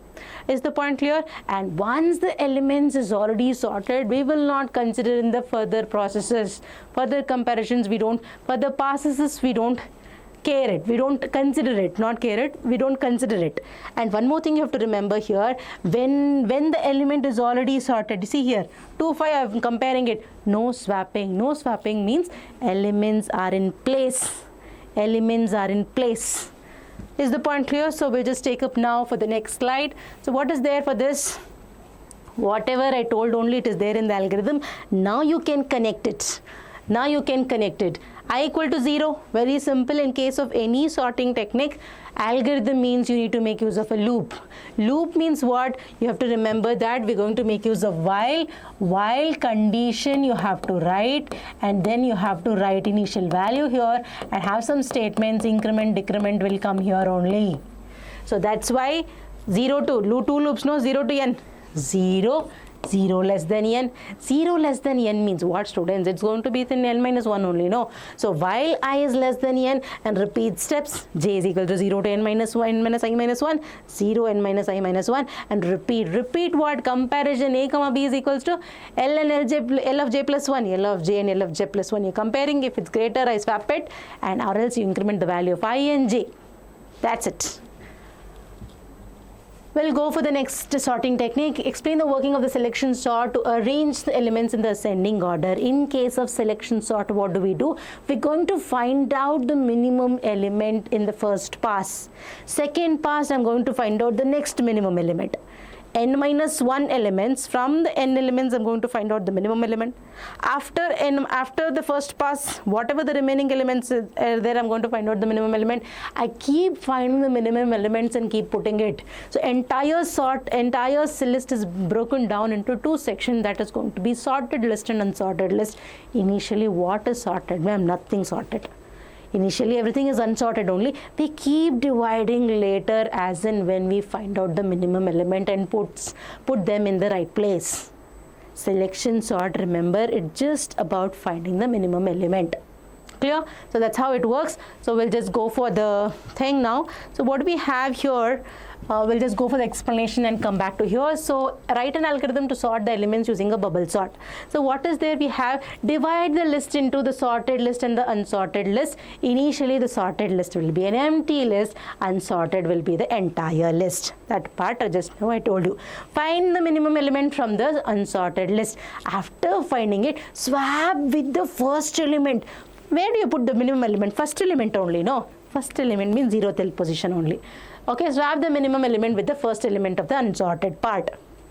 After each past, sorted portion keeps growing one by one it keeps growing. That's how it becomes sorted list. Exactly requires n-1 passes. Exactly requires n-1 passes. Here also what is the thing you will be doing? Remember, very simple. Here also we are going to do of two loops. Two loop comparison swapping technique, everything is the same. What is the first loop? First loop is also going to be same only 0 to n only. And second loop is going to be what? From I plus 1 to j less than n. Remember that part. And what do? We keep comparing the minimum element with the j element. Minimum with the j element, and after that we're going to put this minimum and then increment the value of j. J is incremented, I is also incremented, means what? J is also incremented, I is also incremented, everything incremented, means very simple forward comparison. Forward comparison. Is the point clear? So we'll just take up now and then we will do it. Okay, so we'll take up the example now. What is the example? I'm going to take it 14, 3, 7, 10 and 5.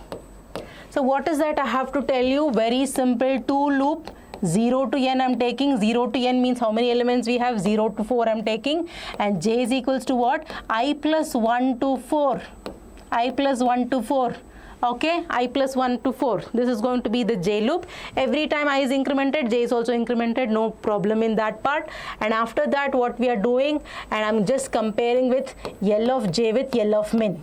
If L of j and L of min, if this is L of j is going to be less than that, that itself will be the minimum position. J will be the minimum position. Remember that. J and L I'm comparing it. If L of j is less than minimum, find out that will be the minimum. No, if it's less, find out the minimum one, put j as the minimum, and wherever it is changed, we'll make flag equal to 1. Wherever it is there, we'll make flag equal to 1. Okay, now this is going to be my minimum. Assuming my first element itself is the minimum element. Assuming first element is the minimum element. And this is what? I equal to 0 in this case. I equal to 0. 0 to 4 I have to take it. 0 to 4 I have to take it. Is the point clear? Next, what do we do it? I'll just compare this with this. What is the value of j? J is equals to I plus 1 they are telling. In this case, I equal to 0 means j equal to 1. 0 I'm comparing with, this is going to be 0. 0 with 1 I'm comparing. 14 and 3 I'm comparing. 14 is definitely not less. 3 is the less. Now what will I do? I'll put this position itself is the minimum. Third position itself. That means the first position itself is the minimum. Index 1 is the minimum position. That itself. If it's less, that itself is the minimum position. That itself is the minimum. 3 is only minimum. No, I'll put index I'm putting, remember, not the element. As of now, from 2 I've just changed that in this position minimum element I have found out. 2. Okay, and after that what will I do? I keeping doing till what? Till 4 I'll do it. Okay, till 4. So 5 is there. No, 5 means what? Till n means it should be 4. After that I compare this and this. 3 and 4, 7 I compare. No swapping. That means I'm not going to shift it. Okay, it is not changed. 3, 7, 10 and 5. I'm not going to change my minimum. This is going to be the minimum. And I'm going to make j equal to 3. J equal to 3 means this and this I'm going to compare. 3 is the minimum. 3 and 10 I compare. 3 itself is the minimum. I'm not going to change it. And make j is equals to 4. And j equal to 4 means what do? I'm going to compare 3 with 5. When I compare 3 with 5, then also my minimum does not change. I'm going to increment the value of 4, does not satisfy the condition because it has to be till 4 only. Come out of the J loop. Come out of the J loop. This will be I equal to 1 now. And what do I do at next point? I have got the minimum element from all the rest of the list. Put that minimum element back to the first position. Swap it with the minimum element. What is the minimum element? 3 is the minimum. Swap it with the first element. Swap it with the first element. That means 3 will come, 14 will come here, 7, 10, 5. Minimum put in first place. First place. That means what, students? That means my element is sorted. One element is already sorted. I have divided the list into sorted, unsorted. One. My element, my sorted list is grown by 1 now. How many? Grown by 1. So now what do? I'm going to increment the value of j. I'll start with the new I loop now. I is equals to 1. What is j? J is equals to 2. Forward comparison. Forward comparison. This itself is the minimum now. 2 have to compare. No, compare minimum with j, L of j. Minimum with L of j. L of j is going to be 2. Compare 14 and 7. 7 is the minimum now. So 7 will be the minimum. 10 and 5. This remains as it is. Okay. Next, j is equals to 3 now. Compare 7 and 10. 7 is only minimum now. I'm not going to change it. J is equals to 4 now. 3, 14, 7, 10, 5. When I compare with 7 and 5, hope you can understand that 5 is less than 7. Change the minimum position by what? Change the minimum position as 0, 1, 2, 3, 4. Position will be 4. J will be 4. You put it in min now. So this becomes the minimum. I compare with these two. So it will become 3, 14, 7, 10 and 5. Okay, this becomes the minimum. After that, j is incremented by 5. It becomes 5. Does not satisfy the condition. Comes out of the loop. Put minimum. Put minimum. Put in second place. Put this in second place. Second place is what? That means I'm going to put this. Put this in second place means actually swapping. Okay, it is swapping. Okay, 5 and 14 I have to swap now. See, second place means is this only, no? So I'm going to swap this. 5, 7, 10, 14. I have swapped it. Now I'll increment the value of I now. So this entire thing will become the pass 1. This entire thing will become pass 1 and this entire thing will become pass 2. Pass 2. Okay, we'll go for this now. So this will become the minimum now and I is equals to 2. And j is equals to what? 3. So compare 0, 0, 1, 2, 3, right? So I have to compare with minimum. I think, did I compare properly now? Yes, it's right. It's right. Okay, I just made a mistake. Now this is going to be the minimum because I've compared it. Initially I started with 1, right? 2, right? 0, 1, 2, right? Yeah. So minimum I made it. Okay. Yeah. So 2 means 0, 1, 2. This is the minimum. Okay, let me erase it and show it to you properly. I'll erase this part and show it to you properly. So this is going to be my 7 and this is going to be my 10 and this is going to be 5. Remember, whatever the value of I is, that will be the minimum. The value of I was 0, this is the minimum. Value of I equals to 1, this is going to be the minimum index. Value of I is equals to 2, 0, 1, 2, this will become the minimum. Compare with this now. The problem is that it is already the minimum value. Okay, 7, 10, if you compare, 7 is the minimum. So when I compare 7 and 10, definitely that will be the minimum. I'm not going to change it. This is the value of 3. I is equals to 4, it becomes. And then what do? I compare with 7 and 10. I'll show in that only. 7 and 10, 7 and 5, I will show it. So when I show 7, 5, definitely 5 is the minimum. I'm going to change it now. 7 and 10, I showed it. Okay, I just made a mistake now. It's not 5. This is going to be 14. I swapped it. No, when I swap it, it should be 14, right? So then what happens? It's going to be 7 and 14 means 7 only will be the minimum, right? After this, 3, 5, 7, 10, 14 only. So 7 only is the minimum. So after you increment the value of j does not satisfy the condition, j equal to 5 is not less than 5 does not satisfy the condition, only comes out of the loop. Put minimum, put in third place. That means what? It is already in third place. That means what do we do? You can understand here, L of minimum means what? L of minimum means 0, 1, 2. L of 2 you will be putting it in what? I'll just tell you. I'll be putting it in L of I. Okay, L of minimum is also 2. L of I is also 2 only. 2 I'll be putting it 2 only. That means 7 will be put in 7 only. 7 is in the right place. That's what I meant. Okay, we'll go for I equal to 3 now. When I equal to 3, what is the value of j? J will become 4 now.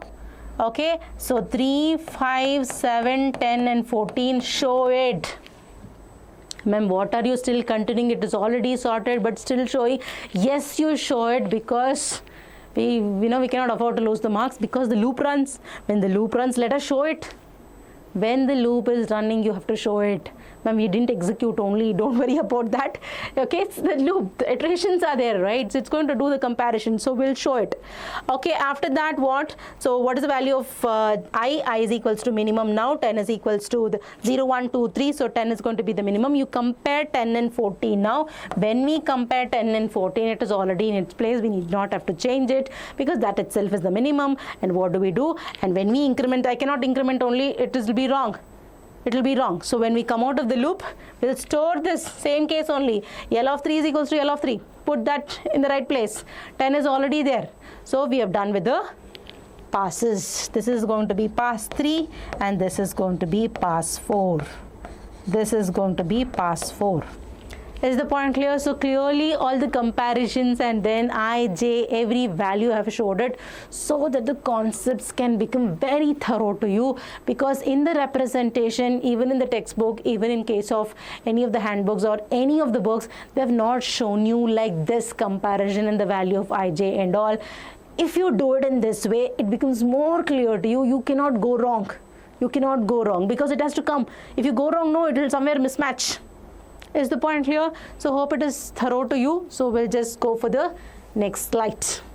Okay, so what is there? So we can just check here in case of a selection sort, minimum element I, j, you have to take it in terms of I equal to 0 to n only, j equal to I plus 1 forward comparison, I equal to j plus 1 till I plus 1 till n only, and keep finding the minimum value. Compare with L of j and L of min, find out the minimum value, and wherever flag is 1, you set the flag and 1 and keep swapping it.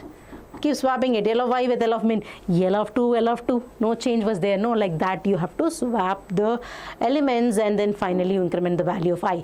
I, j both are incrementing only. Remember, these two are incrementing only in case of selection sort and bubble sort. Clear? We'll go for the next slide.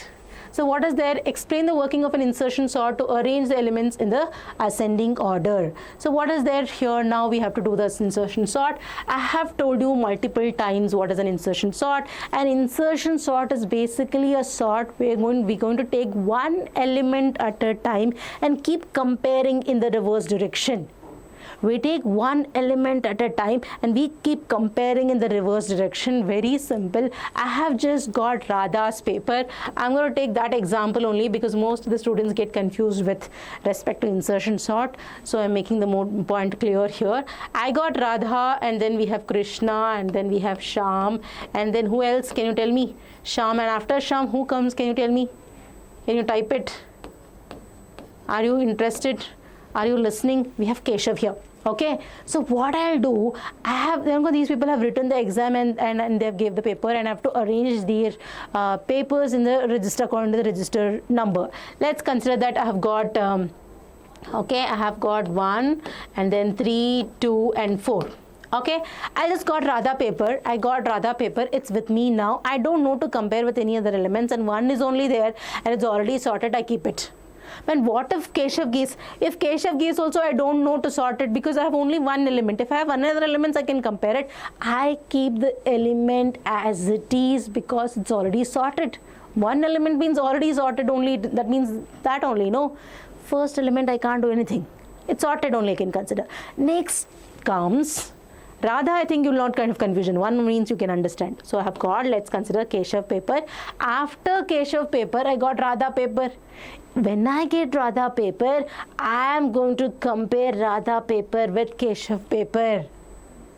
Is the point clear? Then I'm going to shift the Keshav paper this side, shift it here, then I put it here, then I change it because I've got, when I shift it, I get the same element.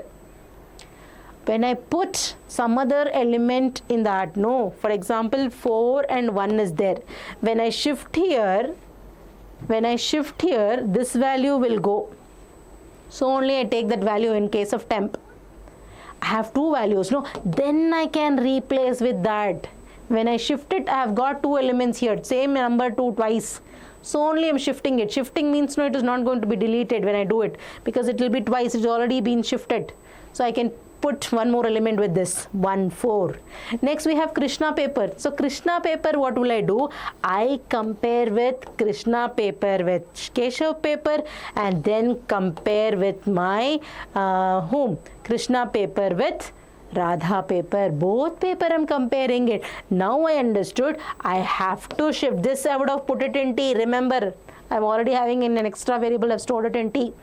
Okay, it is not lost. So what do? I put it like this, 1, 4, 4, and then what do? I compare even Krishna paper with one Radha paper. Okay, so it is less. I should not put before Radha, I should put after Radha. It is to know, I have to put Radha paper. What do? Now I'm going to place this here. It will be sorted. One element at a time I'm taking and doing the reverse comparison. This you have to keep it in mind. Okay, so very simple. What is there now? We'll just erase the thing and go back here. So what is insertion sort? Build the sorted list one at a time, and first element is always sorted. I just showed you Radha paper already sorted, Keshav paper already sorted. Whichever element is already sorted. Takes next element and inserts it into correct position among previously sorted elements. No, it is going to find the right place and place it there. Going to find the right place and place it there. It's going to do the reverse comparison. Keep that in the mind. Compare each element in the reverse order till the 0th element. I can't keep comparing Keshav with Krishna, Keshav with Radha, and then I can't keep beyond. Radha itself is the last. That means J should always be greater than equal to 0 because element can be present only from 0 to n only, not beyond that. Element cannot be present in -1. Okay, so it should be only 0, greater than equal to 0, and shift the larger element one position right. Is the point clear? So we'll just go for the this thing now, and we'll come back to this part later. So okay, so we'll just write it now. So what is I? I is pretty simple. I is equals to 0 to n. This is going to be the same only. J is equals to what? J is equals to J minus 1. Sorry, J is equals to I minus 1. Till what? Till n only. This is also till n only. You can just check here. So this is also 0 to n only. And this is going to be J is equals to I plus 1 till I minus 1. Sorry, I minus 1. I think it's wrong. Okay, this I did wrong, I think. Okay. I have to go for this, no? Yeah. J is equals to I minus 1. Okay, let me just make it more clear now and then do it. Okay, J equal to I minus 1 till n. What I have to keep in mind here, I have to keep comparing my temp less than L of J. Okay, if temp is less than L of J, only then I'm going to shift it. What I'm going to shift it? I'm going to shift L of J with L of J plus 1. Okay, this should always be less. Only if it is less only, what will I do? I'll put T in L of J plus 1. I'll put T in L of J plus 1. T should always be less than L of J. Remember these T conditions. Shifting it to the right, I'll just shift it to the right, L of J to L of J plus 1. I keep shifting elements to the right side, and then T should always be less. If it is less only, that shifting will going to take place. If it's greater, why will I shift?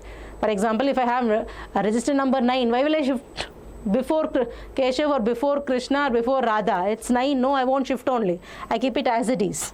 Okay, and later I'm going to put that element back in its right position, Okay, we'll just go now and we keep decrementing. This part is important, not incremented. J is always decremented here. Why, ma'am? Reverse comparison, sir. Reverse comparison, madam. So we'll just take an example here now. What is the element? So we have 92518. 92518. I'm going to take it. I is equals to 0 in this case. And what is the value of j? J is equals to I minus 1. That means minus 1 in this case does not satisfy the condition. So the loop does not run only. Sorted. 9 is already sorted. Loop doesn't run. I equal to 1. This was my t. Next, 92518. I'm going to consider this. This is going to be my t. T you compare with what? J is equals to 0. Now you compare t with 9. T with 9. When I compare 2 with 9, yes, 9 is going to be greater, and of course I can tell 9 is greater, or I can tell that 2, that means t is less. If it is less only, I have to shift it. No, what will I do? I'm going to shift it. Okay, I'm going to shift it. I'm going to shift it. J becomes minus 1. I can't compare 2 with anything else, ma'am. Nothing is there in minus 1. I'll stop it. When I stop it, what do I do? Put the 2 in L plus 1. L plus 1 means what? L means minus 1. J means L of J plus 1. That means minus 1 plus 1 is what? 0.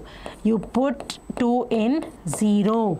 0 means here 29518. We got it. Then I is equals to 2 in this case. That means what I have to do? 0, 1, 2. This is going to be my t now. J is equals to now what? 1. So compare 9 and 5. Yes, t 5 is going to be less shifted. So 2995. Okay. 1, 8. I've shifted it. Then J is equals to 0 now. You compare 2 and 5. You compare 2 and 5. 5 is what? T only. I'm comparing with t only. Remember that 2 and 5 I compare, but remember that my t is greater. In this case, t is greater. When t is greater, I'm not going to shift it. What do? I stop my loop. I stop my loop. Put the value of 5 in L of j plus 1. What is L of j plus 1? 0 plus 1. 0 plus 1 means what, students? Put 5 in 1. Put 5 in 1. 25918. Is the point clear? Next we have I is equals to 3.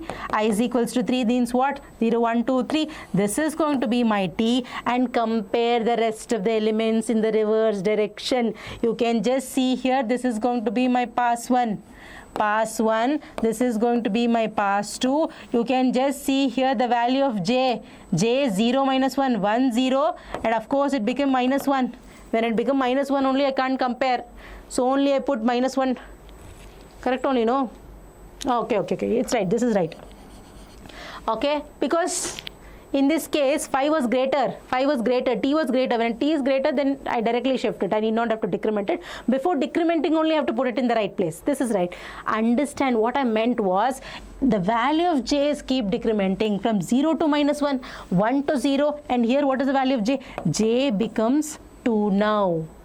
I minus 1, no, decrementing. So compare with this. 1 and 9 you compare. I have to shift it. 25998. Then 5 you compare with 1. Ma'am, 1 is less only, ma'am. T is less only, ma'am. So I shifted 25598. Then you compare 2 with 1. So 1 is less only, t is less only, shift this also. So this was t is equals to 1 and this is equals to 0. So only I compared 2 with 1. So it's going to be 0. What do I do? 22598. And what is the value of j? J is equals to minus 1. Ma'am, 1 I can't compare with any element in minus 1. Does not the condition does not satisfy, comes out of the loop. When it comes out of the loop, put the value of 1 in what? L of j. Minus 1 plus 1. What is the value of j? Minus 1. Minus 1 plus 1 means what? 0. Put the value of 1 in 0. 12598. I is equals to 4 in this case. In this case, what happens? I'm going to take 0, 1, 2, 3, 4. I'm going to take, this is going to be my t. And j is equals to what? 3 I'm going to take it. T is equals to, J is equals to 3. Compare this and this. Compare this and this. Ma'am, T is less. Shift it. Shift L of J to L of J plus 1. 12599. I have shifted. Next, what do? J is equals to 2. I have to keep decrementing. I have to keep decrementing till -1, till 0. I have to can keep decrementing. Now, what do? Compare 5 with T. Compare 5 with T means 8. Compare 5 with T. 5 with 8. If I compare, T is greater. When T is greater, what I have to do? I have to stop it. T is greater. If it's less, only I have to shift it. It is greater. I should not shift it. What do? I have to stop it. Put the value of 8 in L of J plus 1. What is L of J now? J is equals to 2. So 2 plus 1 is what? 2 plus 1 is what? L of 3. Put 8 in L of 3. That means 1, 2, 0, 1, 2, 3. Understood? No? Index, I'm telling 0, 1, 2, 3. In this position, I have to put the value of T. T is 8. 8 you put in L of 3. 0, 1, 2, 3. I've put. Is the point clear? L equal to 5 you cannot take it because it does not satisfy the condition. Is the point clear? So this is going to be the pass 2. This is going to be pass 3. And this is going to be pass 4. Understood? So you can just understand that the value of J is getting decremented. Okay, so this is going to be an insertion sort. So we can just go for insertion sort. This is also going to be what? See, I've just taken from, it's better you take it from 0 to 1 only. 0 to n you can take it. I just want to take it as 0 to n only. That's become very easy. Because all the loops, all the sorting technique is good. Any case you can take, students, but remembering wise, in just with that sense, I'm telling 0 to n, and I'm comparing J to -1 till J greater than equal to 0, because -1 I can't comparing, no. Then what do it? Compare L of J with temp. If it's less only, I'll shift it L of J to L of J plus 1. I put the value of L of J in L of J plus 1. Store the value of L of J in L of J plus 1. I keep storing it and then decrement the value of J. Okay, I value should be anyway incremented only. And put the value of T in what? L of J plus 1. L of J plus 1. Okay, we'll go for the last part of this chapter. What is this? We have define the following constant time algorithm, linear time algorithm, and quadratic time algorithm. And there is something called time complexity also. What is time complexity? The time taken by the algorithm to complete its execution. What is the time taken by the algorithm to complete its execution is called as time complexity. So we have time complexity. It basically depends on various factors. So one of the factors we are considering the loops also here. So what is that? Constant time algorithm means the algorithm which does not contain a loop, any loop, no loop only in that. That means the time complexity is going to be 1. That means it's fixed. You have so many instructions, it will be executed so many times, so many number of what I can tell. 5 instructions are there, then it is going to execute that. It is not depending on the loop. No, the time complexity is going to be always 1. Regardless of the input size. And linear time algorithm means the algorithm which has only one loop. That means it loops runs from 1 to n. The time complexity is going to be n. Definitely the execution depends on the input size. And what is quadratic time algorithm? Contains loop within a loop. That means if we have a nested loop, the time complexity is going to be increasing. Okay, it increases. Okay, grows. The number of execution grows rapidly as input size increases. The time complexity is n square. Rapidly increases. No, it becomes n square. Is the point clear? So that is all for this chapter. Okay, we'll start with the next chapter. That's going to be chapter 6, searching. So we have 3 markers and 5 marker question in this. So what are the different questions we can have it? Searching, and mention 2 types of searching, applications of binary search method, and explain search by hashing, and what is hash table, and some different terminologies they may ask you here, and what is collision, and how can it be solved with an example. So they have given some questions based on collision and hash function also. We'll just take up one by one. Okay, so we'll go to the first question. What is searching? Mention any two types of searching. So what is searching? Searching is basically a technique wherein we find the position of an element. Okay, to find, it's a technique where we find the position of an element if it exists, if it does not exist. You see that the element does not exist. As simple as that. So what are the different types of searching? So we have a linear search, binary search, and search by hashing. Linear search is also called wash. Wash, not it's wash, it's what? What? Linear search is also called as sequential search, serial search. Okay, so binary search, search by hashing and all are there. We'll just take up one by one. And what is linear search? A linear search is basically a technique wherein we find the elements one after the other, visiting each element in the list. Traversing, that's called a linear search. In case of a binary search, we need to have the elements to be sorted, and we keep checking the boundaries, we keep prefixing the boundaries and find out the middle element, and if the element is greater than the element, we keep searching the element in the second half. If the key element is going to be less, we keep searching in the left half of this list. So this is the random, general explanation for the linear search. So it works for unsorted and for the small list. Linear search compares each element, means what? That's going to be traversing and then comparing. What is binary search? Requires a sorted list. This is very, very important. Okay, it requires a sorted list. It compares the most efficient method, repeatedly divides the entire list into half. That means what? If you have 20 elements, then it reduces to 10 elements. 10 elements, it reduces to 5 elements. Every time when you're searching, it reduces the size by half. So only the search is called what? Binary search. Ma'am, why binary search, ma'am? Every time when the search is being done, then it reduces the number of elements to be compared by half of the element given in the given list. That is why it is called as a binary search, and it is more efficient one compared to that of linear search. Okay? Compares a key with a key element. If it matches, yes, its element is found successful. If the element is going to be greater, that means key element is going to be less. If the key element is going to be less, okay, 1, 2, 3, 4, 5. If it is success, yes, we found out. If it is going to be greater, key element is only greater, search in the second half of the list. I have to search only in this part. Correct? No, students. If it is greater, I have to search. It's already sorted. What if the key element is going to be less? Search in the second half, first half. If the key element is going to be less, search in the first half, This is second half. This is second half, this is going to be the first half. When second half, if the key element is going to be greater. When first half, if the key element is going to be lesser. Getting my point? Okay, each comparison halves the search area, making binary search faster than the linear search. Okay, so we'll just go for the algorithm part.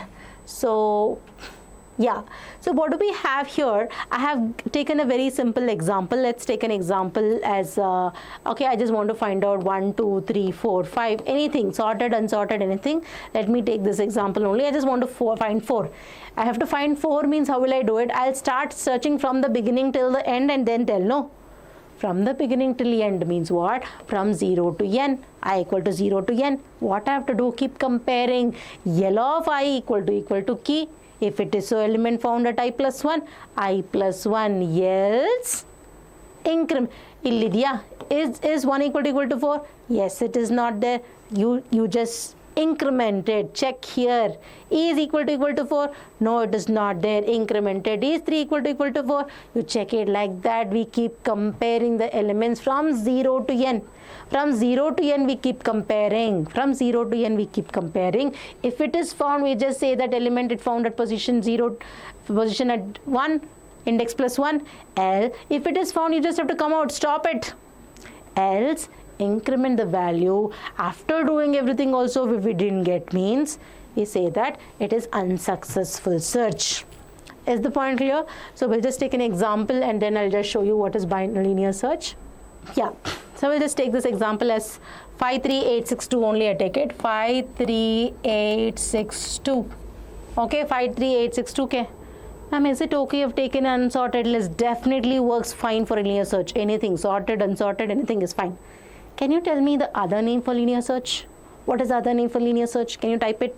Linear search is also known as dash. What is the other name? Can you tell me? Tell me now. So, what is that we have to do it?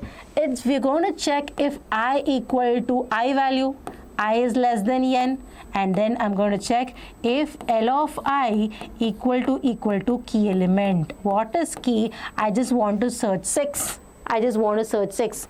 0 value, I is initially 0. I have to check, no? 0, 1, 2, 3, 4. This is going to be the index. From 0 to n I have to check. So 0 is less than 5. It satisfies the condition n is equals to 5. Number of elements, 5 elements only. After that, is L of 0 equal to key?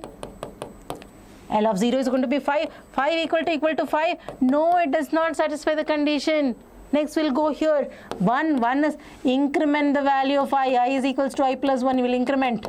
1 is less than 5. Yes, it satisfies the condition. Yes, 1 is less than 5. You check the element in this. L of 1. What is L of 1, students? It is 3. Is 3 equal to 6?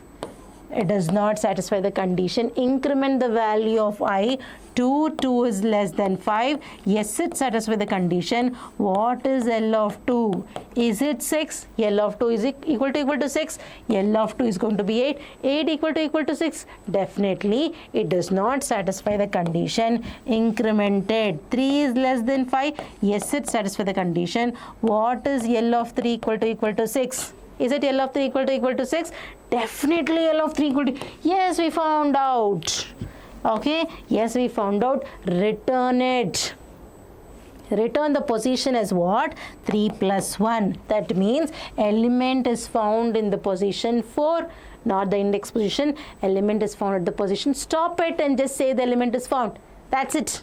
For example, search element is going to be, right now I'll make it as 10. If I make it as 10, does not satisfy, here also it will check.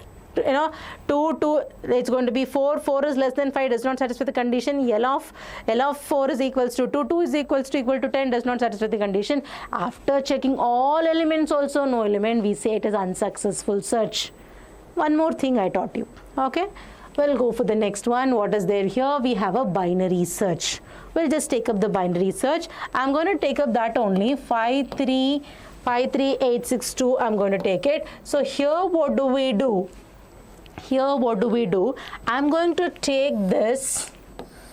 Okay, I'm going to take this 0, 1, 2, 3, 4. This is going to be beginning is equals to 0, and this is going to be end is equals to n minus 1. End is equals to what? 4. 5 minus 1, it is going to be 4.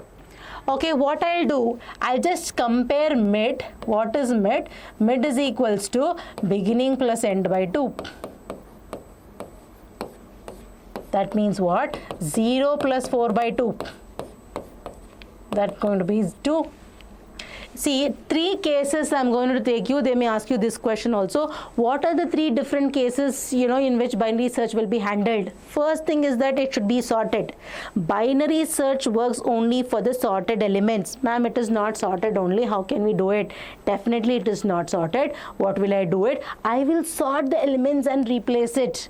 Definitely it will not work. So what will I do now? Anyway, I just forgot also. Let me just sort it, erase it, and sort these elements only.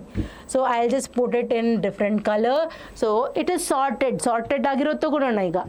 That means 2, 3, 5, 6, 8. Okay, I want to search 6 antane tagorona. We'll take 6. I need to find out the value of 6 now. So what we will do now, I'm going to take out. I told you in case of binary search, I'm going to work based on the boundary. Boundary are fixed. That is not going to be changed. No, beginning is equals to 0, end is equals to n minus 1. That is fixed. And I'm going to find out the mid value also. Right side or left side? Is it right side or left side? Is it in the mid? Is it in the mid? Is it in the right? Is it in the left? Very simple. Is it in the right? Is it in the mid? First mid. First mid. Is it in the mid? Is it in the right? Is it in the left? Just check that. Okay, it is going to be mid now. We'll check, is it going to be in the right? So if key is going to be greater than L of mid, what do? It will be in the right side. It will be in this part of the code. No, this part of the code means change the value of beginning. Beginning is equals to mid plus 1. Remember that. If key is going to be less, this means it is right side. I'll write it. Right part of the list. Then we'll go for left. Left part when if key is going to be less. If key is going to be less means it should be on the left side, left part of the list. No, left part of the list means I have to change my end value. What is end value? End value is equals to mid minus 1. Very simple. What we can tell you, we can just tell you that in case of binary search, we have three different ways we can just, three different cases we have it. That means what if it is in the middle? Is your element present in the middle? Is your element present in the left side? Is your element present in the right side? That's all you have to find out. Right side means, if the element is on the right side means this part of the code. I'll just rewrite it. This part of the code, the element. Right side means this part. Right side means this part. This part of the code I have to check. This part of the code means this is already fixed, students. End I'm not going to change it. N minus 1 only it will remain. What about the left side? This will, it was here, from here I'm changing it. No, beginning will be changed. Beginning will be changed to what? This I've already compared. Sorry, this was already compared. Ma'am, what did you do it? Is it wrong? Little bit I have to change it, students. I'll just change it because I just showed you here. See, mid means this, students. This is mid. Okay. 2 means this is going to be mid. Right side means I have to check this part of the code. Okay, what is this? This I've already checked. I should not check. No, I have to check from here to here only. 6, 8 only I have to compare. What will I change? I'll change my beginning. Beginning is equals to what? Beginning will be equal to mid plus 1. Beginning is equals to mid plus 1. That's what I have written here. Okay, and what if the element is going to be less? What if the element is going to be less? I'll show you. I'll erase it and show you. Okay, what if the element is going to be less? What if the element is going to be less? I'm just going to search only 2, 3, not this. This is also I've done. This is also I've done. This is fixed. Mid is already, beginning is already there. I have to shift my what? End I should not check here. I should check only from this 2. Because it's already sorted, no? So what will I check? End becomes what? Mid minus 1. Because mid I've already found out, I have to make it mid minus 1. Very simple. If I'm checking on the right side, change the beginning. Right side means you change the beginning. If I'm changing, if it is in the left side means you have to change the, if it is in the left side means change the end. Left means end, you change it. Right side means you change the beginning. Right side means you change the beginning. Left side of the code means you change the end. Is the point clear? I hope it is clear to you. We'll just take up the code now. We'll just do this. Okay. What I have to do in the beginning, I'll find out. Okay. I'll just check, is L of mid equal to 6. Key element is going to be 6. Key is equals to 6. If L of mid is equals to the same thing I'm checking. Okay, L of mid is equals to key. Is it yes? Is 5. That means E 5 equal to 6. No, it does not satisfy the condition. Then I'm going to check if L of mid, is it going to be greater? Let's consider key. Okay, I'll just check it like this. If key is greater, is key, yes, my key is greater. 6 is greater than what? L of mid is going to be 5. 6 is greater than 5. My key is greater. My key is greater means what? Left side. Sorry, left side or right side? Sorry, right side. Okay, so key is greater means you just have to search in the right side of the queue, right side of the list. Right side of the list means what I have to change? Right means you have to change the beginning. Beginning, what will I do? I'll just make the beginning as what? Beginning is equals to mid plus 1. Beginning is equals to mid plus 1. What is mid? Mid is equals to 2 plus 1 now. Beginning is equals to 3 now. Beginning is equals to 3 now. Again do this. Calculate the value of mid now. What is mid? Mid is equals to 3 plus 3. End is remaining the same only. What is end? End is equals to 3 plus 4 by 2. What is 3 plus 4 by 2? 7 by 2. Ma'am, you are telling 7 by 2. Now you be cautious.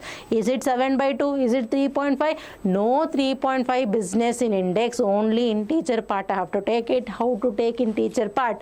Ma'am, I will change it. You also change it. It should be floor division. You change it. Okay, it should be floor division only. 7 by 2 means it will give 3.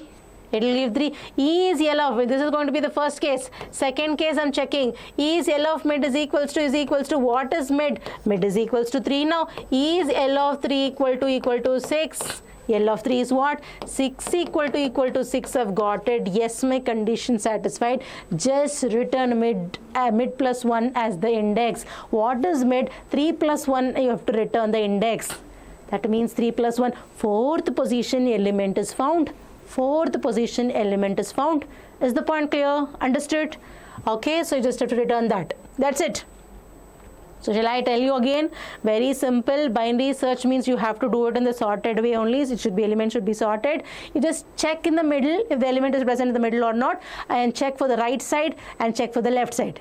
Right side means what? You change the beginning. Change the beginning. Left side of the code means, left side of the list if it is there means you have to change the end. Is the point clear? Only this you have to remember. Okay, we'll go for the thing now. Okay, very simple. I'll just initialize 0 n minus 1 first. Instead of first, I've taken as beginning. While beginning, because it keeps repeating, students. That's why it should be in loop. While IL is beginning is less than equal to last. Find out the mid value of beginning plus end by 2 and equal to key. Element is found, mid plus 1. Else if it is going to be greater, if key is going to be greater, what do I do? If key is going to be greater means I have to change my beginning. I'm going to change my beginning. This is going to be less. Less means it's going to be change the end. Mid minus 1, else is going to be beginning is equals to mid plus 1. Okay, if you don't find only, you'll just say that as unsuccessful search. Okay, we'll go for the next slide now. What is there for the next slide? So we have 3 applications of binary search method. So what are the different applications of binary search method? So searching a dictionary, whenever you have to search a dictionary also, we can make use of a binary search. So you have a dictionary application and I just want to find out a particular word meaning means so much is there, so many words will be there. I can't keep searching from the beginning till the end. No. It will be an inefficient technique. So binary search basically, for example, I just want to search something called zoology, I have to search, and I want to search botany now. Botany, zoology. If I tell you search botany, I want to search the meaning of zoology. Tell me, how will you search? I'll give you a dictionary and ask you to search. Okay, a hard copy of the dictionary only I'll give it. When I give a hard copy of the dictionary to you, will you keep searching from the beginning till from A till Z you will check, or directly go for Z? You know what comes in the last. You know it comes in the last. You will search in the back only. No, zoology you're going to search it from the back only. Botany you have to search mean you will search in the beginning only. No, why last? Because you know it. How you know it? Because the dictionary is already arranged. That is the thing. Remember this part. Dictionary also binary search only. Telephone directory also. Indexing in databases. Indexing. Okay, so whenever we store the data, no, it is always through the index only we retrieve the elements, tuples and all. Primary key will be there, no. Through index only we'll be retrieving the data. For retrieving the data, how efficiently it can retrieve the data, very, very important. Efficient method only you have to use it. Okay, implementation of routing tables and routers and data compression code, etc. and all. We will be using the binary search technique only. Okay, any of these examples, you can write it. Okay, we'll go for this next question. That's going to be the some terminologies that we have to use here. So what are the different terminologies we'll be using here? What is hashing? What is hash function? I think I've told you in the model papers only what is hashing. See, this is binary search and linear search. No, after studying this hash, no, you feel that why is this binary, linear and all we are finding it. Yes. See, linear search means, for example, the same thing I'm going to take it 5, 6, 8 and then 2, 4 something, some element is there now. I randomly store this element and keep searching. That means you have your mobile and you're going to keep your mobile somewhere else and keep searching. Why do you keep it randomly and search? No, keep it in a proper place. No. Makes sense or not, you tell me. Keeping the mobile randomly in some mood, you have kept it somewhere and you started searching, where is it, and you keep searching whether it is in this room, whether I've kept it in the kitchen, whether I've kept it in the hall, whether it is there, whether it is here. You keep searching. In spite of searching also, sometimes you will not find only. If it is kept in silent mode only, gone case. Keeping it somewhere randomly and searching for the element. That's what we are doing. Store the element as and how the user enters. Keep searching there. Keep storing the elements according to that index 0, 1, 2, 3, 4. You keep storing and keep searching element one by one, room and then kitchen and then hall and then corridor. Keep searching. What is this, ma'am? First you place it properly, know where you're placing, and then searching becomes, don't you think it will become easy? That is what you mean by hashing. Store the element accordingly what you know as an hash function. First you find the right index, store it, and then searching becomes easy. Don't you think it makes sense? Why you have to search, ma'am? You plus store it properly, then the search becomes easy. Make it easy. Don't make it complicated. Make it simple and smart. This hashing is like that, smart. So what is this hashing? Hashing is a technique used to check the presence of a key. It doesn't mean that you should not forget this linear search and binary search. That is also important only. Exam point of view. Of course, we have some pros and cons here also. Okay. So hashing is a technique used to check the presence of a key in a list using one comparison only. So whatever the elements we have, no, 5, 6, 8, 2, 4 we have, no, this element, okay, I'll make it 50, 66, 88, 21 and 42, I'll make it.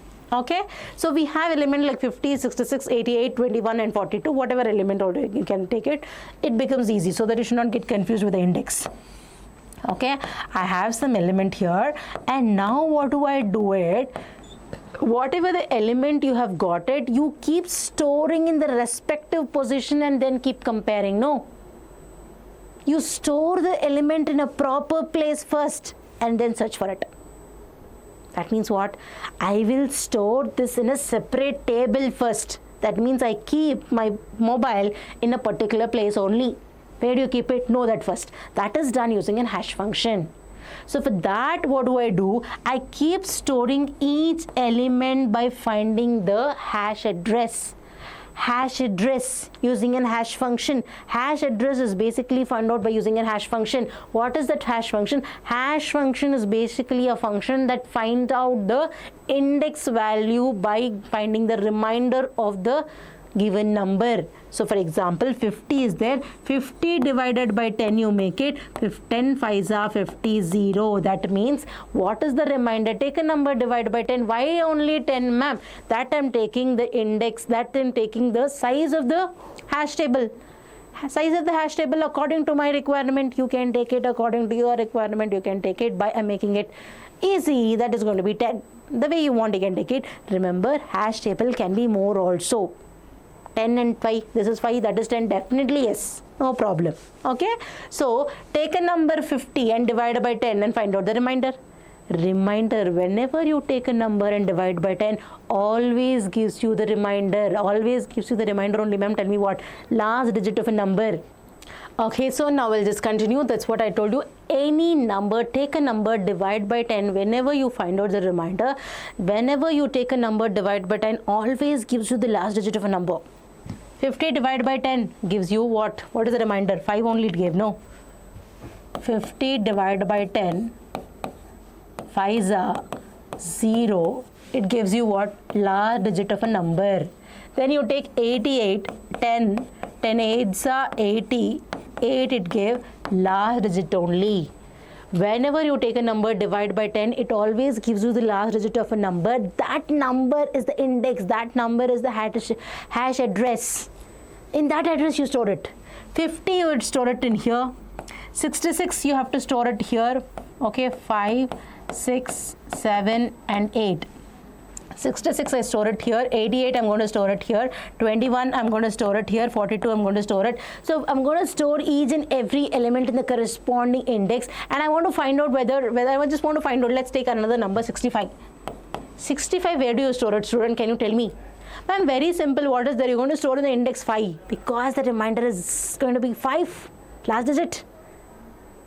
How quickly you're able to find out. That's the best part. Getting my point? So what are we doing in the hashing function? Hashing is a technique used to check the presence of a key in the list using just by one comparison. I just told you where is 65. You're telling the index 5. That's what I wanted. What is searching? Finding the index only. No, you're telling me before only. Before storing the element, you're telling me the index. That's what just with one comparison you're able to get it. Is the point clear? That's called hash function. Hash function generates an index from an element. That is what you mean by that. Element modulus size of hash table.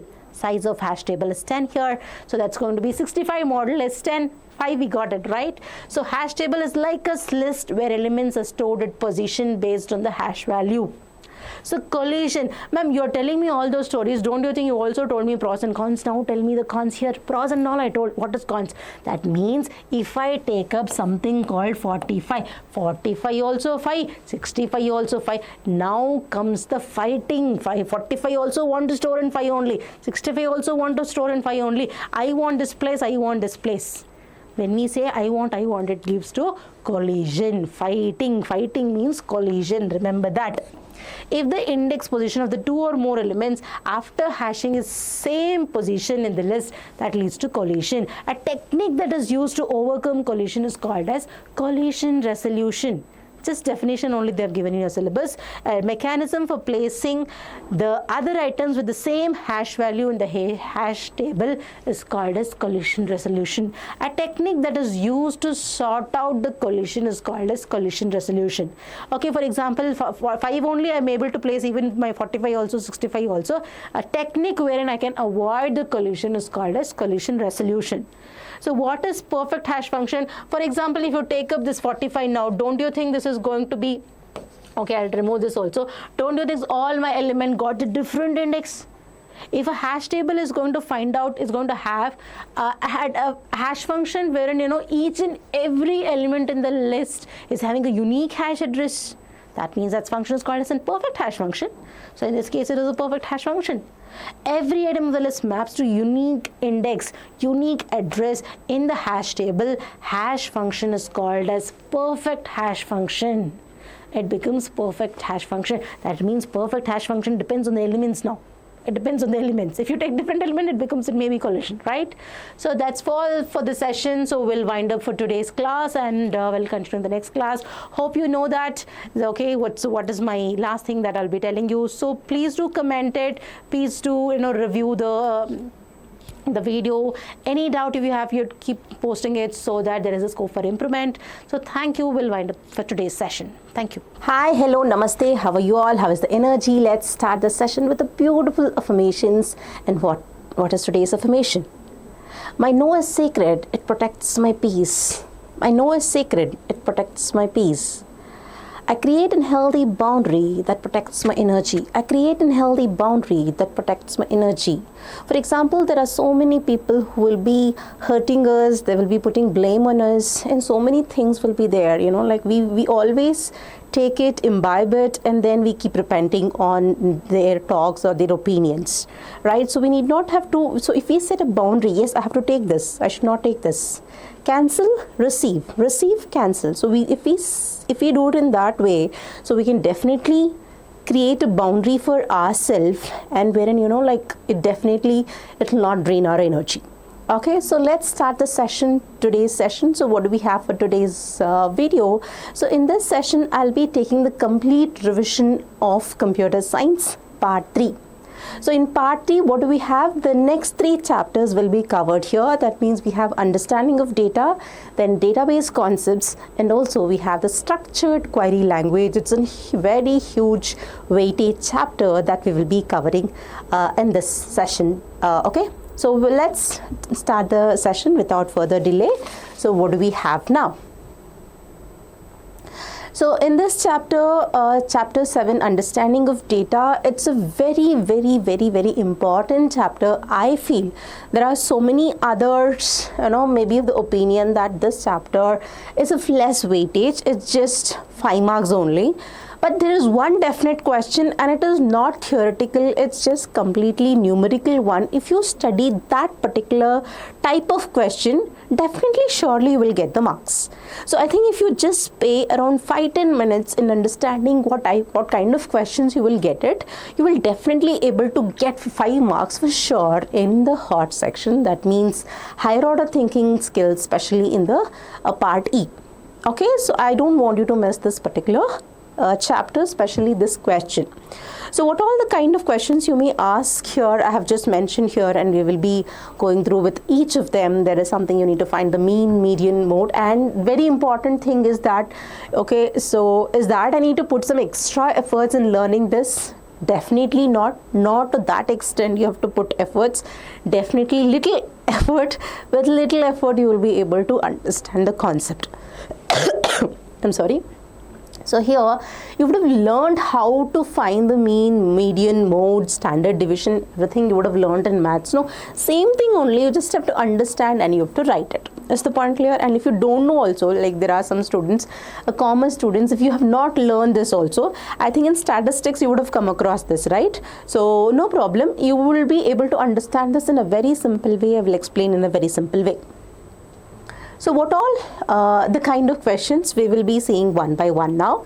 So what do you mean by understanding of data? Little bit theory I'll explain, and then we'll take up this problem. So here we have something called as a data. Okay, so just a minute. Yeah, so what do we have? What do you mean by data here? Data is what? Anything that is raw facts.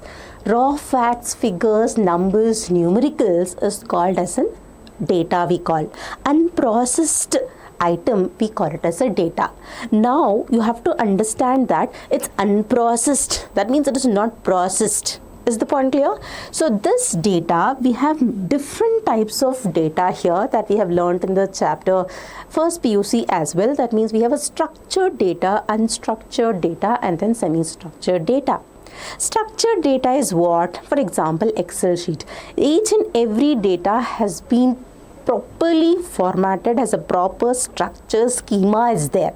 In case of unstructured data, if we consider the marks card, okay, given the logo of the school, and we have graphical representation of your marks analysis, some kind of graphical analysis is there, and all your marks has been given in that format, definitely we will consider as an unstructured format. That means there is no schema. There is no well-defined, for example, website if we consider also, there is no well-defined structure as such. I can place it anywhere, anything. That is what you mean by unstructured data. What is semi-structured data? Semi-structured is, that means that lies between, it's a hybrid. It's hybrid between the structured data and unstructured data. Is the point clear? That means we have a little bit of structured part also and unstructured part also we have it. Very good example will be an email here. In the email you can just see here in the content, you can also whatever the content you wanted you can put it, you can attach a document also, and wherein we have a particular format wherein I need to enter the to, from, okay, subject, only that. I can't put an attachment in the subject, I can't put an attachment in the to address or from address, right? So some structured also will be there and some unstructured also will be there. This hybrid will become what? This hybrid will become the semi-structured data. So a little bit theoretical knowledge I have given you here, but it is definitely there will be and one HOTS, that means higher order thinking skills, numerical question only will be asked from this chapter. Okay, so that's the reason I'm directly going with the problem only. But to have an idea, you need to have some rough idea also about the chapter. So I'm giving you all those things. And now I have got a data, and is it the data going to be very useful? Data will be useful only when we perform some kind of processing on that. That means if given a data will become useful to us only when we convert the data into some kind of operations. If you perform, then only it will be useful. This useful data, we call it as information. When the data will be useful, it will be useful when you process it. When you process it, it will become useful. What is processing? Everything we will be learning. That is what we are learning right now. Is the point in terms of numericals. Okay, the reason why we have to study all those things, I'm just giving you an idea. So what is data? Data is an raw facts. Okay, it's going to be an unprocessed item, and when you process it, when you collect it, there is something called data processing cycle also. So what are the steps we have in data processing cycle? We have to have a collection of data. You need to store the data, and once you store the data, perform some operations on it. We call it as in processing. And after we process it, we can get the output, and that output can be put in the form of a report. We can generate the reports. Then the data will become useful. It will be meaningful. Then I can take some decisions. Value. It had some value. Getting my point? So data is important. So when we add some kind of processing for that, it becomes more useful so that I can take the decision based on that. Ma'am, how to process, ma'am? So in order to process the data, we need to perform some kind of statistical techniques we will be using. What is the word I told? I just told you about the statistical technique. What do you mean by statistical technique? Statistical techniques means they are used specially for preliminary understanding of data. What are those? Are used the techniques. Which are the techniques, ma'am? We will be studying that also. The ways in which we can have a preliminary understanding of data. What exactly this? What is this? So much of data is there. One simple example I can give you. There's so many numbers here. Okay, in this previous slide also we can just see here. In the previous slide also, see here so many numbers are there. Ma'am, what is this? All these numbers, ma'am, what should I do with that? So many numbers are there. Here also so many numbers are there. Batsman A, batsman B, some numbers and all there. What I have to do? You just tell me something, what exactly it is conveying. Right? So that's very, very important. These statistical techniques will help us to give some kind of preliminary understanding of data it will give you. So you'll have some idea about the data. Is the point clear? Those are called statistical techniques. So can you tell me what do you mean by the statistical techniques? So which are this? Ma'am, you're just telling statistical. Can you tell me the statistical techniques? Which are the statistical techniques we have? We have mean, median, and the mode. Mean, median, mode are the statistical techniques. In this, especially the statistical techniques, apart from this, it is actually being classified into two types, that is called measure of central tendency and measure of variance. We will write that. Under this we will write it. So what do we have? Measure of central tendency, measure of central tendency. And one more what we have is measure of variance. Ma'am, can you repeat? Definitely yes. Statistical techniques are basically being classified into two types. One is called measure of central tendency and measure of variance. Ma'am, what is this measure of central tendency? Given all those things, I don't want anything. What exactly it is telling me, you tell that. Measure of central tendency gives you a single value from a collection of value. Gives you a single value from a collection of values so that you will have an idea about the entire data set. What's the point? The point is measure of central tendency gives you one single value from a collection of value so that you'll have some idea about the data. Can you give me some example? Those are called the mean, median, and the mode. How can we measure central tendency? Ma'am, you're telling one value from many values. Yes, that is done through the mean, median, and the mode. Is the point here? And we have measure of variance. Measure of variance means basically it's going to give you an idea about what are these values varying from the mean. The variation of each value from the mean. Spread of values from the mean is called as measure of variance. And how do we find out that? We're going to find out by making use of range and also standard deviation. What? Range and standard deviation. Is the point clear? So this you should be knowing. Standard deviation and the range now. So we'll just come back to each one now. Okay, this is what? Ma'am, I told you in depth so that you will understand why we are doing all those things. So that it becomes more interesting if we know why we are doing, right?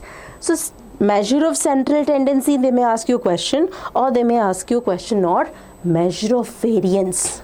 How exactly my data is varying from the mean? How the data is spread? Degree of diversity. How is it diversified in the data? How your data has been diversified. Okay, measure of variance. Is the point here? So that is what we will be understanding in this chapter. What exactly you mean by mean, median and the mode, and range and the standard deviation. Is the point clear? So we'll just take up now. I'm going to erase everything and then we'll start now. So given the data set, you're supposed to find the mean, median and the mode. So we'll just understand how to find the mean. Ma'am, what is there, ma'am? This and all we know. If you know also, just pay some attention so that concepts become even more clear and it gets registered right in the secondary memory of your memory. Secondary memory, that means it will never delete. It's not in the RAM part as such. It is directly stored in the secondary memory, even though if you just, and if you've not done the recap before the exam also, with this video you'll be able to attempt it. So that is the level of grasping you need to have when you're watching the video so that it retains there. Okay, if we know also, should not neglect it. Is the point clear? So we'll just go for the mean, median and the mode. So what is mean here? Mean, ma'am, we know mean, ma'am. What is that you're telling? Mean is going to be the average. Okay, here we'll not spend more time because you know it. So what is mean? Mean is going to be the average. Now how do we find it? Very simple. So here, see, we have so many data here. These are all the central tendency. Out of this, just tell me what exactly you want to tell. Out of all these values, give me one idea. What is that? For example, there is a strength of 42 students in the class and I just want to know how the class is performed. I don't want each and every student percentage. Just tell me how the class is performed. Average, you can take it. Average of the class, we'll get an idea how the class is performed. Right? So in that way, I can get to know one value. With that one value, I can understand the whole data set. What is that it is want to convey? So what is an average? Mean is nothing but the average. How do we find out? So mean is basically you're supposed to add all the numbers and then just divide it by the total number of elements. 13 plus 4 plus 10 plus 8 plus 11 plus 4 plus 10 plus 12 plus 16 plus 20 whole divided by number of terms. Okay, we'll just have put it as 10, 1, 2, 3, 4, 5, 6, 7, 8, 9, 10. It's definitely right. So what is the sum value? You're going to get it. You're going to get the value as 108 by 10. So what is that you're going to get? You're going to get 108 by 10. So the answer is 10.8. This is the mean value they're going to get it. So what about the median? Median is also, that means you should get one single value. Measure of central tendency, one value should get it. Median means arrange the elements either in ascending order, descending order and find out one single value. How? So now we'll understand. So in this case, you can just see here totally how many numbers are there. You have 10 numbers and what is it? It's an even or odd. In case if the number of elements is going to be an even, find out the average of the middle two values. And what is it first you have to do? First, arrange the elements in ascending order, descending order. Anything is fine? Anything is fine. Arrange the elements in ascending order and descending order and find out the average of the middle two values. Can you show it? Definitely I can show it now. So we'll just write it. What is the minimum number? I'm just arranging the elements in the ascending order. So we'll just arrange the numbers. 4 plus 4 plus 8 plus 10 plus 11 plus 12 plus 13 plus 16 plus, so why am I doing plus plus? I'm sorry, I just made one mistake. Let me erase this part.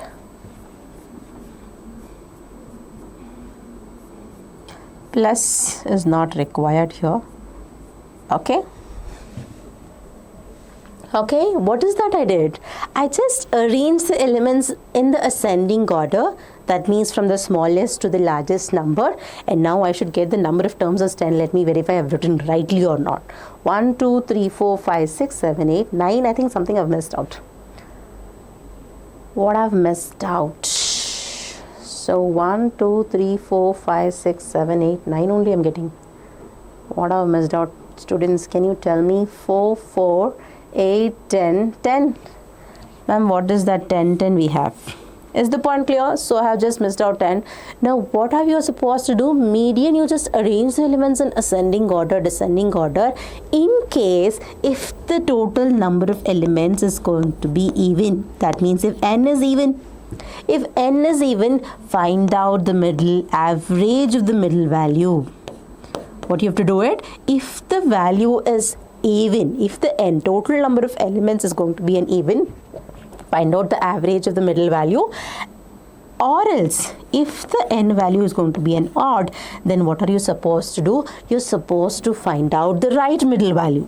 Because it's an odd number, no, I'll get the right middle value. So in case of even number, we have an even number here. That means I have 10 terms here. Okay, I'll just put commas here so that you should not get confused now. So this is going to be my set. So in this set, I'm going to find out the right two middle values, average of the middle values. That means I'm going to leave 4 here, I'm going to leave 4 here, and then I'm going to get the two right middle values, right two middle values I'm going to get it and find out the average of that. So what is the average of that? We're going to get it. That means average is going to be 10 plus 11 by 2. That means 21 by 2. 21 by 2 is what? 10.5 I'm getting. You can just see the difference that we may have. We are getting a mean as 10.8 and the median is going to be as 10.5. It may vary little bit. Is the point clear? That means median, you're going to find out the right middle value if the number of elements is going to be odd, and if it's going to be an even number, you need to arrange the element. That's very important. Arrange elements in either an ascending order and descending order and find out the average of two middle values for the median. Hope it is clear to you. And then we will find out the mode. What is mode? Mode is basically known as the common occurring element in the list, in the data set. Is it always numeric? Mode can be applied even for the numeric as well as for the non-numeric. That means for the alphabets also. For example, I will write the color as green, green, green, black, yellow. Then which is going to be the mode? Most commonly occurring color. Can you tell me? Can you come again? I just told you green, green, green, yellow and black. Most repeatedly, how many times I told, even I don't know, but I repeated green. The most repeated one is going to be the mode now. So what is the mode? Most commonly occurring element in the list will become the mode. Is it compulsory that you need to have a mode in the data set? Definitely not. Can we have a multiple modes in the data set? Definitely yes. So which is repeated here? The repeated one is going to be the 4 and the 10. Ma'am, 4 is repeated here and 10 is also repeated here. So 4 and 10 will be considered as a mode here. 4 and 10 will be considered as a mode here. So it can have multiple modes as well. Is the point clear? And remember one point I would like to tell you here. This mean can be highly affected by the outliers. Okay, this mean can be highly affected by the outliers. Means what? Outlier is an extreme large value and the extreme small value. Extreme small value and extreme large value is called as an outliers that highly affects our result. Is the point clear? For example, I've just taken here, it's almost all. You can just see here, it's around 10, 11, 12 and only. And we have a small value 4 also here. It's affecting. And if it's, for example, I'm going to take my number is 99 here. It's so much deviating, large value. It totally, my result is going to be affected. Those values are called as outliers. Clear? So we have done with one question. So we'll just go for the next question now. Calculate standard deviation and the range in the given data set is going to be this. So what we have, you're supposed to find out the range and the standard deviation. Ma'am, can you come again that statistical techniques? What is the statistical techniques? We have two types of statistical techniques that will give you a primary or the preliminary understanding of data. Basic idea. There are two types of statistical techniques. Okay, that is going to be measure of central tendency and measure of variance. Measure of spread, how the data is spread. Measure of variance is basically find out by making use of standard deviation and the range. How do we calculate the measure of variance? Using a range and using a standard deviation. So how do we find the range? Very simple. Range is going to be the highest value minus the lowest value. So what is range? Is nothing but the maximum value minus the minimum value. Maximum value and the minimum value, if you subtract it, difference is going to give you the range.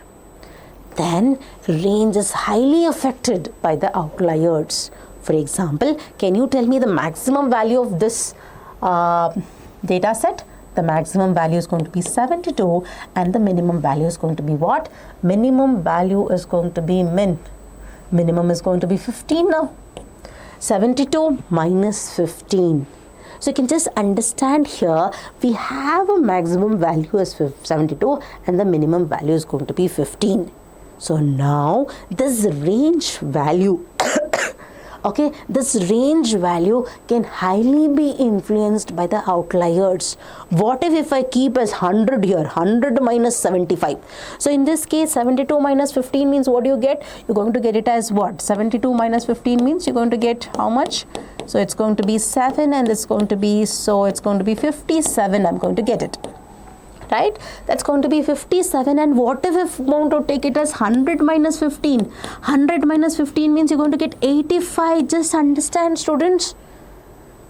Look at the value here. Just with one value, I just made, I can have anything. If I have the value as 100 here as the maximum and the minimum I'm keeping, that means my result is highly affected. That means mean and the range are the values that is highly affected by the outliers. Clear? So we'll just go with the range now. Range, I had told you now, maximum minus minimum, and it is highly affected by the outliers. We'll go for the standard deviation. Standard deviation means it's going to tell you how each data is spread. How each data is spread. Okay, that means, for example, what? Let's consider that. Let's consider that. How exactly? We'll just take an example of that, and I'll come back to this. It will be more clear to you, I think. Okay, just a second. I think it's here. So you can just see here. There is one example here. I'll just take you, not the entire thing I'm going to tell you. We'll consider a batsman A and what are his scores. Okay, batsman A has scored per innings 77, 89, 45, 63, 70. For example, he has done this in the first 5 innings of 3 consecutive test matches. These are his scores. And similarly, batsman B's score is going to be this. So I just want to know. See, for example, in that particular example, the mean can be same, the median can be same, even the mode can also be same for a particular example. I'm not telling it will be, it may be or it may not be also, not compulsory, but may be same, but it may be a difference in the standard deviation. Standard deviation, that means what? For example, the data that is spread, the mean will be same, the median will be same, the mode will be same, but how the data is spread, that may be different. That may be different. For example, we have a batsman A, he has very good score, he is having 77 is there, 89 is there, 45, 63, 70 is there, and this batsman B, you can just see here, he has scored 122 also, and he has scored 45 also. So he has scored 122 is also there, 45 is also there.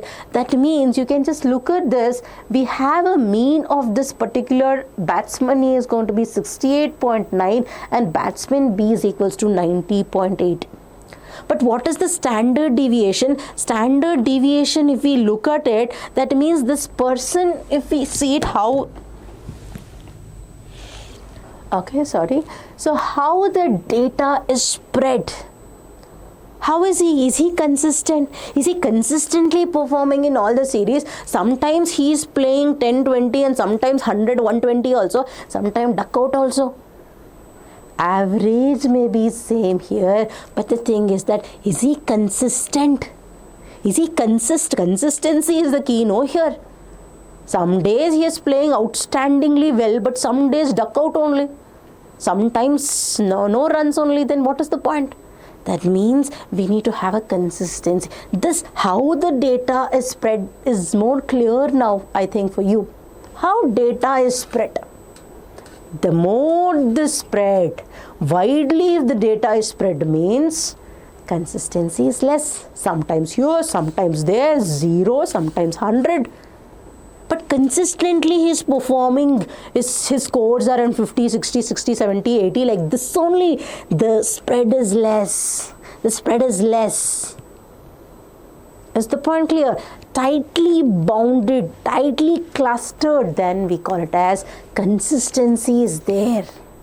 This is what given by the standard deviation, how the data is spread.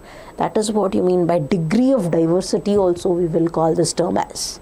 Okay, so now ma'am, how do we do it? How do we perform it? Very simple, very simple. I'll just tell you that, I'll just tell you how you're supposed to do it. Okay, it's very simple. You're supposed to find out, 1 minute, let me just, okay, so we'll just continue with this question now. Given the data set, calculate the standard deviation and the range.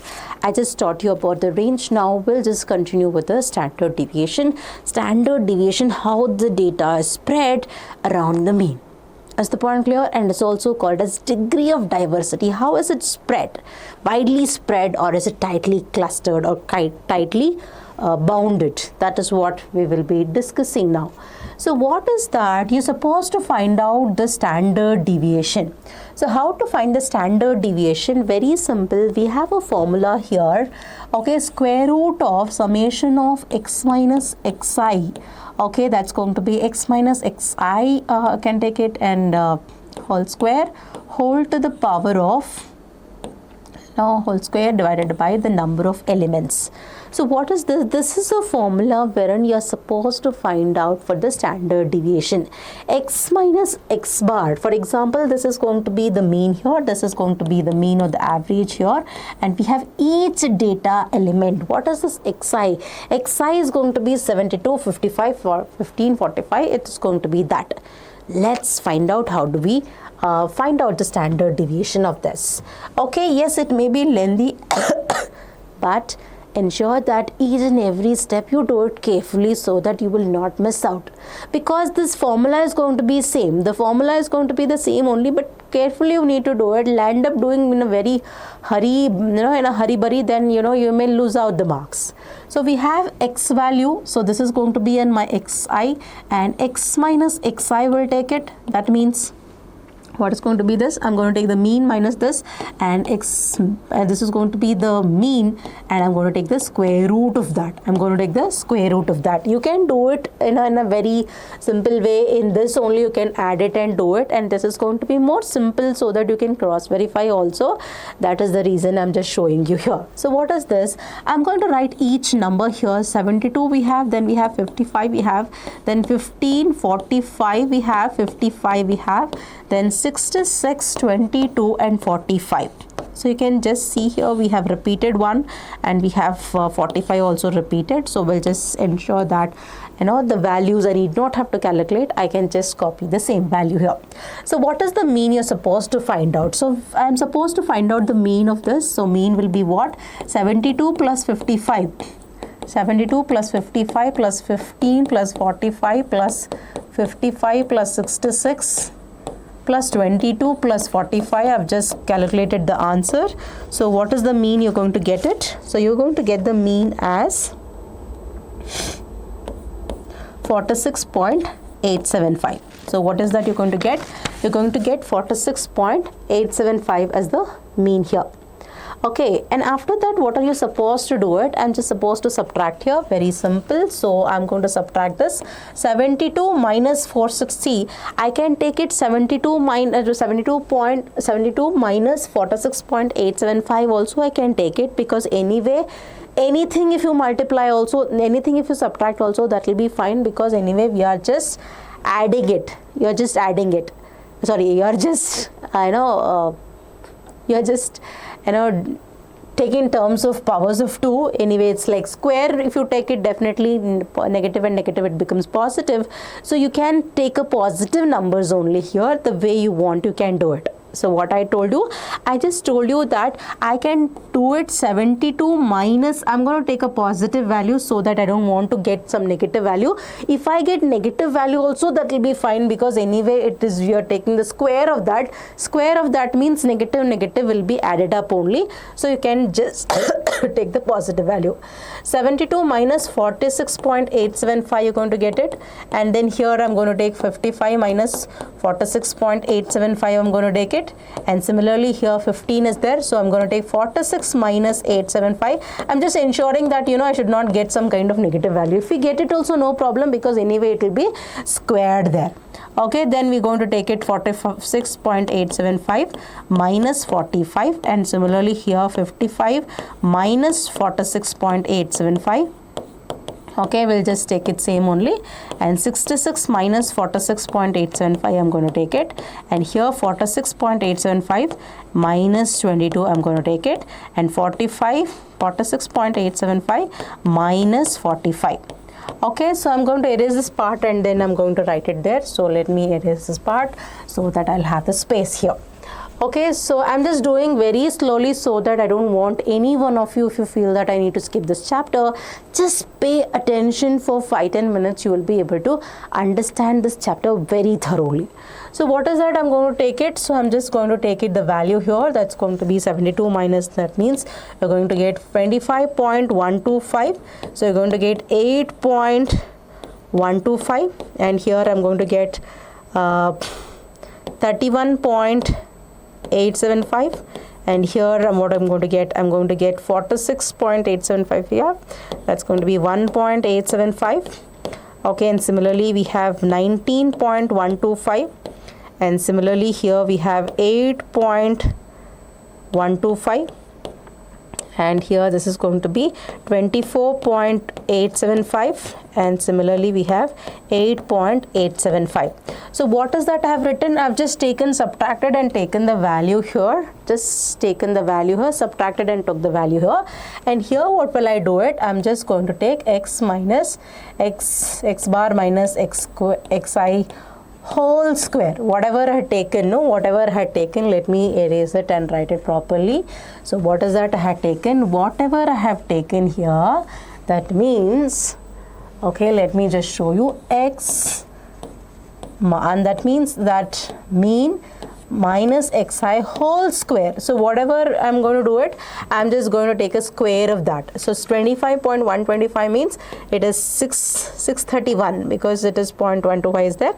631.265. So definitely simple calculators will be allowed for these decimal fractions and all. You can definitely use it.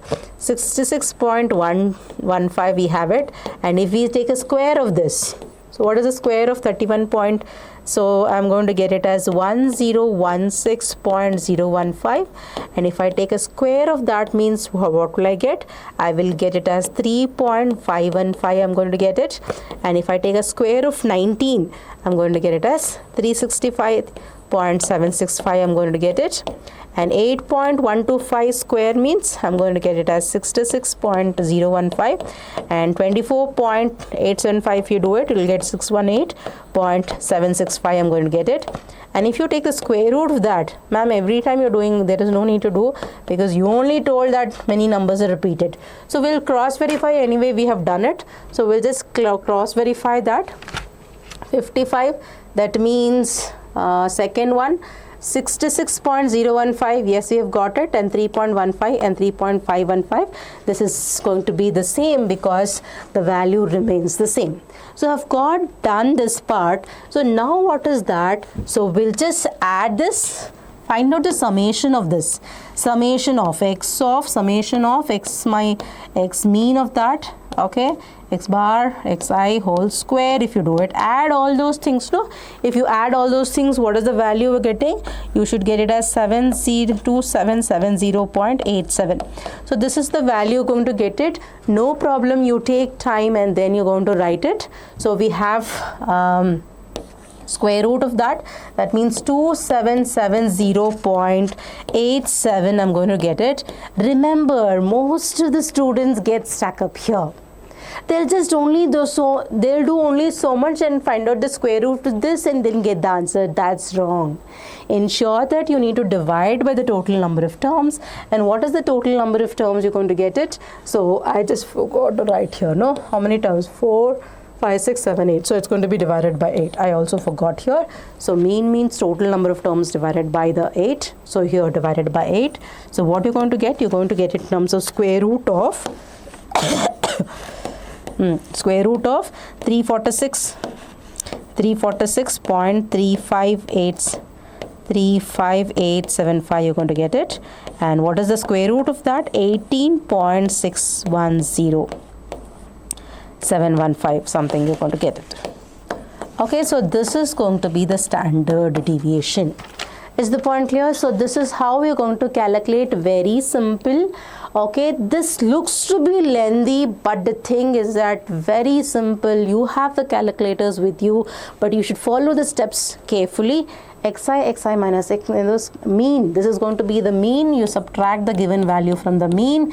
Anyway, take the positive value or negative value, whichever you want it, and finally you need to take the square of that, add everything and divide it by the number of term, and then the summation of that, you're going to get the square root of the value. If you take it, you have to get such value. Do it and check by yourself. While doing also, no, we will be in a very hurry-burry way, while putting the numbers also, we will do it and finally land up getting the wrong value only. Okay, calculator also, no, you should be using it little slowly, because nowadays, no, the students want to get results very, very quickly. They don't have that patience in typing it. Okay, so slowly you do it, so you will get the right answers. Okay, we'll go for the next question now. So what do we have it? Consider the temperature in Celsius of 7 days of a week as, so every day for 1 week, these are the different temperatures. Don't tell all those things. Tell me one temperature. What was the temperature last week? That's it. I just want to know one value. I will know one value. That means by making use of measure of central tendency. How to measure the central tendency? Central tendency means I can just find out the mean, median, mode. This is going to give you one single value. I just want to know how it is spread. That means you need to do making use of measure of variance. That is done by using range and the standard deviation. Now we will find out range. You need to find out range is what? Max minus min. Maximum value is going to be here what? 8. 8 minus 2, you're going to get 6. This is the range. This is the range. Now you're supposed to find out the standard deviation. Standard deviation, I just told you, explain you now only. How will you find out? Summation of I minus, xi minus x bar whole square. Okay, when the I varies from 1 to n, I just forgot here, like whatever the value you write it. Okay, I would have written here, right? I just forgot where is that value I had given. Yeah, I had erased only, I can write it as x is equals to 1 to n. I equals to x, where I is equals to 1 to n. Okay, the summation, whatever I told, no? I just forgot to write. Whole square, right? That means wherein I varies from 1 to n. Okay, that value should have written here.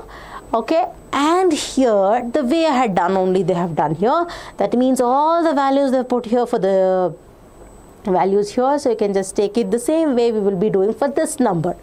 Okay, I'm just explaining you for the example this number here, x minus x bar. That means what are you going to do it? Find out the subtraction of this. That means 34 minus, what is this? Mean you're supposed to find out. How will you find out the mean? Mean means you're going to add all these numbers and divide it by the total number of terms. You're going to get it, subtract it, and finally you're going to find out the square of that, add everything, and after adding everything, you're supposed to find out the square root of those values divided by the number of terms, and you're going to get it. So this is way we're going to find out the standard deviation for the temperature also. Okay, so we'll just go for the next question. So what do we have for this question? Okay, this is I felt, ma'am, why are you doing again and again the same topic? I felt that this topic is a little bit necessary. Okay, why? Because they've asked the question in a little bit different way. That's the reason. So I just told you in the previous session, in the previous slide only, wherein these are the different scores of batsman A and batsman B, and find out the standard deviation scores of both the batsman A and batsman B. I want to find out the standard deviation of that. Standard deviation you're supposed to find out means what? That means you need to use the formula and find out the mean, and subtract it, take a square, and then you need a square root of that divided by the total number of terms. This is the formula. So directly also I can use it. So 77 minus 68.85. So that's going to be what they have taken. Okay, where is that 68? So 68 is going to be what? 68 is going to be the first thing you need to find out the mean only, no? So find out the mean for batsman A and batsman B separately. Understand here, don't mix and match with all the values. No. What is the mean of batsman A? What is the mean of batsman B? Standard deviation of batsman A, standard deviation of batsman B. Like that only you should do. So batsman A means all these things added divided by the total number of elements. That's going to be 5. Here also going to find out, you're going to get 90.8. Okay, mean is going to be different. Now we will find out for batsman A. Batsman A is what? 68.8. 77 minus 68.8 whole square.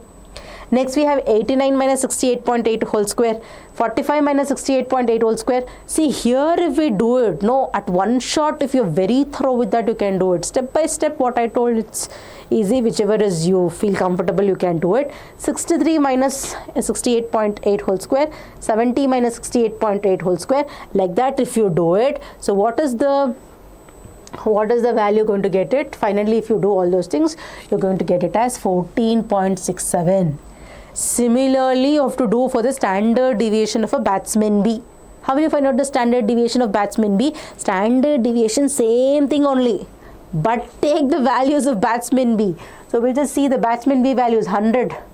How much he has scored? 100 ಹೊಡೆದ, 45 ಹೊಡೆದ, 122 ಹೊಡೆದ.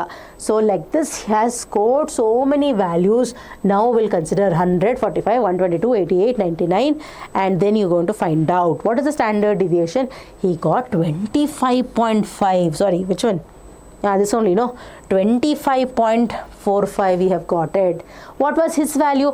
Batsman A value is going to be 14.67. Now his value is going to be 25.45. Now you have to tell that one more question you're supposed to answer. What is the question? Based on standard deviation, who is more consistent in scoring? Based on the standard deviation, now tell me who is consistent. Now we'll understand this value, standard deviation is so much. This batsman B is having certain standard deviation. What is standard deviation? Spread of values around the mean. Spread of values around the mean means it's more. It is widely spread. Correct? No, it's more. It's more means it's widely spread. Here, there, here, there, here, there. It's widely spread.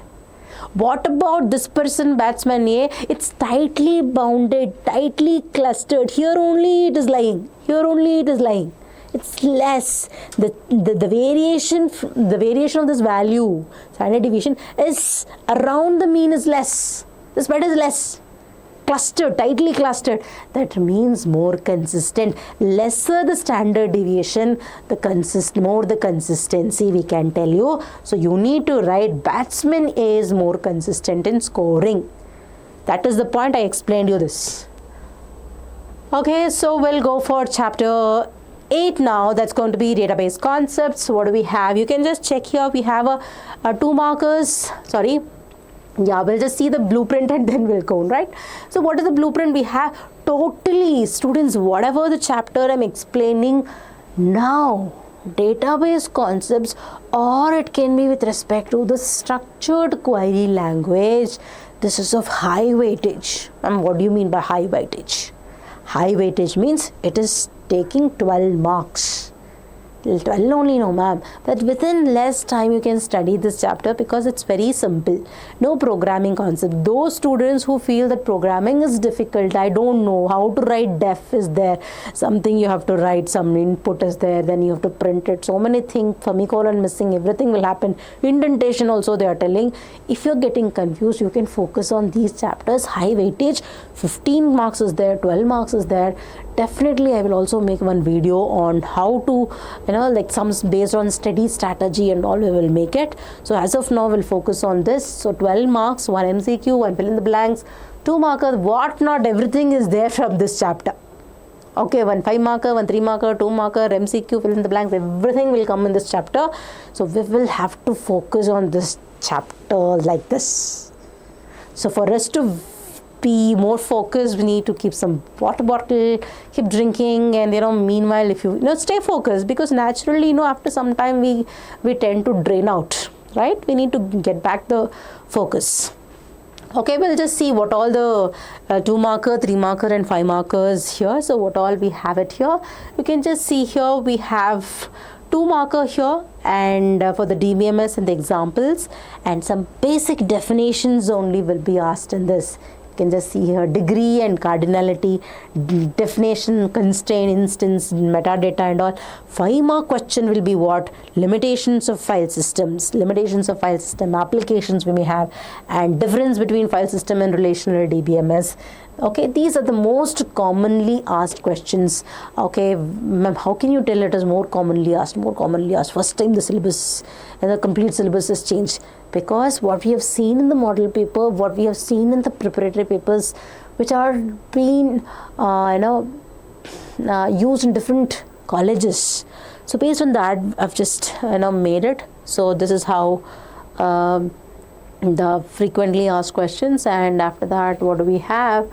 So here we have some definitions. I told you tuple, domain, degree, cardinality, and different types of keys, and most importantly different types of keys, and relational data model. And after that we have properties of a relation. What are the different properties of relation also we'll go through. So let's start this database now. So what do we have here? We'll just take up one question by question. Okay, I told you it's a high weightage chapter. You cannot afford to miss out this, and very, very important topics only have put here. So don't miss out this chapter. So what is defined DBMS? And it's mentioned the example of DBMS. So what is in DBMS? DBMS is the database management system. And what did you mean by that? It's an application software that enables us to create a database, manipulate the database, retrieve the database, and the way you want to organize, the way we want to retrieve it, manipulations, operations, whatever you want to do it very efficiently, it helps us to perform. That's why we call it as a database management system. It's a system, it's an application software that manages all these things. It's called as an application software database management system. What are the examples we have? So we have an example: MySQL, Oracle, PostgreSQL, SQL Server, MS Access, MongoDB. Okay, next question: differentiate between degree and the cardinality. What is a degree and the cardinality? Total number of attributes in a relation. What is a relation, ma'am? Relation is basically a table. What is a relation? Relation is basically a table that will help you to find out the total number of attributes given by a term called degree. What is degree? Total number of attributes. And what is cardinality? Number of tuples in a relation. Relation is a table, is known as a cardinality. Next question is what? What are the limitations of file system that can be overcome by a relational DBMS? So what are the different kinds of limitations we have it here? So it's a very simple and little bit tricky in order to understand this concept. So what is that we have? I think you have seen this in this textbook also. We have difficulty in access, data redundancy, isolation, and all is there. So what is this? This chapter you need to understand with respect to the concept called file handling, the way you create a file. You're going to open a file, open sample.txt, and then you're going to write the name of the file, and then you're going to write as the mode and all. You're going to open it and you're going to read the content or write the content to it. Now the thing is that we have a particular file is basically what? A named area in the secondary memory only. No, I have opened a file. So I have opened a file, and this particular file, okay, it needs to be accessed by a particular user. For example, I want to use it. For example, the other person we have here, and like that particular student want to access it. That means the reason why am I using may be different from the way that person is accessing the system, right? The reason why am I accessing this particular file is definitely different the way some other person wants to access this file, right? That means the query will be different. Every time whenever we store the data in the particular file, we need to have an application program to retrieve it. We need to have an application program to retrieve it. For example, I just want to have the details of what? I just want to have the details of roll number, SNAME, and DOB, and the other person wants to know the G phone, G address, and GUI, and there is one more person who wants to know all these except GUID, and there is one more person who wants to access these two. There is one more person who wants to access these. This only phone number, guardian phone number.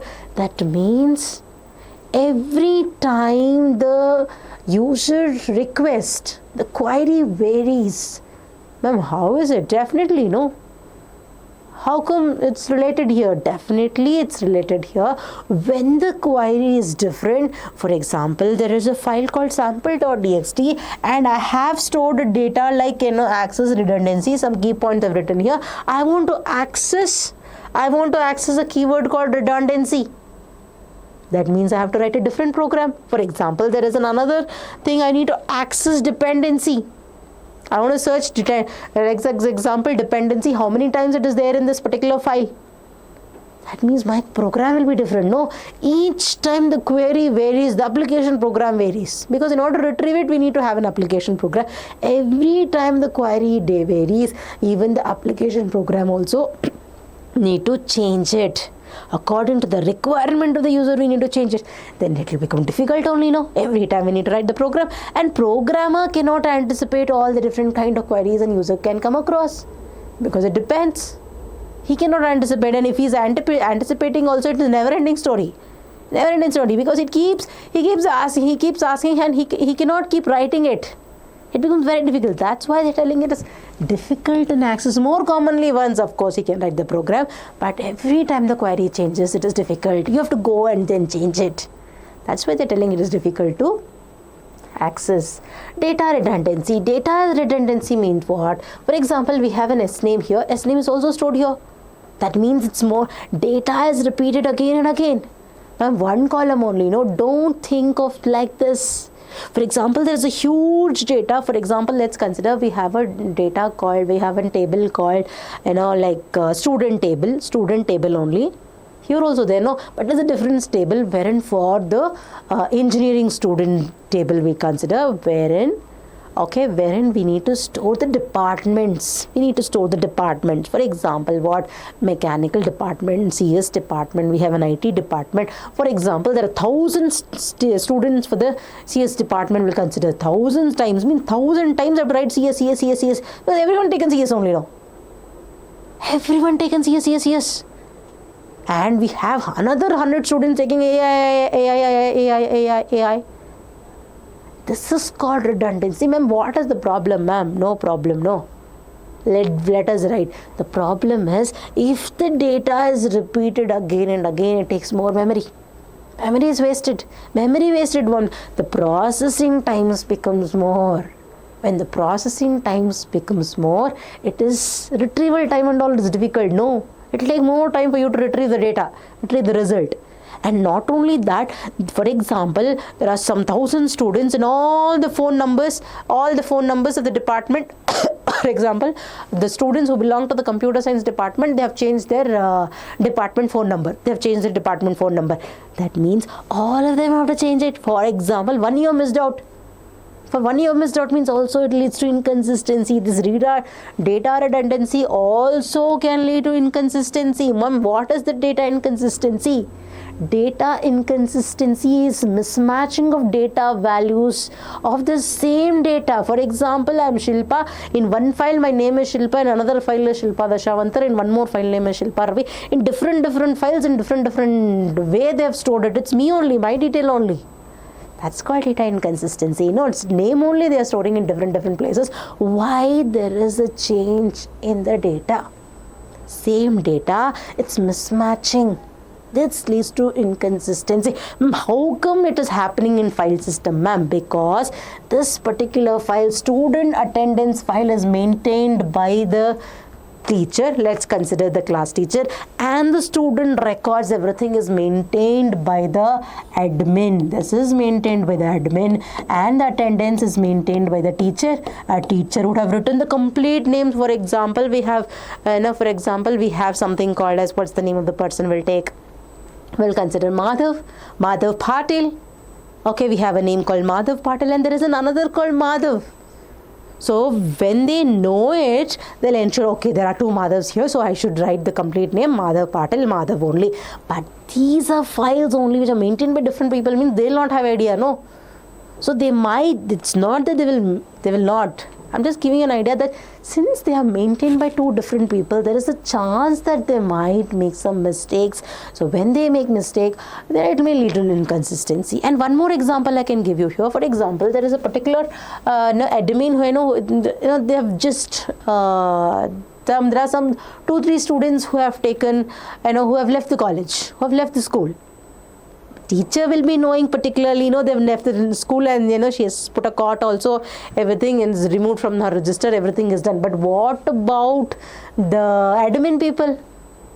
If they have not updated it, it's wrong. It's wrong only. No, the students only have left the school, but the thing is, it is not updated. It's in different places. If it's mismatching like that, that leads to inconsistency. What is data isolation? What is data isolation? Isolation means linking, mapping, linking of data, mapping of data, relationship between the files. For example, there is one file here, there is another file here, and this file, if I get this file, I need to know the details of the guardian. For example, there is a particular called Madhav parent details, I want to know it.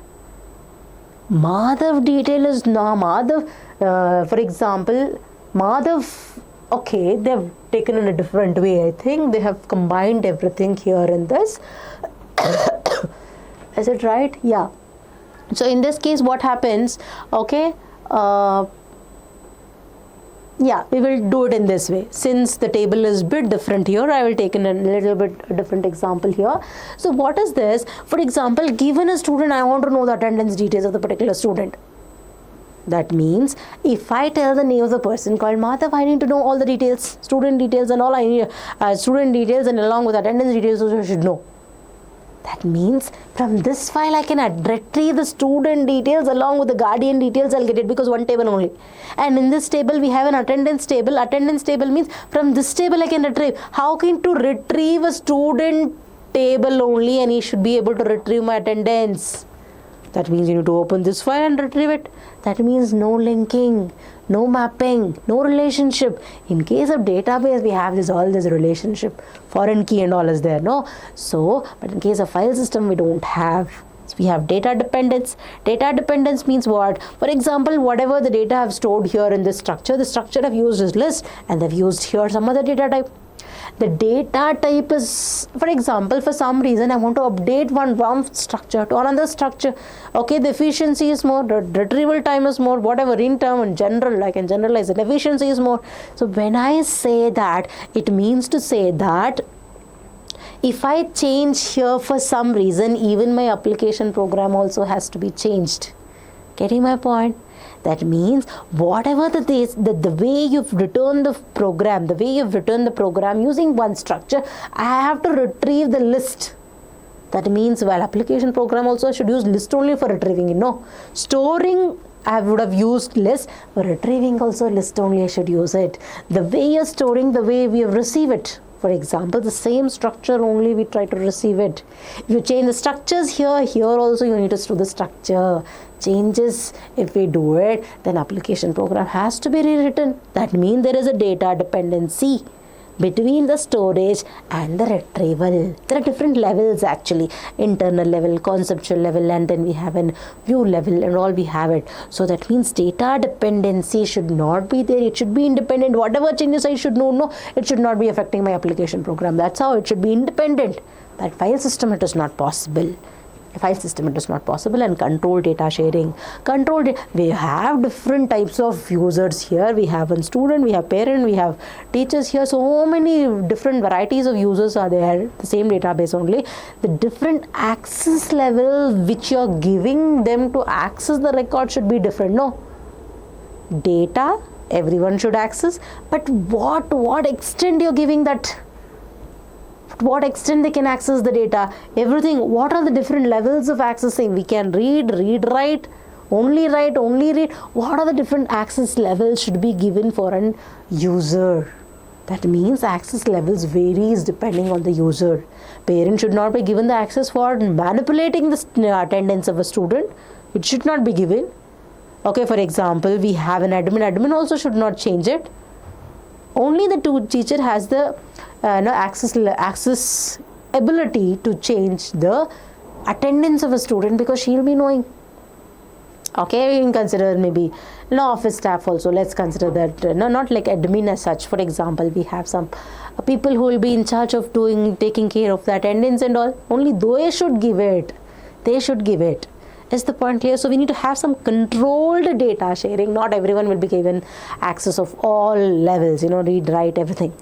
Okay, only few should get the few privileges, access privileges we call. What is that right word? Right word is the access privileges. We'll go for the next question. So what do we have it? Explain the applications of database in various fields. What are the different applications? So whatever is there in the book, you can just write it off. Definitely you will get the marks. Definitely it's banking, crop loans, inventory, organizational management. Okay, online shopping, whatever that comes to your mind, especially for storing huge amount of data. For example, I'm storing my data in the Excel. You don't give such example. Huge data. For example, Aadhaar database. So huge passport of all the city. Okay, for all the people who have applied for passports, who have the passports, their information, passengers' information, huge data. Wherever huge data, storage is involved, definitely database will be there. Keep thinking like that and then write it. Don't whatever comes to your mind means a little bit logically, some common sense we need to have it and then write it. Okay, we'll go for define the following. It's very, very important. So what is going to be a database schema? A database schema is basically the design of the database, skeleton of the database, logical or the visual architecture of the database. How exactly the data looks. So what all the components we have it? What all we have it, ma'am? We have tables. What are the different attributes? What are the data types? The constraints, everything, even the relationship between the tables, everything is clearly mentioned in the database schema. Okay, then you have data constraints. What are data constraints? Constraint means what? Some kind of restrictions and rules that can be applied for a particular column. Only this data can enter. If you enter some other data, then it has to give an error. So, what are database constraints? Constraints are certain rules and regulations that we can enforce on a particular column for what? For validation of data, for accuracy of data, so that we can validate the data, and for accuracy of data, we can use this. Not null, it should not be null. Roll number, register number should not be null. Marks cannot be greater than 100, it should be less only. It should be less, it should not be below 0 also, no negative marking. Like that, we can apply some rules and regulations. What is that? Those are called database constraints. What is metadata? Data about data is known as metadata. For example, here we have a particular slide. We'll just look into that. So what do we have? Here we have roll number, SNAME and SDOB. Let's consider the name of the student. What is the name of the student? I'm going to consider the name of the student as roll number. Okay, roll number is 101. 101 Madhav. And what is the date of birth? You can take some date of birth here. This Madhav 101 becomes the data, actual data. Are anyone interested in SNAME, DOB, roll number and all? Nobody's interested. Data about data is called as metadata. Actual data is Madhav data 101. Getting my point? So metadata is data. This is the data. About this data, what are you storing? This is name. Okay, this is going to be the name of the student. This is the roll number. Data about data is called as metadata.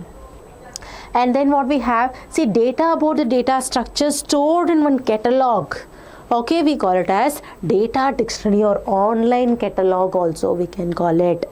Database instance, the current state of the database, the entire state of the database at any given time. What is the database? What exactly that entire database consists of? The screenshot of the database is at any given point of time is known as athwa snapshot antanu kuda karitivi. Snapshot of the data at a specific time. Right now it's different. Maybe at 10 minutes later it may be different. After 1 minute also it may be different, because I would have made some changes. I would have added, I would have deleted, I would have dropped. So many things I would have done. No, that is called as database instance. What is query? Requesting of the data from the database is called as data. This is called as data. It's called as a query. What is query? Requesting of data from the database is called as query. What all you can request? I can insert a tuple, I can delete a tuple, I can also manipulate the tuple. Is the point clear? All these manipulations, whatever, I just wanted to get some record, I want to retrieve the tuple. Whatever we call it as, and querying, we call it as query. What is database engine? Engine is the main component that drives your vehicle, right? So what is database engine? Database engine is the core component of the DBMS, core component of the application software that enables you to manage the entire database. How? By creating a database, by inserting the tuples, by manipulating the tuples. Is the point clear? So that means the entire management, creation of the database, updation of the database, everything, retrieval of the tuples, retrieving of the database, everything is taken care by the core component of the application software that is called as database engine, we call it. Okay, we'll go for the next question. What do we have? Define the following terms. Few more definitions we'll go through. What are tuples? Tuple is a single row or single entry in a tuple is called as, in a table is called as an tuple. So what is a tuple? Single row. For example, we had that 101 Madhav. This is going to be, for example, this is going to be the roll number, and this is going to be the name of the student. This is going to be my what? This is one tuple, 102. Then we have what? I'm going to write it as Madhu. So these are the tuple. Tuple 1, tuple 2. Tuple 1, tuple 2. What do you mean by attribute? A unique name given to each column. Unique name given to each column is called as an attribute. Attribute, column or field is one and the same. We have a domain. Set of values for a particular column, set of values for it. That means what? It's basically what are the values I can put here. It's not 10 plus, it's going to be 101. Okay, so what is 101, 102? These are the values for a particular column. Okay, that's called as a domain. Okay, and similarly we have this degree. Degree is the total number of attributes. Total number of attributes in a table. That means we have two tuples. The degrees of this relation is going to be 2. Let's consider one more because I don't want to make it 2. So I'll make it 103 and then I'm going to write it as Madhushri. Madhushri. So what is this? I have taken a student table here. We have two attributes. What I can call attributes or columns I can tell you. Okay, roll number and name, and we have 3 tuples here. The degree is the total number of attributes. How many attributes are there? 2 attributes are there. That is going to be the degree of the Relation. Relation is a table. Then what is cardinality? Total number of tuples. Total number of tuples in a relation. How many tuples are there? 3 tuples are there. Tuple means what? Row. Is the point clear? This is going to be 3 rows or 3 tuples. Tuples, rows, records is called as cardinality. Cardinality. Number of columns. How many attributes are there? That is going to given as degree of a relation. Degree of a relation. Okay, define keys and explain all different types of keys. So what are the keys? We have it. Keys is basically an attribute or a combination of attributes that uniquely identify the tuples. A key is basically what? It's basically an attribute or a combination of attributes that uniquely identify the tuples. For example, roll number was different. For example, if you see here, in the same example, if you just see here, I have written Madhav, Madhu, something somewhat same only. For example, I can have Madhu here. Can't we not have 2 Madhu? Can't we not have Madhav again and again? That means the name can repeat. Which is the attribute that should be unique for all the tuples? That is called a key. That is called as a key. So what is it? Okay, so next we have different types of keys. That means understand that candidate key, primary key, composite key and foreign key, these are all the keys which uniquely identify the tuples. All uniquely identify the tuples only. Then what is the difference, ma'am? Candidate key is basically a key. Candidate key is basically a key that, how I can tell you, a minimal number of attributes that uniquely identify the tuples. How?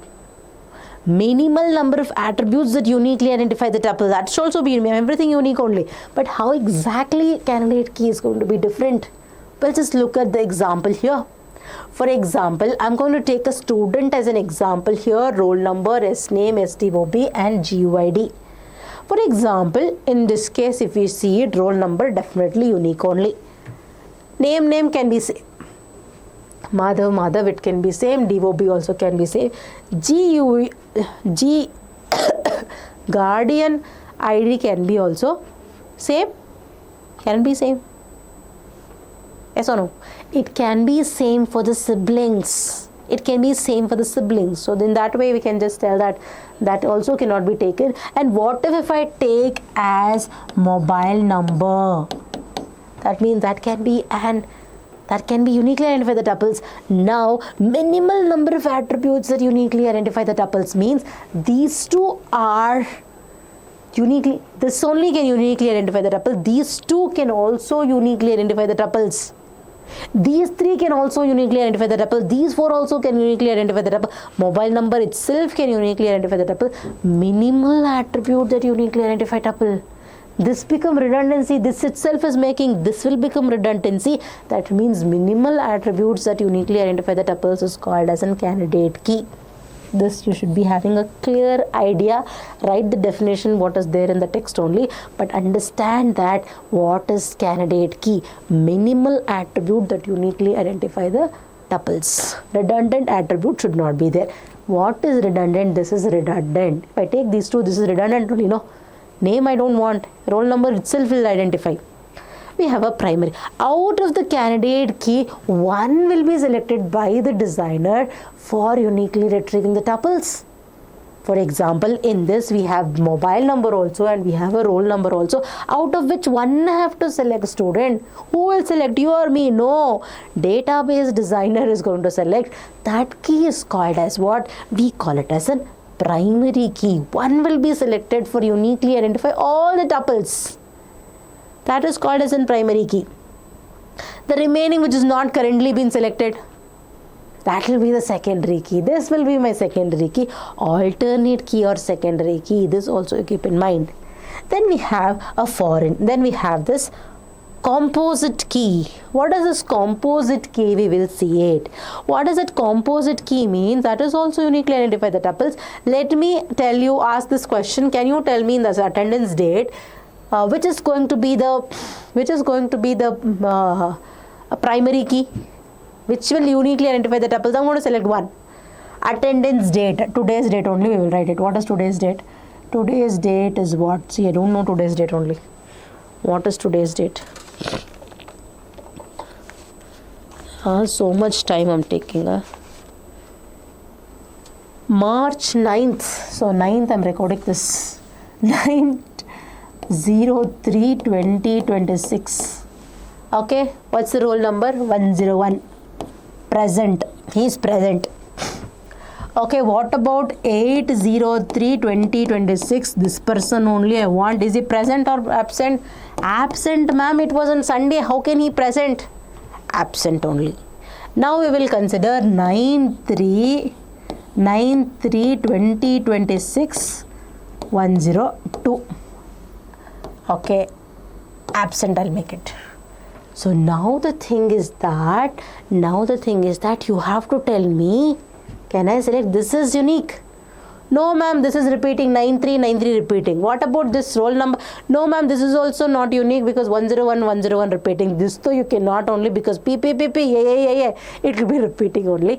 Which one is going to select? I'm going to select a combination of the attributes which uniquely identify the tuples. Roll number and attendance details. Attendance date will uniquely identify the tuples. See, I cannot write 903 and 101 roll number again. Why I need it? This person on this date, whether it is present or not. Why will I repeat it? If I repeat it, then that's going to be not unique. It's absolutely wrong, right? So I will ensure that it should not be repeated. If someone enters also, it should show it's a message, error message, it should show. How? Making these two as primary key. Two or more attributes which uniquely identify the tuples is called as composite key, is known as composite key. Okay, so we'll just go for the next one. So what do we have here? Foreign key, we have it. Foreign key, mapping, linking, and then we have this relationship between the two tuples is established using a key known as a foreign key. For example, here we have something called as a roll number and the GUID. So in this, you can just see here, we need to select one primary key. I'm going to select this as the primary key, and this is going to be the primary key. PK, I'm going to rate it. PK is not the movie I'm telling. What is PK? You have to tell me. PK is the primary key. So PK is the primary key of this table and PK is the primary key of this table. Now, I don't want the data to be isolated. If he has prepared, let the data be with him. If he has prepared, let the data. No, whoever preparing the data, everyone should get every data very easily. They should be able to access the data. There should be some linking, mapping. Getting my point? This establishing a relationship between the two tuples is done through a key called as a foreign key. For example, given this table, I should be able to access the, for example, 101 Madhav is there. No, Madhav parent name, I want to know what is his father name, mother name, not father name, mother name, guardian name only. Guardian name, his phone number, address, everything I want to know. From this table, I should be access this. How we can access? By establishing a foreign key. This is going to be the foreign key. This GUID will make it as an FK. There is no, is there any movie called FK, students? I have not heard of it. PK, I know it. So FK is going to be the foreign key. FK is what? Foreign key. That means using this GUID, wherein GUID is acting as a foreign key in this table, student table, acting as a primary key of this table. A foreign key will always be acting as a primary key in the other table which you are referencing. Is the point clear? That means this particular will be able to access from this table. So whenever you're creating a table, first you should have this and then this table. Only then I can get the values. I cannot directly put some values here, some random value. Whatever is there only I can put, because it's referencing from this table. So it establishes the relationship between the tables. That's called foreign key.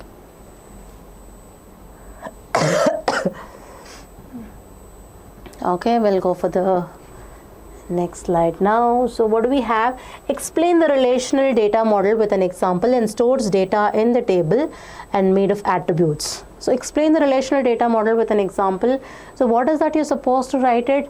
Explain the relational data model means what? Very simple. A relational data model is going to be a data model wherein the entire data is stored in the form of relations only. Okay, whatever it is means whether it is going to be the data dictionary, whether it is a table, whether it is an attribute, whether it is going to be a constraint, whether it is going to be in terms of what I can tell you, a relationship. Everything has to be written in terms of table only, in terms of relations only, rows and columns only. It should be expressed. Such a model which comprises of, which stores, which consists of the data, implementing the data in terms of relation, we call such a model as data relational model. Like relationship data model also we can call it. Is the point clear? Relational data model, wherein the entire data types, data constraints, whether it is going to be relationship, everything has to be expressed in terms of relations, in terms of tables, in terms of rows and columns only. In detail I'm telling. Okay, so what is that? Stores data. One example I need to give for the relational data model. So one table they have taken and they have returned the attributes here, and this is they've given the values here. This is going to be considered as what? Attributes, and this is going to be the tuples. Cardinality and number of rows is going to be known as in cardinality, and number of columns is going to be the degree of a relation. Is the point clear? So we'll go with the next slide.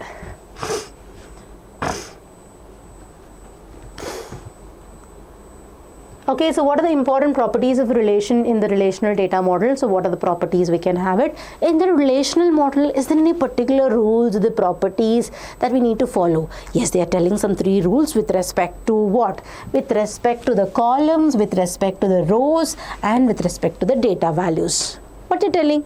I told you relational data model is the entire data model in terms of data types, constraints, relationship. Everything is expressed in terms of tables only, in terms of rows and columns only. But there is some kind of restriction properties for each column, or it can be with respect to rows and also with respect to the data values. Attributes, what are the property? They are telling that order doesn't matter. If you want 101, if you want to put the roll number this side or roll number that side, it doesn't matter. The role or the order, the attributes does not matter. And attributes name must be unique. Don't take roll number. It should be unique. Attributes name should be unique. And what about the columns? What about the rows here? Sorry, the rows also they are telling the rows also must be unique. The rows also, for example, very simple, I'm going to take it 101 Madhav. Okay, 101 Madhav. 101. What is the point, students? Storing all the same details. What is the point of creating a database? Each and every tuple should be different, right? That is what they did. They made one rule. See, when there is no use, no, they'll make it as a rule as such, a step. So all the tuples must be unique. Order of the tuple does not matter. Madhav I can write it here. Madhushri I can write it here. Then I can write Madhu here. The order of the tuple does not matter. And we'll go for values. What is that value? They're telling each attribute must have the values from the same domain. For example, 101, 102, 103. I can't write Madhav here because this is going to be a roll number. Roll number is the data type. Data type should be of int only. I can't take a fraction. I can't take an alphabet here. That is the rule they are making here for the data value. Each an attribute must be from the same domain. Value must be atomic. You cannot have a multiple values. For example, I cannot have, what I can tell you, values must be atomic means it cannot be further divided. See, when you are taking, for example, I can give you one beautiful example. We have a name of the student. Name of the student can be still being divided. Yes, how? That means I can have a first name, I can have a middle name, and I can have a last name. So when you're putting multiple names and all, okay, one value you're retrieving it, then okay. But don't try to have values here. Okay, multiple values should not be there. That's what one atomic value. Multiple value should not be. Multiple values another kinta, because multiple value again is going to be another property only. So what they are trying to tell you here means it should be atomic. It should be not further divided. I can tell you, it should not be further divided as such. Okay, values must be atomic. One ಇರಬೇಕು, ಅದ್ರ ಮತ್ತೆ divide ಮಾಡೋಕ್ಕಾಗಲ್ಲ. You should not be dividing it. So then we have no multi-valued attributes. For example, my number I'm having I'm having another sim, I'm having 3 sim, I'm having 4. Multiple values should not be entered. You can have as much and as many sim as you want, but ensure that when you're entering only one mobile number only, multiple values of the number should not be entered. Take it as phone number 1, phone number 2, phone number 3. Make a separate column only. Don't put multiple values in one value, only one cell. You cannot put multiple values. Null value can be used. For example, I don't know the guardian name. For example, I don't have some certain ID I don't know. So I can put null value. Null value is also acceptable. Unknown, not applicable. That means if it's not there also, how you can write it? Not applicable. Okay, not known means you can just leave it as null. It's acceptable. Okay, we'll go for this chapter 9. That's going to be a structured query language. Structured query language is basically a very, very important chapter. In this chapter, we are learning we are having 15 marks allocated for this chapter. 15 marks, very highest weighted chapter is SQL, students. And it's very, very easy. Just remember the syntax. You will be able to do, very good at very, very nicely you can score. That's what I meant. Okay, so 15 marks. So what all will be covered? Everything will be covered, but it will be more covered here. So what I meant here is 3 MCQs and 2 fill in the blanks, 1 marker, 2 marker, 3 marker and 5 marker. So we have multiple MCQs covering, multiple fill in the blanks also covering. So you cannot afford to miss this chapter. And most importantly, should not miss this. Clear? So we have all the syntax and examples for all the commands. We have it, DDL, DML commands and all. So we'll just take up one by one. So we have some 3 marker questions here. You can take a screenshot of this. And what are the data types and constraints, order by clause, group by clause, and string functions, and 3 categories of functions, aggregate functions also they've taken. Okay, and some 5 markers. This is very, very important. One hot question. That 5 marker will be a hot question. That means higher order thinking skills. That means you're supposed to know, not direct questions, some kind of indirect questions will be there. For example, they're going to give one table and then you're supposed to write the query for that. So this is how the question will be. You've already seen, I think. So such questions also will be discussing in today's class.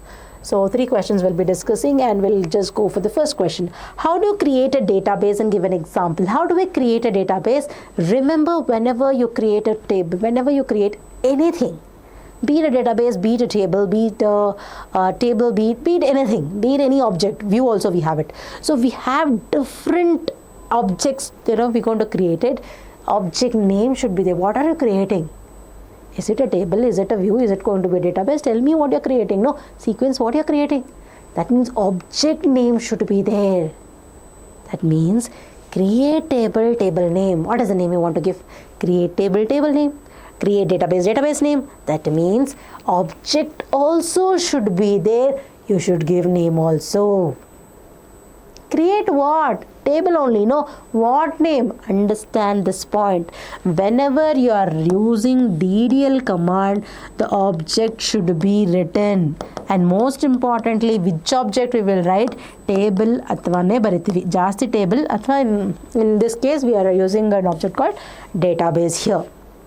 Is the point clear? That means DDL means keyword table will come. Database will come. What are you creating?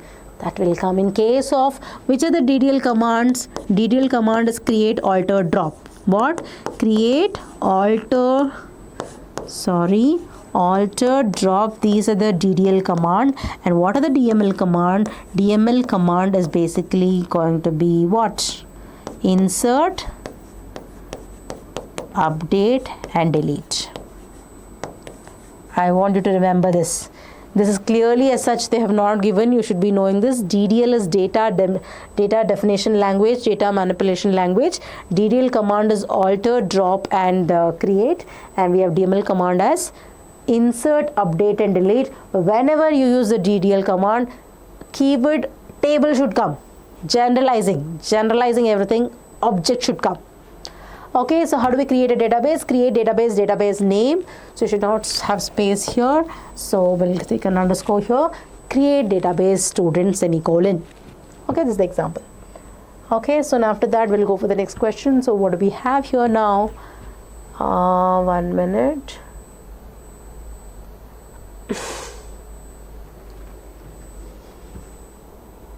Yeah. So we'll go for the next question. So what do we have now? So write the syntax and example of a create table. So what is the syntax for create table? Table, I need to create it. That's very simple. Create table, table name. Create table, table name, attribute and the data type. Create table, table name, attribute, data type, attribute, data type, attribute, data type. That's it. If you want, you can have constraint also. Is it compulsory? Not compulsory. But if you want, you can put it. Okay. So create table, table name. So they have taken the constraint at the end. So we can have a constraint after every column. We can also have a constraint at the end of the table. Column level constraints anta ಹೇಳ್ತೀವಿ, ಆಮೇಲೆ table level constraints ಅಂತಾನೂ ಹೇಳ್ತೀವಿ. So what is this?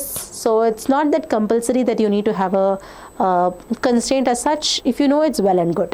So create table, table name, roll number int, column name, and then the data type you have to write. S name varchar 20, date of birth, date. Keep the name simple, students. Don't keep it bit lengthy like this. SDOB enough.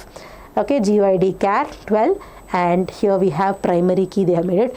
Ensure that whenever using a primary key, foreign key, order by, order by, group by, and all, no, space will be there between the words. Primary space key, foreign space key, order space by, group space by, like this space will be there. Keep that in the mind. Open and close parenthesis and semicolon. Okay, after this, what do we have? So we have for the next command, that's going to be alter command. It's very simple. It's a DDL. Remember, it's a DDL. DDL, alter table, table name. Alter table, table name. It's going to be what? Add income. I need to add an attribute, no? Ma'am, is it only about adding or dropping? Anything you can write it, but simple is going to be an adding a column for alter. Add income int. Is the point clear? It's very important to know the example and then write the syntax. Writing a syntax, no, suddenly your mind will not work. I feel preferably I'll write an example and then we'll think of writing the syntax, because it's more easily I can understand reality. We can come to the reality, and then you'll be able to understand in a better way and write it quickly also. Okay, we'll go for the next question. So what do we have for the next? Next is going to be an drop command. So it's going to be an DDL command. So drop means you need to have a table. Drop table, table name. Drop table, table name. Drop table, table name.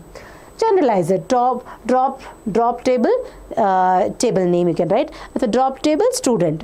If I want to delete, I want to drop my entire database. Drop database, database name, semicolon. Okay, we'll go for the next question. So what do we have for the next? So next, what we have is going to be an insert command. Remember, these are all the DML command. Can you tell me which are the DML command? In case of DML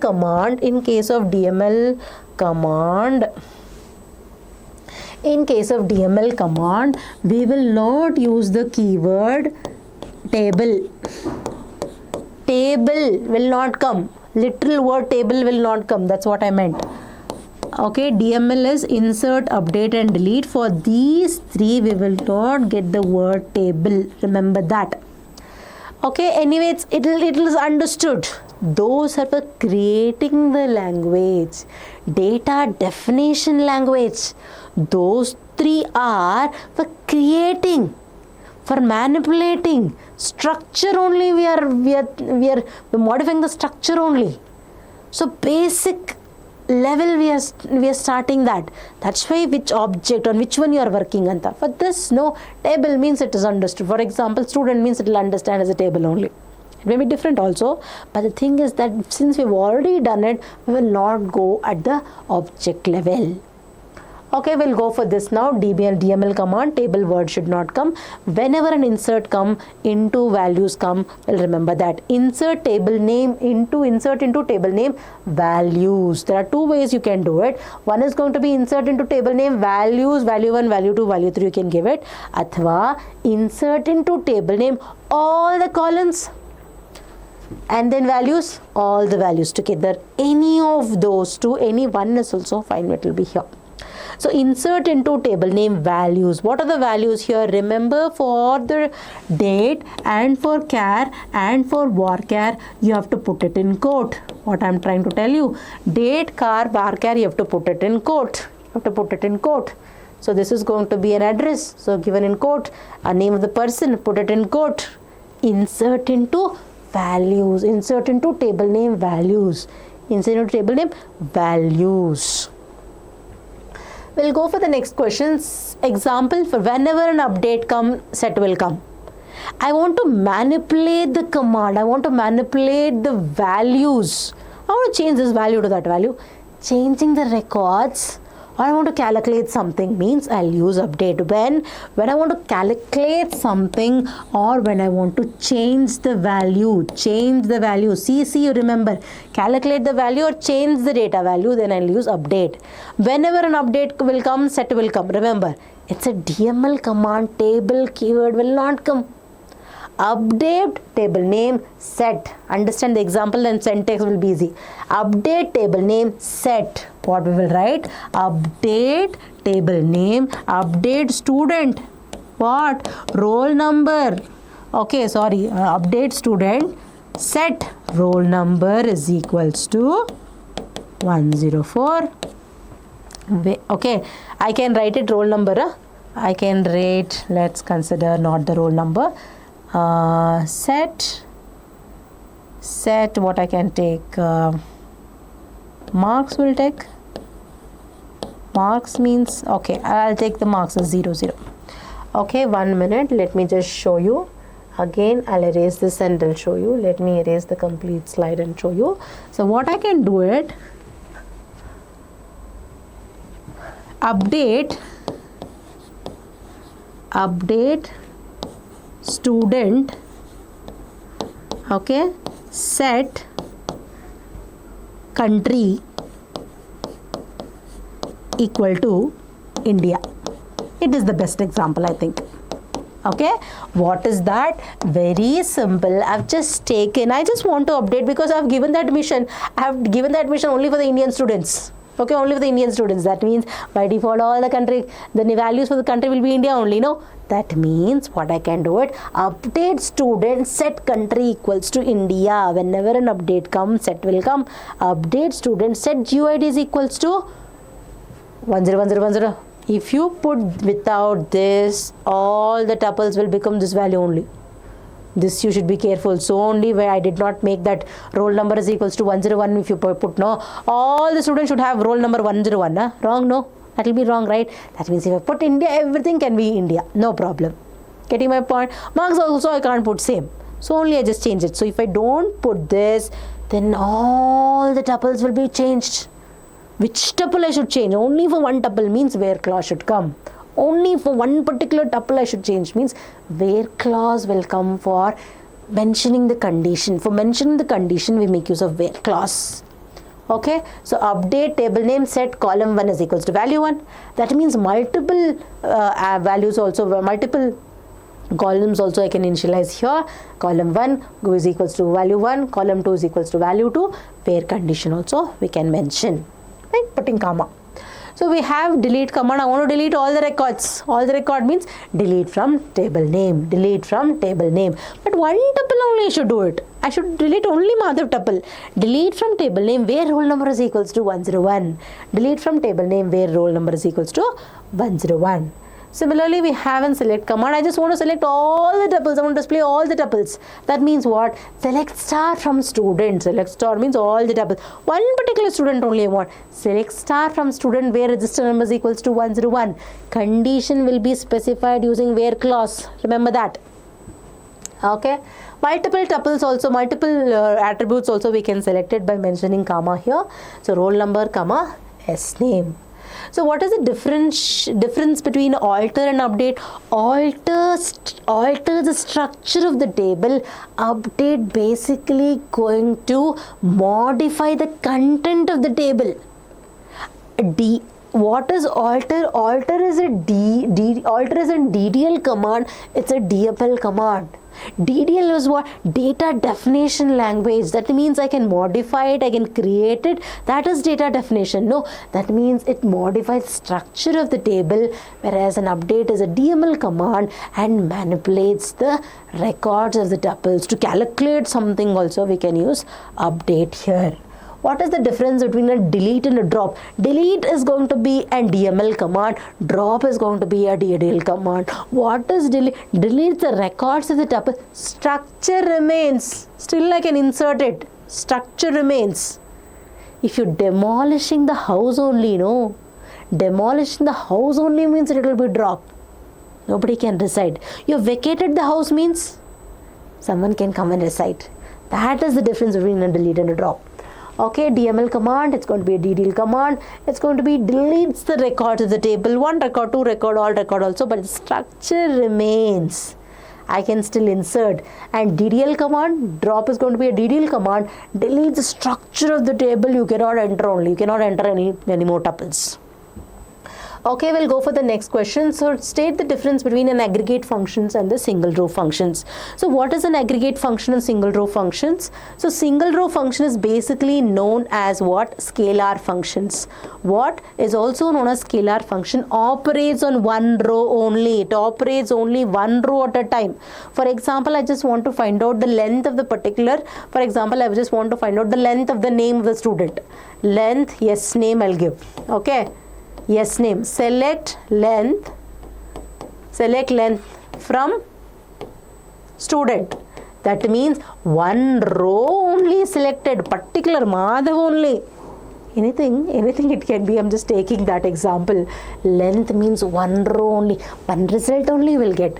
Returns one result per row, one result you're going to get it. What about it can be used in which all the clauses, select clause, where clause, order by clauses and all we can use it. Select clause, where clause, order by clauses and all you can use it. Example what? Math function, date function, then we have date and string functions. All these things are an example for single row functions or scalar functions. What about aggregate functions? Aggregate functions also called as group functions. What are the examples? That means it works on multiple rows. Average, I want to find out average of all the students. That means all the students, all the tuples are going to consider. Multiple rows will be working on this. And for all the rows, one value I'll get. For one row, one value is to get. For all the rows, one value only I'll get. One result only. Where I can use it only in the select clause. Remember this, multiple row function, group function or aggregate function, all one and the same only. Example what? Count function, min function, max function, AVG function, sum function, count star function. These are all the aggregate function which works on multiple rows, Okay, remember that. And one question they had asked you in one of the preparatory papers, which function will work only in the select clause? Scalar functions, aggregate functions, everything they had given. Remember, it's called an aggregate function. You should be knowing aggregate function is nothing but the multiple row function only, group function only. That you should be knowing it. Okay, we'll go for the next question. So what do we have here? Explain any three data types. What are the data types? We can write it very simple. We can have a char value, that means fixed length of the length. Fixed length string, I can have it from 0 to 255. Varchar is variable character. Variable character means even though if I give my name, for example, I have reserved for 20 spaces, I have reserved, out of which my name takes only 6. Rest of them are wasted. No. Where? In char. In case of varchar, 20 I can allocate it. Maximum I can allocate it. But it actual memory taken by it is only 6. It's dynamic memory allocation. My name is Shilpa, it allocates only 6. Maximum 20 can be allocated. That's variable length string, very efficient. Okay, up to 65,535 we can store it. And integer value, if you want to have a larger variant, we can have a backend and it's going to be 4 bytes. Float is going to be for the decimal floating point and it takes 4 bytes. And date is going to be of the format YYY YYYMMDD. Put that in quote. That's very important. Put it in quote. For char, for varchar and for date, it should be in quote only. Is the point clear? So how do we write it? I'll just show an example for float also. So float means 6, 2. So take it like this. Total number of digits. So how many digits can take? 2625.25. That means total digits is going to be 6. Out of it, how many digits are dedicated for the fraction part? Only 2 digits. 6, 2 digits. That is the thing. We'll go for the constraints. So what are the different types? What are constraints? Rules and regulations. Rules and regulations that are applied for a particular column to ensure validity of data, accuracy of data is called as a constraint. What are the different constraints we can have? Not null constraint, unique constraint, default constraint, primary constraint. Primary constraint will ensure that redundancy should not happen. That means same tuple should not be entered again and again. Mother, I can't enter. So that's going to give an error. Primary key will ensure that. What about default constraint? Default constraint means, for example, I can have a default value for all. For example, country is all India only. Instead of typing, I can set a default value. That's going to be a normal default value. Means if none is given, I can set a default value here. What is unique value? Value must be unique. It cannot be repeated. Is the point clear? For example, will ensure the primary key means unique only, that will be there. For example, there are certain other, for example, mobile number I have not set it as a primary key, but that should be unique.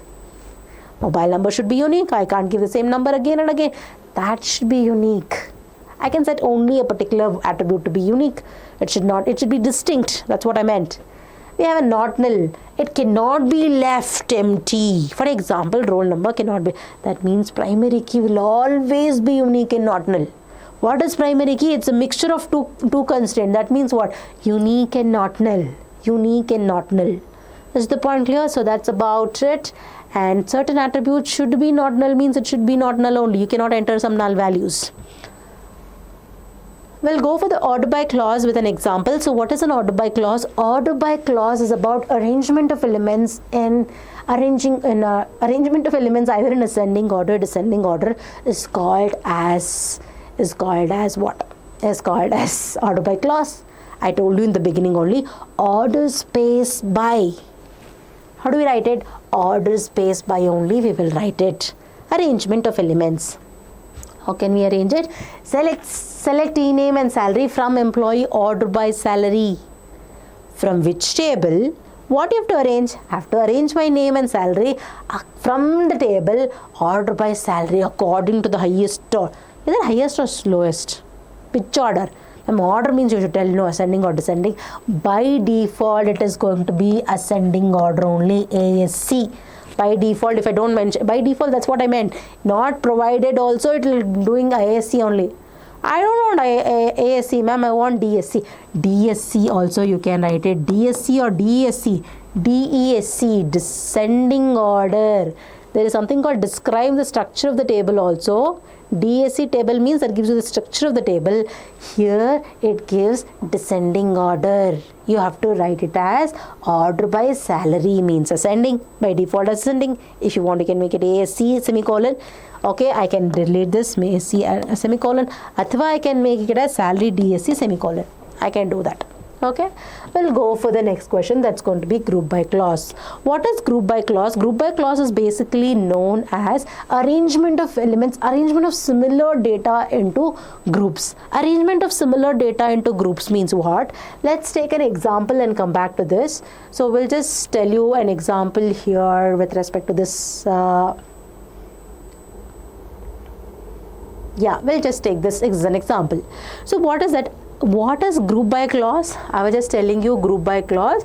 Group by clause is basically arrangement of elements, arrangement of similar data into groups. Arrangement of similar data into groups. Let's consider this example. We have A, B, C, E, F, G. Then I'm going to take it Madhav and then we'll take it as Radha. Okay, we'll take some name like this. Radha and I'm going to take it Keshav. Okay, so we'll make it Arjun. E for Ishwar. It will be easy not to tell. X for what? X, any name starts with X, students? I'm really not getting the name. X only I'll take. Name the person as X. X employee. Okay, that will be better. So now we have the names of the student, names of the employees like this. What is group by? Group by clause is arrangement of elements. Arrangement of similar elements into groups. Arrangement of similar data into groups. For example, I have the employee details and these people belong to certain departments. We'll take which department I want to take. I want to make these two as HR. Okay, and I want to make these two as what? I'll make it these two into admin. Okay, I'll just make this Madhav into admin, and rest of them I'll put them into accounts. Accounts. Okay, very simple. I have totally taken how many? 6 employees I've taken, and all these employees have given a certain department. Okay, Arjun Ishwar working in HR department, X is working in admin department, and Madhav Radha Keshav working in accounts department. Now I want to have a details of the employees working in, how many employees working in which department. Count of employees in each department. Count of employees in each department means you can find out how many employees working in HR department I can easily give. Correct? No. Select count star where department name is equals to HR means I can easily give. Now I want to group the data based on certain criteria. Group arrangement of similar data into groups. That means what? Arjun will take it, not like that. HR, how many in HR department, how many are working? In each department, how many are working? HR department, 2 people are working. Let's consider admin department, 1 person is working. And then we have an accounts department, 3 people are working. So, in order to have, what is this? According to the department wise, arranging similar data. Similar data means what? It's all department wise data only I'm taking. But this cannot be done using an order by clause. I can arrange elements. Okay, and according to those register number, their employee ID, done. But how to arrange similar data into groups? I'm grouping it. Similar data, department wise, and then grouping it. HR separate, accounts separate, then accounts separate, HR separate, then when we have admin separate. So this can be done only through the group by clause. What is group by? Arrangement of similar data into groups is called as group by clause.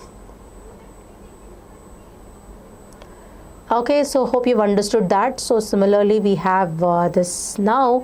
How do we write it? Arrangement of similar data into groups, I told you. So we'll just take an example now. Select count star from employee group by department. This is how we write it. How do we write it? Select department. I should get department. I should also get how many other department, how many other department, how many other. Which table? From employee group by department, but group only by department. We'll go for the next question. Any 3 string function SQL with an example. Very simple. So we have in length, okay, we have in UCase and then uppercase, it converts into an uppercase now. So it's going to be information practice means it will be in uppercase now. And we have in LCase or lowercase, converts string into lowercase. And we have in mid here. Mid means extracts a string. Extract a string from the given string. Where to where? That also you can mention. Where to where also you can mention. If you don't mention, it will become by default till the end of the string. Okay, for example, informatics, I'm just extracting form. I'm just extracting this. Okay, left, that means what? Return the leftmost characters. How many characters? That also I can mention here. Extract what? Extract first 4 characters from the left. Extract the last 3 characters from the right. That means 3 characters, last 3 characters. Length of the string. Length of the string also I can find out using length function. In string. Position of the substring. For example, I have informatics. Where exactly ma is present. Okay, position of the substring. Is it there or not? If it is there, it should give the position. Position starts from 1, 2, 3. Remember that. Position starts from 1, 2, 3. And remember that substring, it is going to give you the position exactly where. First substring only. If you have multiple also, no, it will give first substring that is there. So let's consider here what do we have now. 1, 2, 3, 4, 5, 6. 1, 2, 3, 4, 5, 6. 6 is going to be M. That means ma is there. So 6 kodatte position. First index kodatte. After that we have L trim, R trim and trim. Removes the leading white spaces beginning of the string. For example, we have signs here.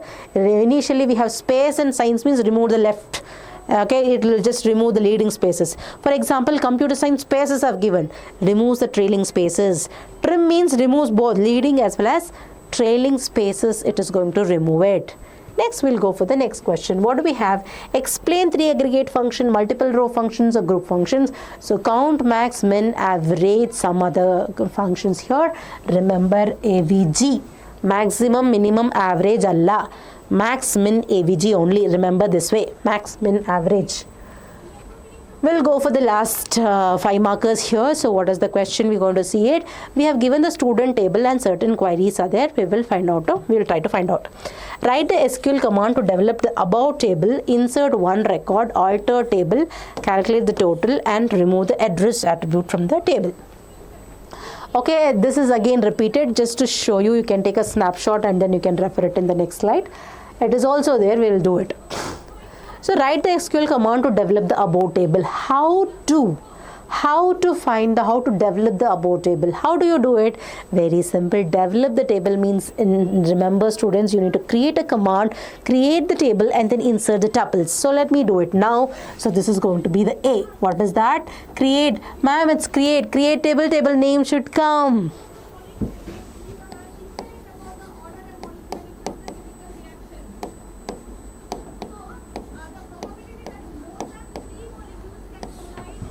Create table, table name. What does that have to write? Roll number. And then we have int here. Okay, then we have name. And then I'm going to take varchar. Let us be more efficient, isn't it? Address, varchar.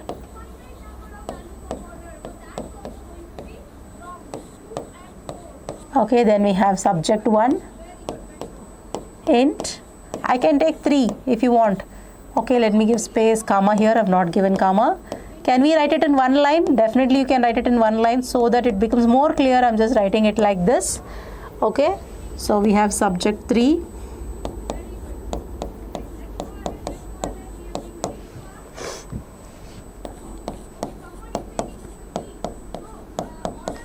Is it compulsory that you need to give the values as such?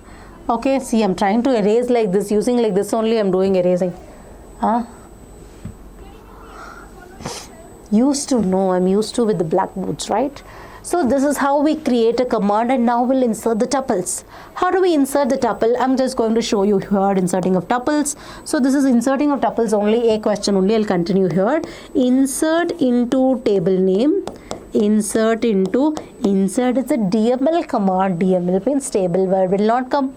Insert into table name, values will come. What are the values? I can write it 101. Samrudh is there. Okay, I'll write Manthan, it is easy. So Manthan we have here, put it in quote. I told you date, char, varchar, you should put it in quote. Then we have Udupi. Okay, the address is simple now. Udupi is there, and then we have 80 and we have 95, 65 and 97. Similarly, we can also insert 3 more tuples. Similarly, Allah, you have to insert all the 3 tuples. So I'm going to write it, insert into table student values like this, 102, Manthan in quote, Karkala quote, 70, 86, 56, 88. All 3 tuples should be inserted like this. Okay, and similarly we have this B question. What is the B question? It's going to be A only, continued. Insert one record into the tuple. Insert one record only they've asked, no? Okay, so insert, so they've just asked you to, see, to develop the above table means first to table creation only. Insert one record, I've done it. Alter table with the field total. Add one column. Add one field. Field is adding a column only. How do we do it? Alter table, table name. Alter table, table name, sorry, I'll just erase this here. Alter table, table name. Alter table, table name. Add. Add what? Add roll. Add what? Total. Add total int I'm taking. Very simple. You can want to put, you can put this in parenthesis also, nothing wrong. Is it clear? Alter table, table name, add total int. Calculate the total. Total is what? Adding of all the subjects, no? So we'll just do that. So calculate means what? CC I told, CC, calculate and change the records. So update should come. Whenever an update should come, set should come. Update which table? Student, set, total is what? Total is equals to SUB1 plus SUB2 plus SUB3 plus SUB4. This is how we write it. So this is how we're going to update. Update students at total is equals to 1, 2, 3, 4 subjects we need to add it. Okay, and then we're going to do the remove the address attribute from the table. I need to remove the address table. So how do we do it? Very simple. Modifying the structure of the table. Modifying the structure of the table only means DDL command. Which command? Changes, no. Alter command only. Alter table name. DDL command, ma'am. Table word should come. Alter table name. After add it to drop it. Adding of column, no. It's removal of the address. Removal of the attribute, column. So, drop it. Drop alter table name, drop address. Have I taken as address only? Just check it. What I have taken? Address only I had taken. I'm going to take it address only. Is the point clear? So this is how we write the queries. If you want, you can take a screenshot of this so that we can go for the next query. Okay, we'll go for the next one. So I have written all these things. So let me erase this part and then I'm going to start with this. With reference to this table, we have an employee table with all the details we have it. Now you need to find the maximum, minimum and arrange the elements from highest to lowest. Highest to lowest is their descending order. Then delete all the records and remove the table employee also. We will do it. We'll just go now. What is the first question? Find the maximum here. Maximum means select max of net salary from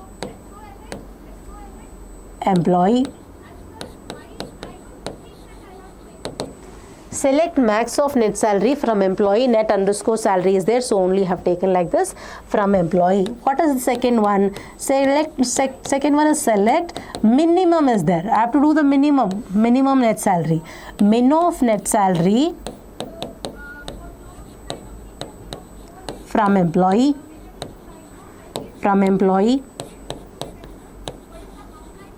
Then we have to arrange the elements. Arrangement of employees, ma'am, it's going to be in order by clause only, no? Order by clause. Select what? I have to select, I have to display what? Employees only, no? Select employees. 1 minute. Arrange the employees. Entire employees only is there. So select, I can't take like this. There is no attribute as such employees. So I'm going to take it what? I'm going to take it, all the employees details is there. So I'm going to take it employees. See, it's only about employee details. I'll take it as employee details only. Select star from star, remember all the records. Not a particular, all the tuples will come, means all the attributes will come. Select star from student, order by, order space by what? Based on net salary. Based on, okay, select star from student, order by net salary, DESC for descending order. DESC for descending order. Is it point clear? DESC, I'll write it again. Okay, DESC semicolon you should give it. Okay. After that, delete all the records from the employee. So I need to delete all the records. Delete all records. Very simple. Delete from table name. Delete from student. Hey, what is that? Students, I think I've made some mistake. Let me just erase it and write it. This I've made it. This I've made it. This I've made it. Did you got to know what is the mistake I made it? I'm writing select star from student. It's not, table name is employee. I have to take employee. Okay. So delete from employee. That's it. All the tuples will employee. All the tuples will be deleted. Structure remains. Still I can insert the tuples. Remove the table. Employee table only should be removed now. Employee table only should be removed means we have to do drop. Drop is a DDL command. DDL command means is what? You have to use the object. Drop table, table name. Drop table, table name. Table name is what? Employee. Okay, drop table, table name, employee. Clear? So we'll just go with the next slide now. So if you want, you can take a screenshot of this. So A, B, C, D, E also we have done it. Okay, we'll go for the next question. So we have for the books, book code, book name, book quantity, and book price and total cost is there. And you're supposed to display so many queries based on the condition will print the respective records. It's all about printing the records only, okay, displaying the records only based on various conditions. Based on various conditions means what do you do? Based on where clause. Condition will be specified using a where clause. So we'll just do this now. So what is that? Display all the records. See, you need not have to create a table. You need not have to insert the tuples. Nothing as such. They've not asked you. Display means display only. Display all the records from the book table. So A is what? Select star from what? From book. Okay, then we have B here. Display book name and book price. I'll just display it. I'll see the condition later. Select book name, comma, book price.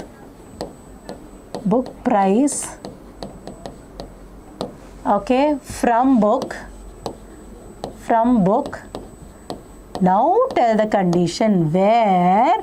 What is the condition? Condition they are telling book price should be greater than 20. Greater than 20. Sorry. Ma'am, how can it be 20, ma'am? What are you in? Which samana you are in? Greater than 200. Greater than 200. Okay, we'll go for the C part. Display the details of the book whose book quantity is the query. Details of books only. So select star, I'm going to take it. Details of means everything. Details means everything. Everything means what? All tuples. All records, not all tuples. I think I'm making a mistake. Not all tuples, because there is a certain criteria, but all attributes should be there. That's what a star means. Select star from book where. What is the condition? Where book quantity is greater than 10. Book quantity is greater than 10. Then we have D1. What is the D1? Select star details of books only. Let me take that. Select star from book where book name. That means name correct only, no? Book name starts. For example, which are the book which starts with P? What do you have? Python, no? So Python should be printed. Don't directly go for book name is equals to Python. They are telling you, for example, if we have something called as book called programming, then also it should come. Okay? Select star from book where book name like clause, like book name like P percentage. And what is this like clause? Like clause basically extract the strings. Okay, and I can tell you here like this percentage will tell you multiple characters, whereas underscore will tell you one character. So extracting a substring from the given string is done using an operator called like operator. So using which two wildcard operators we have it. One is called in percentage and one more is going to be then hyphen here. Sorry, underscore and we have two wildcard operators, underscore and percentage. Percentage means many characters I can have. P after that P I can have many. Programming, Python, then we have something called as what? Personal information, passport, anything that starts with P should come. Here book only is there, no, it starts with P only. That means any book name which is starting with P should come. Okay, like P percentage. Is the point clear? So we'll go for this even. What is that? So selects. So what is that select you're doing, ma'am? Okay, we'll just erase this part and then I'm going to write this. We'll go for this. E is what? Select.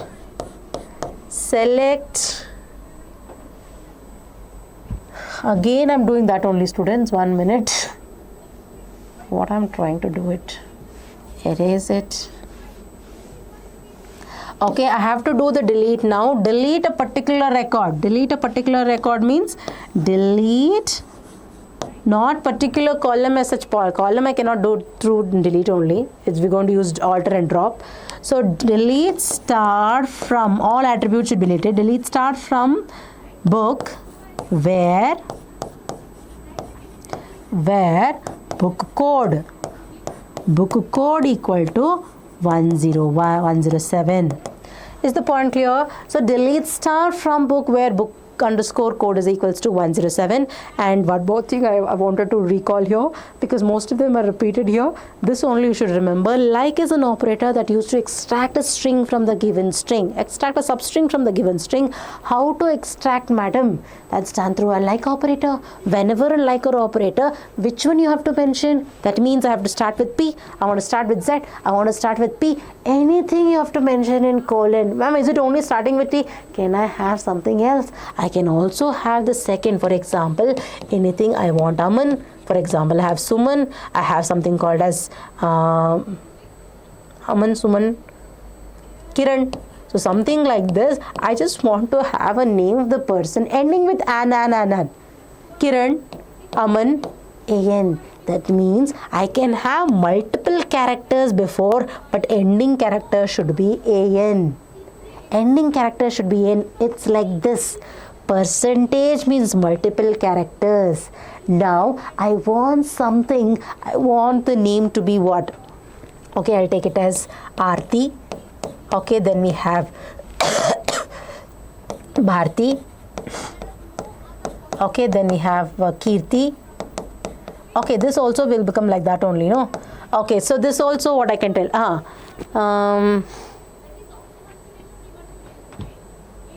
Ending with TH antanu agata. Okay, no. This example I can't take it. I'll take it as Pavan. Pavan. Amale. Savan. Amale. Bhavan. Something. No, Bhavan bada. Pavan, Savan. Okay, let's take two names. I'm not getting the names. Okay, so what is it I want to tell you is, I just want the second letter to be A. I want to extract some name that second letter should be A. That means what? Second letter means underscore A percentage. Put it in quote. That means what? Second should be A. First can be anything. Underscore means only one character, I told. No, this is a wildcard operator. Underscore and percentage is a wildcard character. Underscore means it's only one character. Second should be A, and after that you can have multiple characters. Is the point clear? Like is extracting a substring from the given string. We have two operators. One is a percentage and one is going to be an underscore. Underscore represents one character. Percentage represents multiple characters. And this value should be given in quote. It should be given in quote. Clear? So that's all for today, and we'll wind up the session. And thank you so much. So that's it. Thank you. Hi, hello, namaste. How are you all? How is the energy? Let's start the session with the beautiful affirmations. I gently surrender my worries, fears, and expectations to the divine. I gently surrender my worries, fears, and expectations to the divine. And crying is not a weakness. It basically cleanses me. So what is crying? Crying is should not be considered as a weakness. It basically cleanses, and thinking that it's not that, it's our tears is very precious and it should not be wasted just for unnecessary reasons. That also we should be, be aware of. Right? So we'll start today's session. So what do we have in today's session? So we'll just take up computer science revision, complete revision part 4, which all the chapters will be covering. So we're going to cover computer networks, data communication, and the last chapter, that is security aspects. Okay, so we'll just take up that. Okay, so what do we have here in computer networks? So in this chapter, this is also going to be a very high weighted chapter. So apart from that SQL, the highest weightage chapter that we have is going to be the SQL. After that, which is the next highest weightage chapter, this is going to be a computer network only. And this is a very simple chapter, and you would have studied these topics, okay, in your school days also. Okay, so just if you go through it, now you will be able to attempt these questions. So you need to pay some attention, because it's not going to be a programming concept space, it's a theoretical based. So you should pay some attention only, then you will be able to attempt this chapter. So what all the questions you may get it. So we have 12 marks totally allocated for this chapter. So in this you will be getting 2 MCQs, 2 1 marker, 3 and then 5 markers. So it's definitely a theoretical question. You're going to get this question 5 marker in part D only, not in higher order thinking skills. So what are the 3 marker question they may ask you? Especially here you have to focus. You will get questions specially on a network topology. I'll just write it. Okay, network topology will get, networking devices you'll get, and types of network you'll get. What I told? Networking topology, networking types we have, LAN, WAN, MAN, networking devices we have. So within that only they may ask you difference between LAN and MAN. Hub and switch is a networking device. Within that only they may ask you the difference there. And apart from this, for 3 marker they may ask you related to the DNS and also related to the address, that is MAC address and IP address also they might ask you. Okay, and some expansions here, some definitions, okay, like what is www, and also like HTML, URL, like that also they may ask you. So we'll just go for the next slide. So what do we have for the next slide? So first question we have it, that is define networking and explain the types of networking. Define networking. See, usually what we will do, and they will directly jump up with writing the types of networking. Okay, that's not. Please understand that networking definition will carry mark and the type of networking will carry mark. So don't forget that. 1 + 4 it is. Okay, athwa they may ask you the differentiation between LAN and WAN. So basically on types of networking, definitely there will be a question. So whenever you're answering this LAN, WAN, MAN, PAN and all, so what is that you have to remember? Coverage range. What is the coverage? What is the coverage? Okay, is there any kind of, what I can tell you? So how the network is built. Okay, making use of optical cables, or is it making use of what I can tell, Ethernet cables? How exactly the network is formed? Okay, so these are the points that you need to remember when you are actually telling the different types of network. So let's understand the network. What is the network? A collection of computers basically for sharing of resources. Interconnection of computers for sharing of resources. So what is this? We're going to share the information between the nodes, we say, between the networking devices, computing devices we call it. Is the point clear? So what is network? A network is basically interconnection of 2 or more computers is known as a network. Why network? For sharing of resources. That is the one point that you need to remember. And what is PAN? PAN is personal area network. And remember that, so personal devices like what? It can be computers, laptop, mobile phones, smartphones and printers. We can communicate here. So we can enable these devices to communicate using this. And also I told you about the range. You need to remember one point. What is the range here?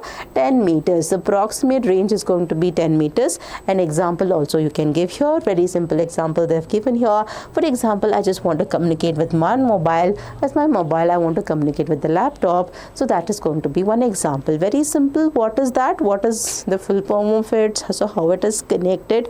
Okay, and what is the range here? And one example you can give here. Okay, we'll go to the next a type of networking that's going to be local area network. So what does it basically cover? Schools, colleges or university campus, and connectivity is done by the Ethernet cables or wires, or with respect to Wi-Fi, or it can be with respect to fiber optics. Is the point clear? And what is the range? Range is going to be 1 kilometer. And also with respect to the transmission speed, you're supposed to tell what is its transmission speed. It is 10 megabits per second to 100 megabytes per second. And give an example. Library. What is the network connection? We have it, no, local area network within the library or within the campus, or it can be within the university. We can give an example here.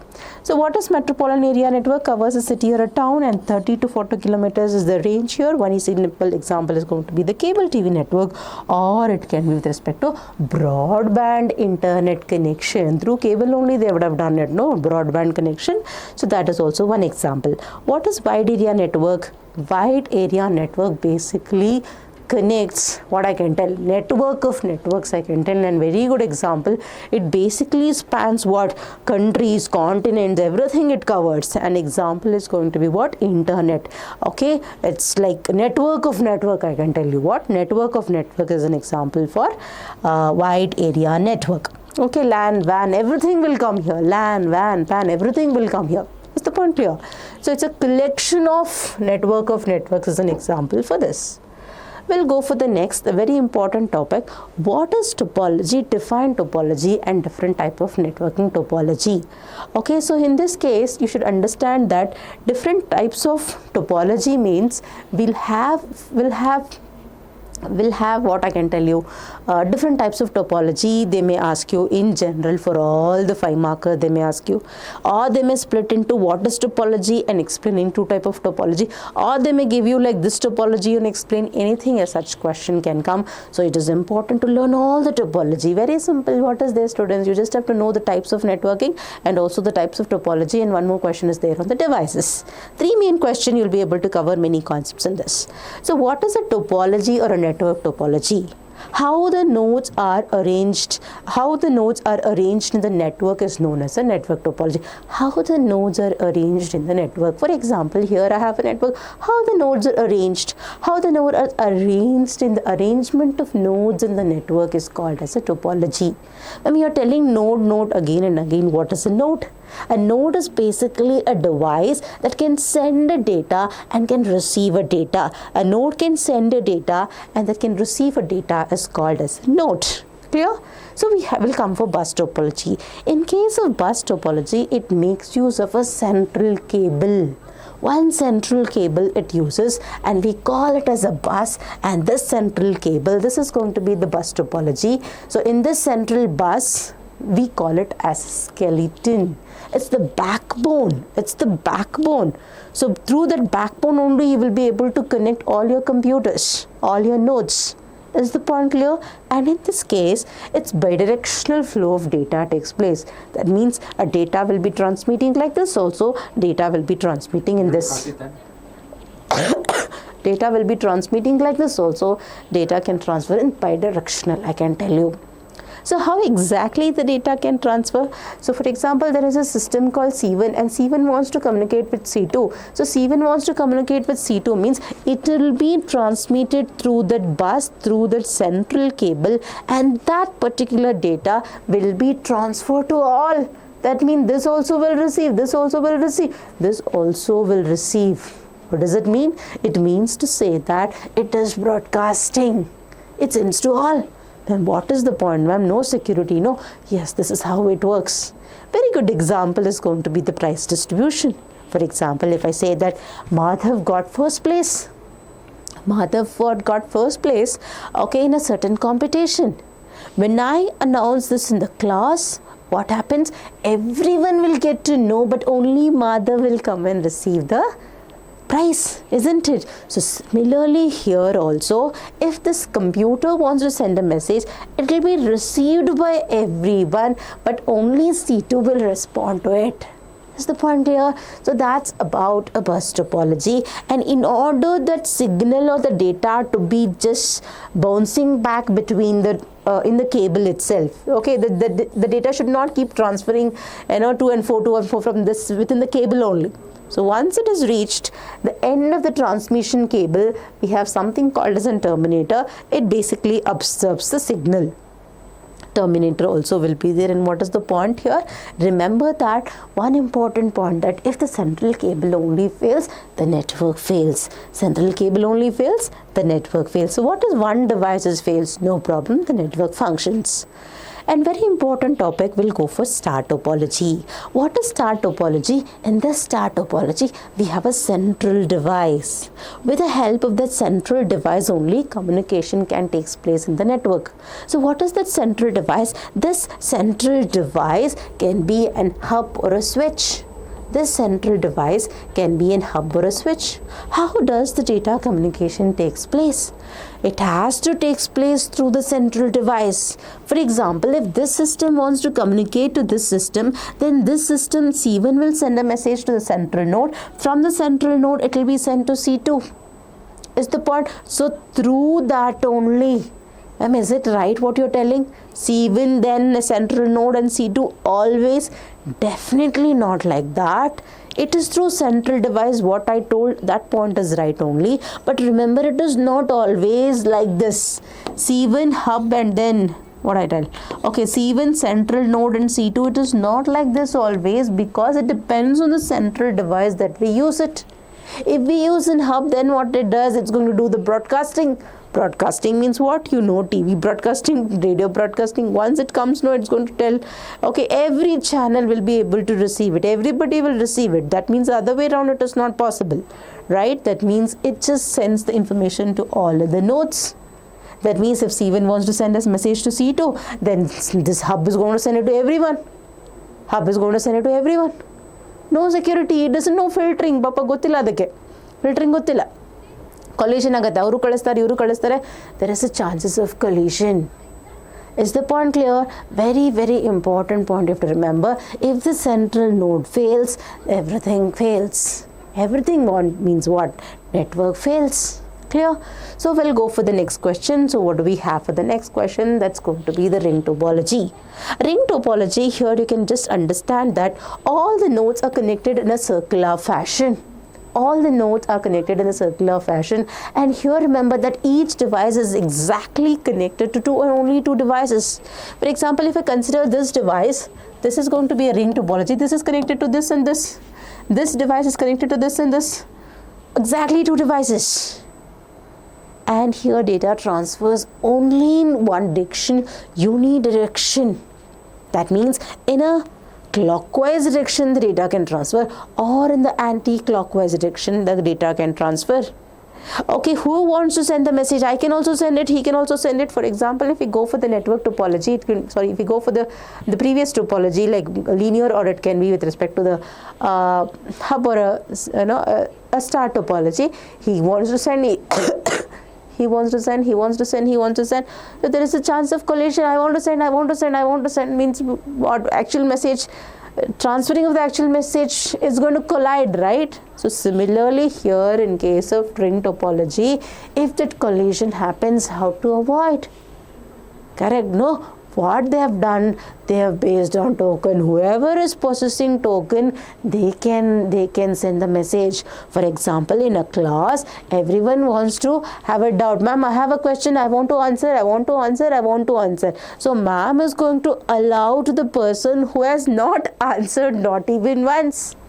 Okay, we need to give priority. For example, the first benches, usually they will raise the hand, ma'am, we know it, but it's not always we can give a chance for them, because we need to see the rest of the people also, right? Who has not answered only, okay, let me ask that question. If he has not raised also, we'll be asking, so that we can have some interaction with the person, and also some kind of what we can tell you. some kind of interaction should be there in the class, so that everyone should be involved in the class, right? That's the intention of a teacher, that's it. So here in topology, that's what I meant. It's going to be whoever is processing the token, only they can send it. Whoever is processing the token, they can send a message. Unidirection, clockwise or anti-clockwise. Ma'am, what if one node fails? Only one node fails. If this only one node, ma'am, there is a chance. What if one node? The whole network fails. Only one node, ma'am. I'm not talking about central cable, not even central device. One node, normal node, it's not functioning. Whole network fails. That is how a ring topology, because it is connected, because this will send a message to this, this will send a message to this, this will send a message to this, this will send a message to this, and finally it reaches. Then we can just take out the message. So it's very, very important that whoever is processing the token, they can send a message. If one node fails, the entire network fails. Okay, we'll go for the mesh topology. In case of mesh topology, what do we have it? If a particular device wants to send, let's consider a device. This device wants to send a message to this. There are multiple paths through which it can send it. For example, this can send like this. Okay, let's consider source and destination. It can send like this, it can send like this, it can send like this. The way there are multiple paths, there are alternative paths through which we can send the device, we can send the message. There are multiple paths through which we can send the messages. Is the point clear? So in case of a mesh topology, each and every node will be connected to every other node in the network. That's called as in full mesh topology. We call it as in full mesh topology. That means here we don't have a connection between these two. This is not a full mesh topology. If we have a full mesh topology, that means each and every node is connected to every other node. Multiple paths will be there. Is the point clear? So if there is one particular path is not proper, also I can send through the other path. Faster communication. What is the point? It's complex, expensive, it's complex. Isn't it? So military banking example, banking are some of the examples wherein they can make use of the mesh topology, wherein reliability is the main. Complex also, that's fine. Expensive also fine. Reliability is more important for me, means we can go for this mesh topology.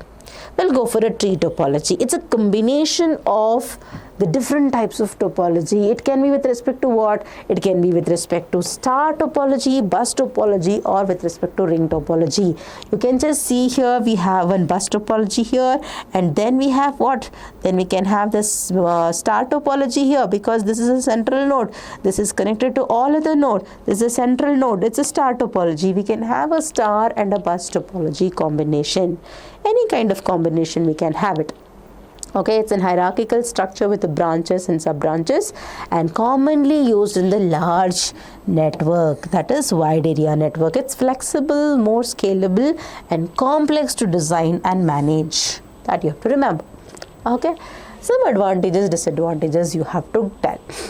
Okay, we'll go for this question. So what is it? Explain the different networking devices used to configure the network. So what are the different networking devices we have it? So we have a modem. Modem means what? It converts analog signals to digital signals. I have a system, and system just knows zeros and ones. So, but what we speak, what we send. See, for example, I want to make one video call. I want to text something. Okay, text something. Maybe it is also in terms of ABCD only. It also understand in terms of zeros and ones. Understand? Okay, I want to talk. I want to convert.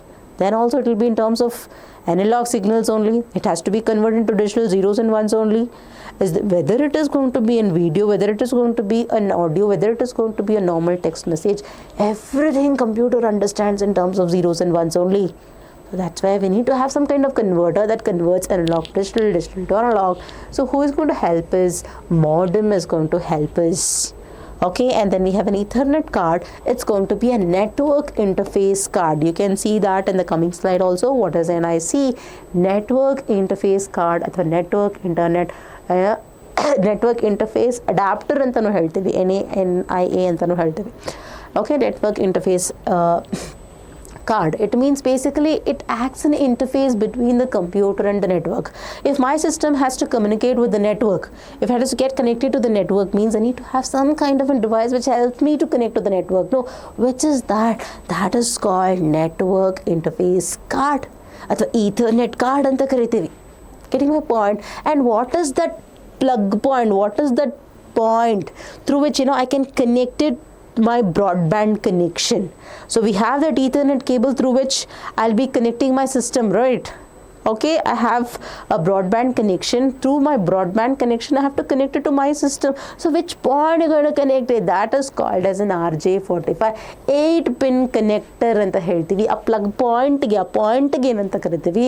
We call it as an RJ45 8-pin connector with Ethernet cable, basically for physically connecting.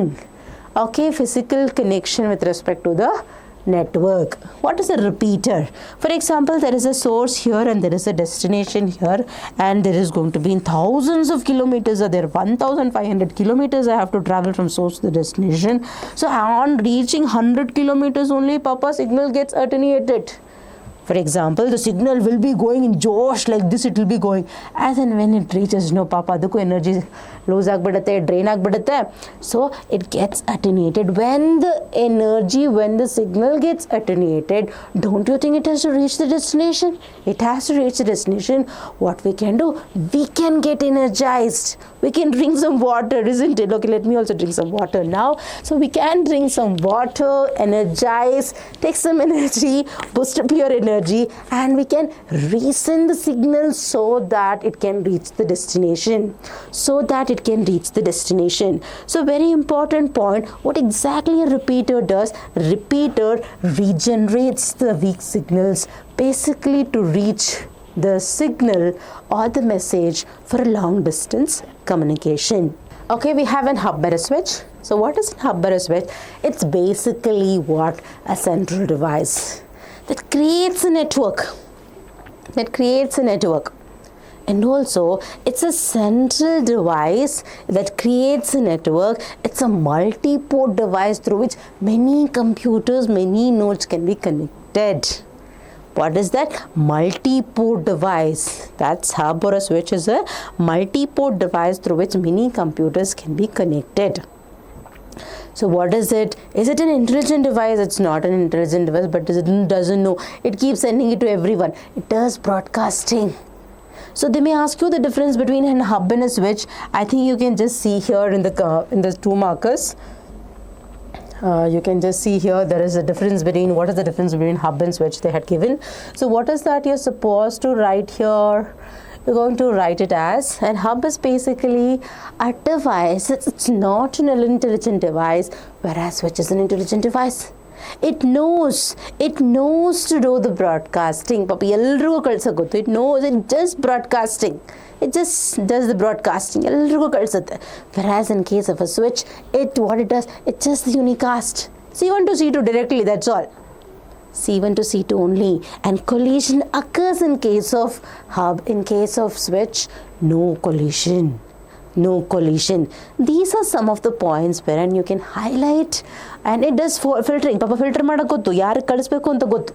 Okay, in case of an hub, it doesn't know filtering, but in case of a switch, it knows to do the filtering. Yaar kalisbeku anta gottu. Filtering ಬಗ್ಗೆ ಹೇಳ್ಬೋದು, collision ಬಗ್ಗೆ ಹೇಳ್ಬೋದು, and how exactly it does the communication, broadcast ಮಾಡುತ್ತಾ, unicast ಮಾಡುತ್ತಾ. These are some of the points I can write the differences between hub and a switch. What is a router? Router basically connects the device to the network, connects the network to the different types of network. Is the point clear? What exactly a router does? It connects to different network, analyzes it, and then it basically knows to route the data, route the packets. For example, there is a source, there is a destination, there are so many nodes in between. It knows which path to select and to reach the destination. There are so many multiple paths. For example, if you go for this mesh topology only, there are so many paths, but which is the best route?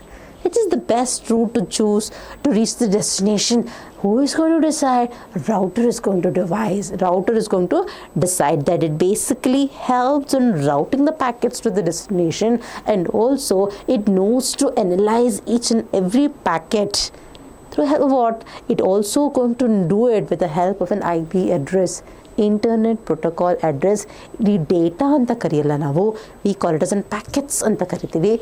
Remember that.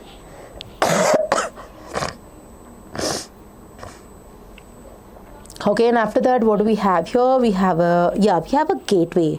What is a gateway? Gateway is basically not a device. It's a terminology that we use that acts as a checkpoint. When the security act agate, it acts as an exit and an entry point ಅಂತ ಹೇಳ್ತೀವಿ. That means, what is a gateway? Gateway acts as a checkpoint. It acts as an entry point or an exit point. A router can act as a gateway here. What does the security does? Security is going to check each and every person who enters the campus, who leaves the campus. It's going to cross verify. For example, if one student wants to leave the campus, he'll not be allowed. He need to have some kind of slip signed by the concerned authority. Only then will let that student to go out of the campus, right? So similarly here, this router can act as a gateway. Gateway is like a checkpoint wherein exit point and entry point. It will be keep checking every packet that leaves the network, that enters the network. Is the point clear? Remember, that's very, very important point. Entry and exit point between the internal network and the external network. For example, this is my campus. If I want to step out of it, this is going to be my entire world. This is going to be the outside network. This is internal network. This is going to be the outside network. If I want to enter outside, whether I want to come in, every time we're going to have that checkpoint called a gateway so that we can have a secured connection. That's the ultimate thing, We'll go for some of the terminologies. What is www? HTML andre what do you mean by URI? What is www? www is a World Wide Web.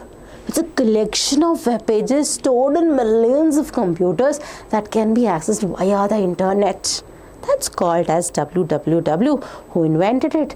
Very simple. This was invented by a person called Tim Berners-Lee in 1990. Ma'am, is there anything that they have used it for creating the web pages? That's called HTML. You would have learned this. HTML, what is the full form? Hypertext Markup Language. And what is it? For example, I want to get some data from the Google. Okay, I just want to know about network topology only. Network topology, Tim Berners-Lee, I want to know details of the Tim Berners-Lee. How did he do it and everything, I want to know it. For example, this details about Tim Berners-Lee, there is a particular website. He would have stored in particular system, right? So we need to access that system. In that system, he would have stored. In that system he would have stored. In order for me to fetch that, I should be knowing that system. You get it? How will I get that system? For example, if someone calls me by some other name, I will not see. If they call me as Shilpa, only then I'll turn. If many Shilpas are there, also I will turn because my name is Shilpa. Similarly here, each and every computer is identified by a certain address.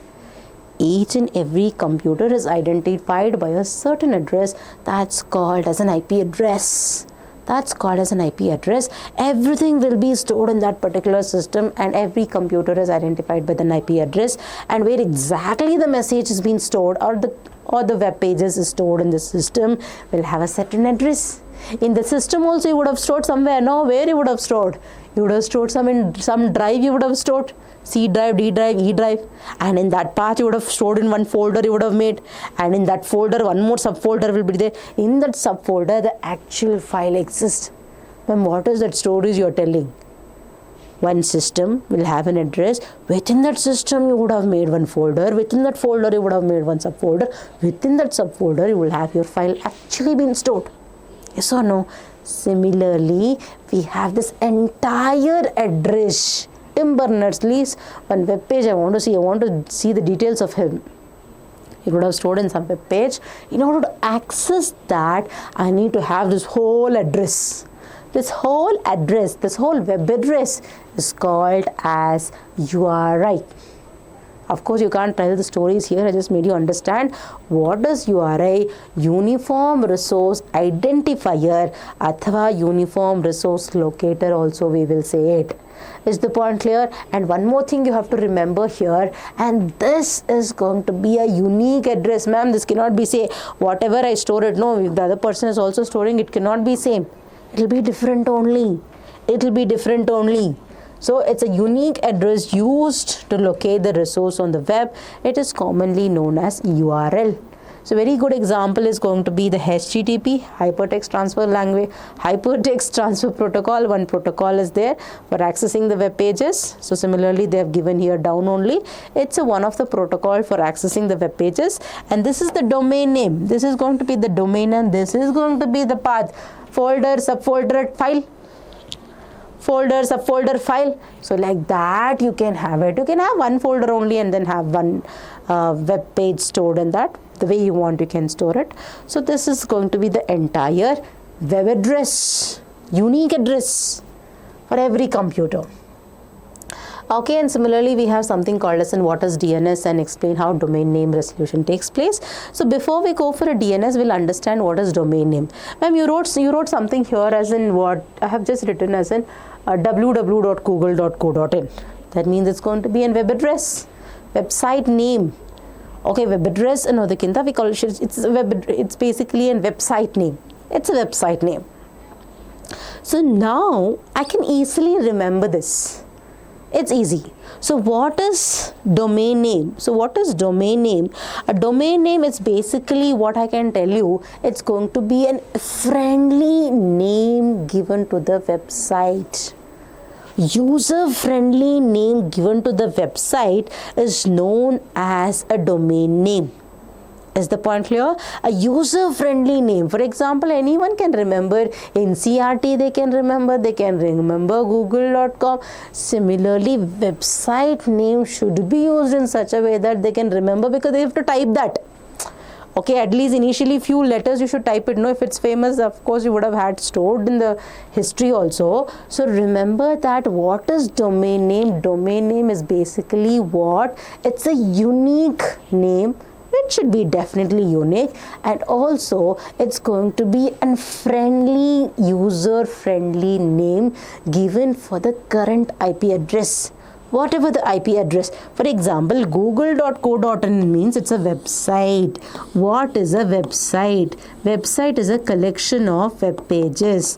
It's a web pages. It would have been stored in a certain system. Which system? That system, every system will have in some address. That address is what? That address, usually we will have two types of address. One is called the logical address. Another is called as the physical address. This is the logical address, IP address.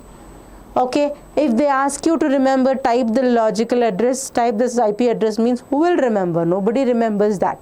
If you remember, it's well and good, but I really don't remember the IP address of any of the website. So it's easy. Adake domain name enanta helidave. It's going to be a user-friendly name given to the IP address. Is the point clear? So now you understand that what is a domain name? User-friendly name for the website. That's going to be a domain name. And this domain name should be identified. For example, I just typed www.google.co.in. I type it. If I type that, someone should be there in, should convert this. No, someone should be convert this domain name into the IP address. Who will be doing? One powerful system will be doing this. One powerful, strong, powerful system is going to do that. Which powerful system? No, we can tell it as in server. No, which server? Highly powerful computer with huge processing capability and huge storage capability is the server. Which server is the DNS server that helps in converting the domain name into IP address. Is the point clear? So this is done by the domain name server. Domain name server. And what is domain name resolution? Domain name resolution is process of converting this domain name into IP address is called as domain name resolution. Who is doing for you? That is the domain name server is doing that. Clear? So we'll go for the next question. What is the difference between a MAC address and an IP address? What is the difference between a MAC address and the IP address? MAC is going to be a media access control address. That's going to be the physical address. each and every device will have an address. What is that address? That will be stored during the manufacturing time only. That means that is network interface card. I told no. Networking devices. So every Ethernet card will have that address. During the manufacturing time itself only they would have put that address. What is that address? Media access control address. That's a physical address. Basically it identifies the device. How many bit? It's going to be a 48-bit address. This is going to be a 48-bit address. It's a physical address. It will not change. For this system, this address. For this system, this address. For this system, this address. It will not change. But what is IP address? IP address is an internet protocol address. It's a logical address. It keeps changing as and when you connect to the network. For the example, I have connected to this network, it will change. If I have connected to the other network, it will change. So it keeps changing.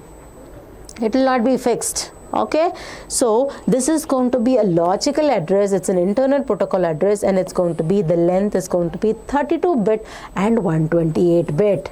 32-bit and 128-bit, that means two varieties are there, no? IPv4, IPv6. What is that? We have two varieties or two versions of an IP address, IPv4 and IPv6. One is going to be 32-bit address, another is going to be 128-bit address. Basically, who will provide this IP address is provided by the ISP. Who is that ISP? Internet Service Provider provides this IP address. Okay, so it basically identifies the connection to the device. How we got that connection?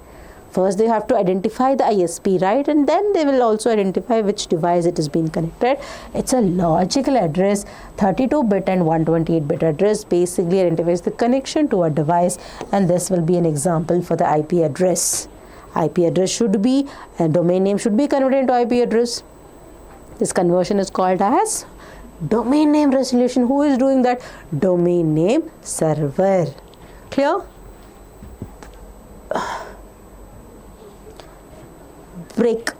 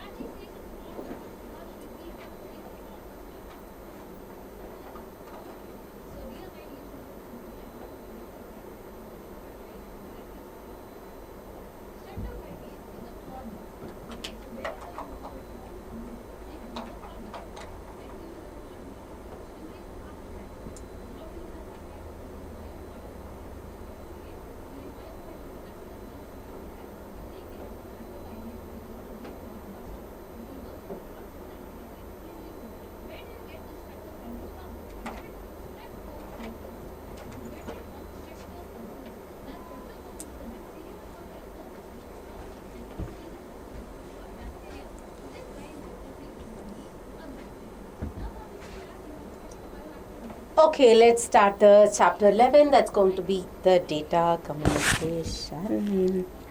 Let me wear the mic.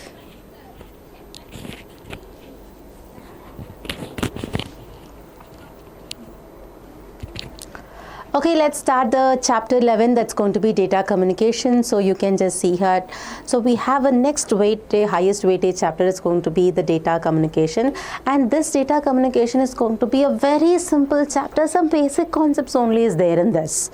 Okay, so we'll just go through with this chapter. So totally 9 marks is allocated for this. So when 2 MCQs 2 marker one and 5 marker one, and definitely it's going to be what? MCQs will be asked from this, and don't miss this. Don't miss this, and simple only is that. Okay, if you can just pay attention for this chapter, whatever I'm doing, you'll be able to, if you understand, you can write these on your own. You can write these answers on your own. So we'll go for the 5 markers. You can take a screenshot and we'll just do it one by one. Okay, explain the different components of the data communication. What are the different components we can have it? For example, I want to communicate to you people. So what is that? How can I communicate? That means I should talk. I should talk, only then I can communicate. That means, see, if I simply sit, if I don't send a message, then what is the point? That means if the communication has to take place, means we need to have 2 people. One is going to be the source, another is the destination. That means the sender should be there and the receiver should be there. A device that sends the information, we call sender, and the receiver is the node. Who is a node? A node is basically a device that can send an information and receives an information, is called as a node here. Okay, that sends the data over the network. It can be anything. Don't think only that computer can send, laptop can send, even a printer can also send. Please understand that a device, any device that can send a message is called as node, is called as a sender.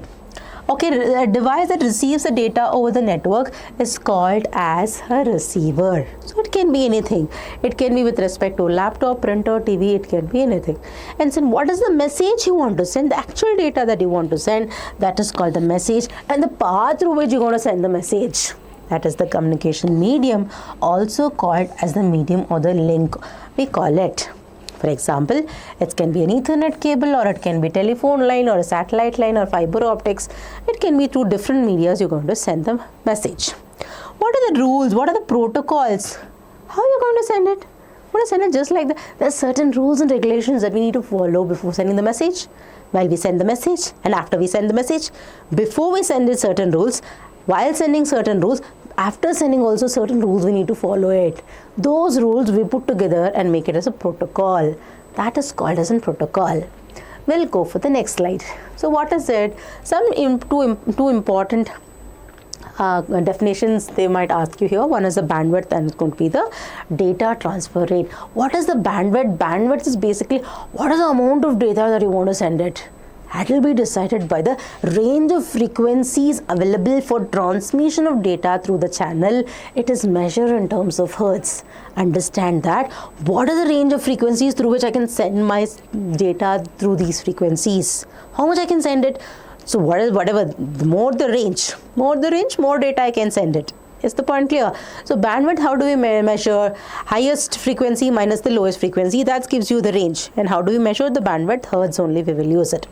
So data transfer rate is the number, what is the total number of bits that is transferred per second? That's going to be measured in terms of bits per second. And the healthy wala, that's going to be known as data transfer rate. How quickly, what is the amount of data that can be transferred per second? In a given amount of time, what is the amount of data that you're transferring? That is called as data transfer rate. We'll go for the next question. That is simple. So there are so many headings I have put, but only the answer is this. So what is the question they can ask you? Data communication. What are the types of data communication? Athwa they may ask you what are the different communication modes? What are the data communication? What are the different data communication mode?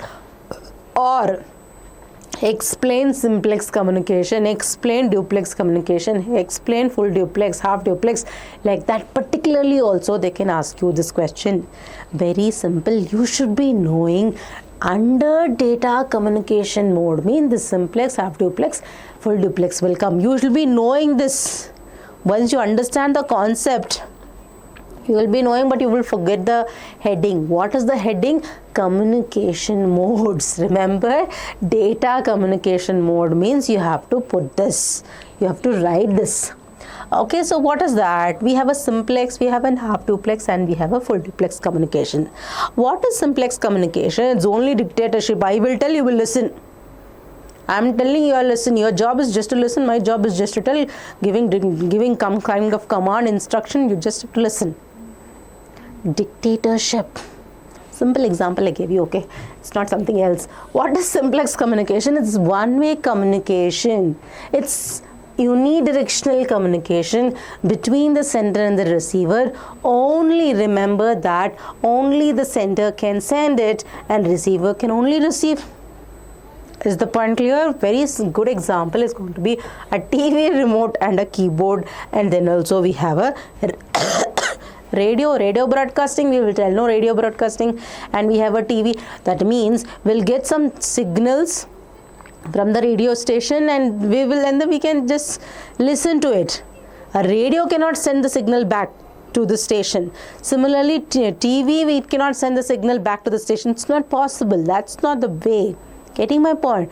So it's only one-way communication. Case of dictatorship means what? Only one person will be commanding and the other person should just follow.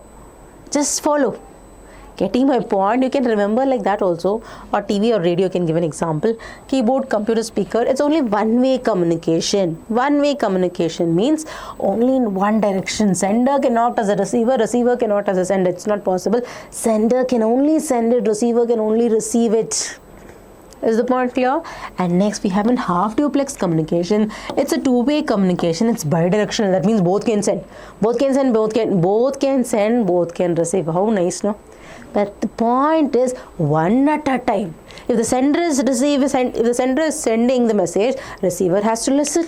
For example, if I'm talking, you have to listen. If you're talking, I should listen. How nice, no? If both are talk, then the chaos will happen, right? So when the sender is sending the message, receiver should receive it. If the receiver is sending the message, then the sender should receive. Then sender should listen. Getting my point? At a time. They cannot take place simultaneously. You also talk, you will also send, I will also send, I will also receive, you will also. No. One at a time. Not simultaneously. Best example is going to be the walkie-talkie. When we say over, only then the other person can talk. Okay, we'll go for the next thing. Full duplex communication with bindas. You can also talk, I can also talk. I'm not ready to listen, isn't it? So it's going to be full duplex. That's going to be in what? Bidirectional data flow. Here, both sender can, receiver can communicate simultaneously. Mobile phone is a very good example for that. Both the person can talk simultaneously. That's going to be the example. Okay, we have something called as in circuit switching and a packet switching. So watching switching technique, for example, there is a source here and there is a destination. There are so many nodes in between. Okay, so how to send the data from the source to the destination? Is it that one permanent link we have to make it between the source and destination and then keep sending the data packets? That's how we used to make it, right? Telephone wires and all, it was like how it was. Okay, actually we used to establish the connection and then we need to speak. Actual connection establishment was there. Physical establishment of the connection was there. So if we do it in this way, then actual resource availability or efficient usage of the resources will not going to happen.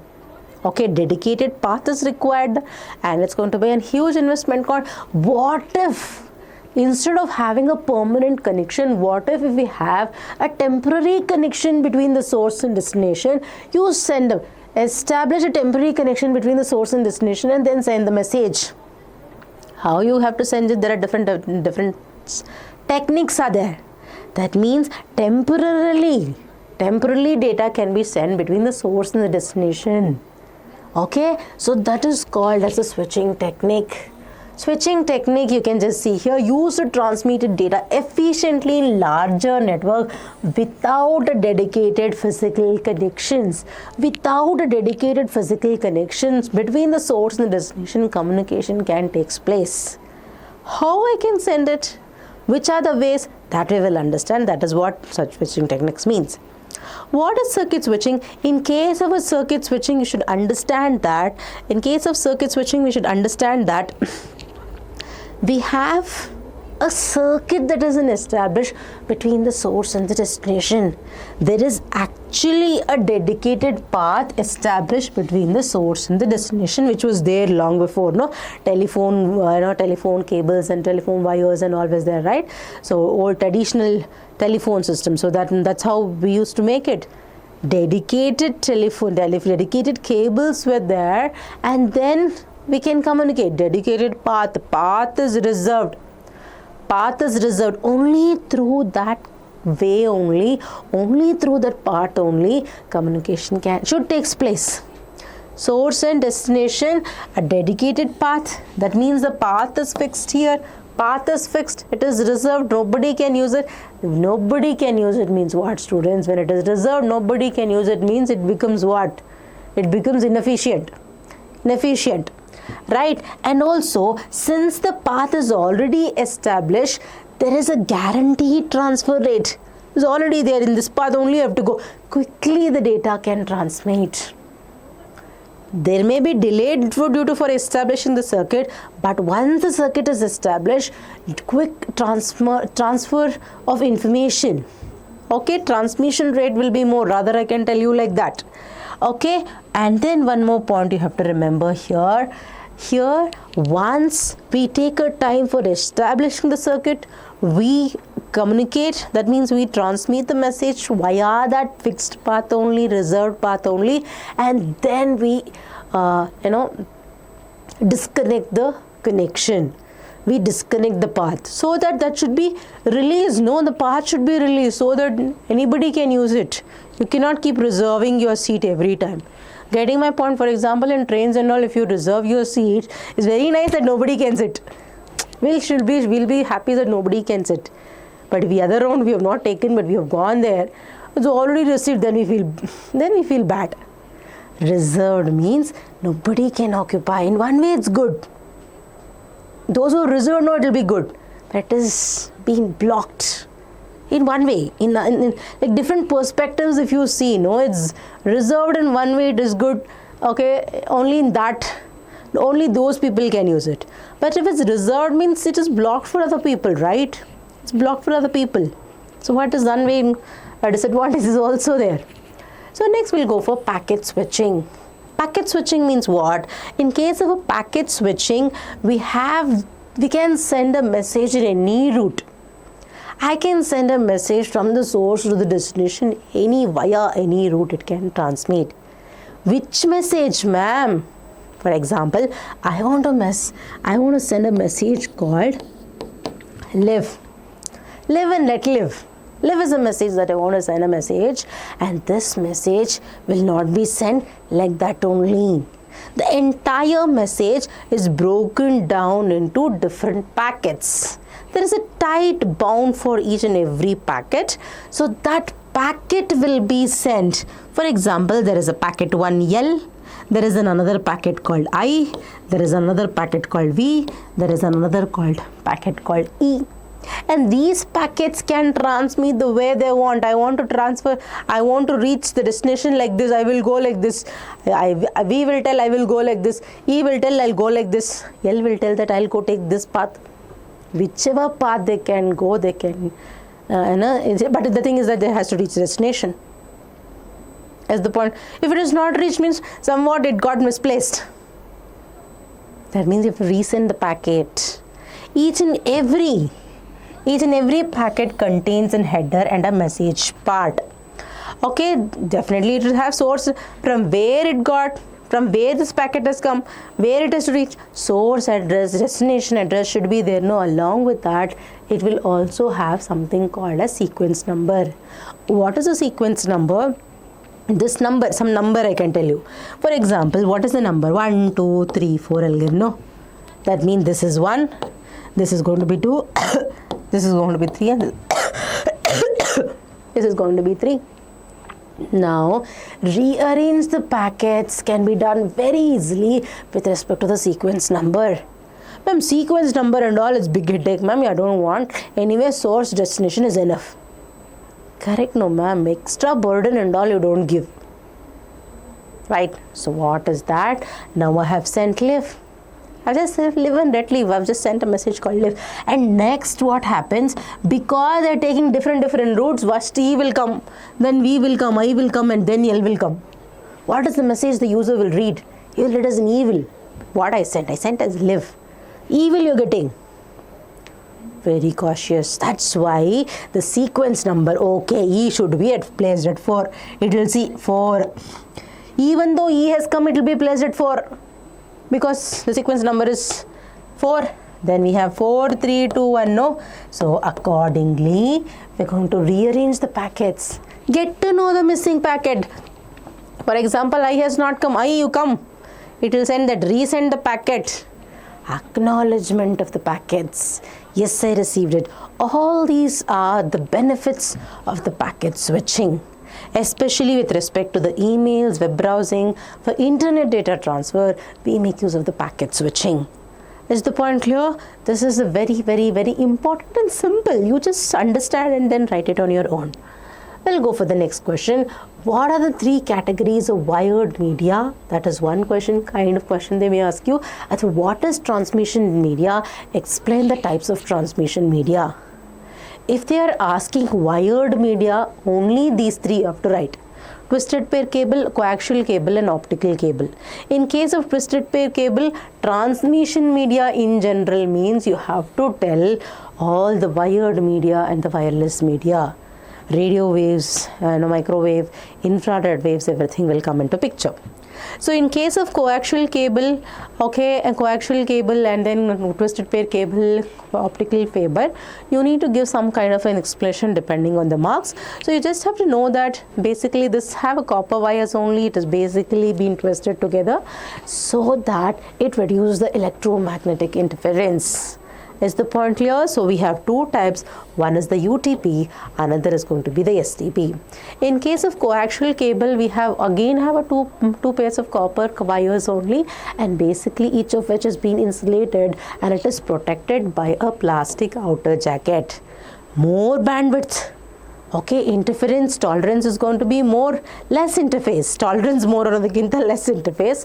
Okay, it's more bandwidth. It's actually resistant to electromagnetic interference, we can tell you, and it is more better shielded anta heladre ade artha, and it can carry high frequency signals over long distances. Especially ನಾವು coaxial cable na ಉಪಯೋಗಿಸ್ತೀವಿ, cable TV ಉಪಯೋಗಿಸ್ತೀವಿ, and also we make use of the broadband connection ಅಲ್ಲೂ ಕೂಡ ಉಪಯೋಗಿಸ್ತೀವಿ. ತಪ್ಪ wire ಬರುತ್ತಲ್ವಾ ಅದು. ಇದು DNA ಥರ ಹಿಂಗೆ ಹೆಲಿಕ್ಸ್ ಶೇಪಲ್ಲಿ ಇರಲ್ಲ. Like this, it will not be there. Optical fiber cable ಅಂತಂದ್ರೇನು? Optical fiber cable in which we're going to transmit the signal in the form of light signals. ಇಲ್ಲಿ ತುಂಬ ಇಂಪಾರ್ಟೆಂಟ್ ಪಾಯಿಂಟ್ ನೀವು ಹೇಳಬೇಕಾಗಿರೋದು core ಮತ್ತು cladding ಬಗ್ಗೆ ಹೇಳಬೇಕಾಗತ್ತೆ. And also total internal reflection you have to tell you, and you can tell about the advantages and disadvantages. Lot of advantages there. The speed is going to be more. Okay, and the interference, there is no interference, there is no noise. Long distance transmission can take place. Attenuation, there is no attenuation of the signal only here. But with respect to disadvantage, installation is a bit difficult. It's very complex, expensive. So these are some of the points that you have to write for the wired media. And similarly, we have with respect to the transmission waves and their properties, a separate question they've asked only on the transmission waves and their properties. Here you can see, here we have for the wired medium, transmission medium as such. In general, you're supposed to tell that. So what is transmission media? What is transmission media? It's a path through which you're going to transmit the signals between the source and the destination, right? So it's the path as the communication medium through which you're going to send the data between the source and the destination, right? It can be a wired medium, wireless medium, guided medium, unguided media. All these are the guided media, wired media. And what are these? These are the unguided media, wireless media. Transmission waves also we will tell. What do we tell? Transmission waves. So radio waves. So what is that you have to tell with respect to the, they may ask you 1 mark question here, or in general properties. They may ask you for radio waves, microwaves, or the infrared waves. So frequencies you have to tell, and omnidirectional, that means it will be sending the travels in all directions, it penetrates to the walls, it suffers from interference. Problem is that it has, it basically suffer from the interference in the LTV, and also low radio frequencies is going to be, can travel for long distance. Example for FM radio or TV, cordless phones and all, we make use of the radio waves. And next we have the microwave. What is the range of frequencies you have to mention? Unlike radio waves, it's not going to travel in all directions. It's omnidirectional. Omnidirectional and omnidirectional is going to be the radio waves. In case of microwave, is going to be unidirectional. Unidirectional means you need to have LOC. That means you will say as line of sight. LOS ಅಂತ ಹೇಳಬೇಕು, LOC ಅಂತಂದ್ರೆ ಏನಾಗ್ಬಿಡುತ್ತೆ, wrong ಆಗುತ್ತೆ. LOS ಅಂದರೆ line off site ಇರಬೇಕು. Okay, line of sight only then, and it cannot penetrate to the walls of the hills. ಅದಕ್ಕೆ line of sight ಅಂತ ಹೇಳ್ತೀವಿ. That's why we need to have a line of sight. And it can high bandwidth. So high bandwidth means what? Huge amount of data you can transfer.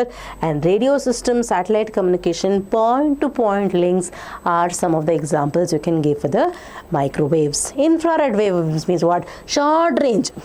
Between my system, between my system and then I want to communicate with my mobile, my TV and then my remote system. So for short range communication, we make use of this. For short range communication, frequency is going to be 300 gigahertz to 400 gigahertz, and very high frequency cannot pass through the objects. It cannot pass through the objects. Okay, you can give some examples also here. Okay, and then what we have, so we'll understand about the protocols. What is a protocol? A protocol is going to be a set of rules and regulations that they need to follow when they actually have to send the data between the source and the destination. What is a protocol? A certain set of rules and regulations. So for example, they want to send one email. They want to send one file. Okay, they want to send some, what I can tell you, they want to send some kind of audio, video, in general. Anything that you want to send it, okay, anything you want to send it means there is a certain rules and regulations that we need to follow for communication. What are the rules and regulations for different data, whatever we send it, the kind of data that we send it, we have different kinds of protocols. So what are the different kinds of protocols we have it? So we have a protocol called HTTP protocol. So we'll just understand now what is a protocol with a formal definition. A set of standard rules that govern the data communication between the sender, receiver and all. Is the point clear? And other intermediate, whatever it can be, sender sender or can be receiver or any other intermediate devices also. What are the rules and regulations that you're following? Should follow in order to reach the message very efficiently, securely. That is called as protocol. What are the different protocols we have? HTTP protocol, hypertext transfer protocol. What is that HTTP protocol? HTTP protocol is HTTP protocol is hypertext transfer protocol, which is the protocol that is basically used when you're accessing the web page. I want to access my web page. How I have to access my web page? I want to upload my web page. I want to download the web pages. How we can do it?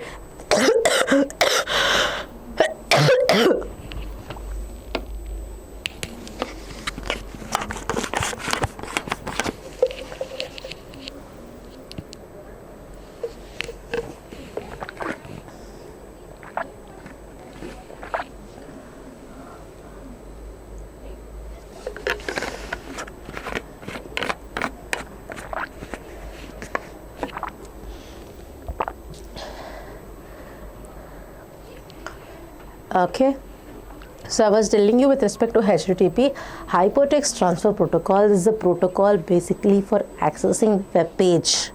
Is the point here? For example, I'm going to request something. For requesting, how to send a request for the web pages, how to receive the web pages. For accessing of web pages, we need a certain protocol.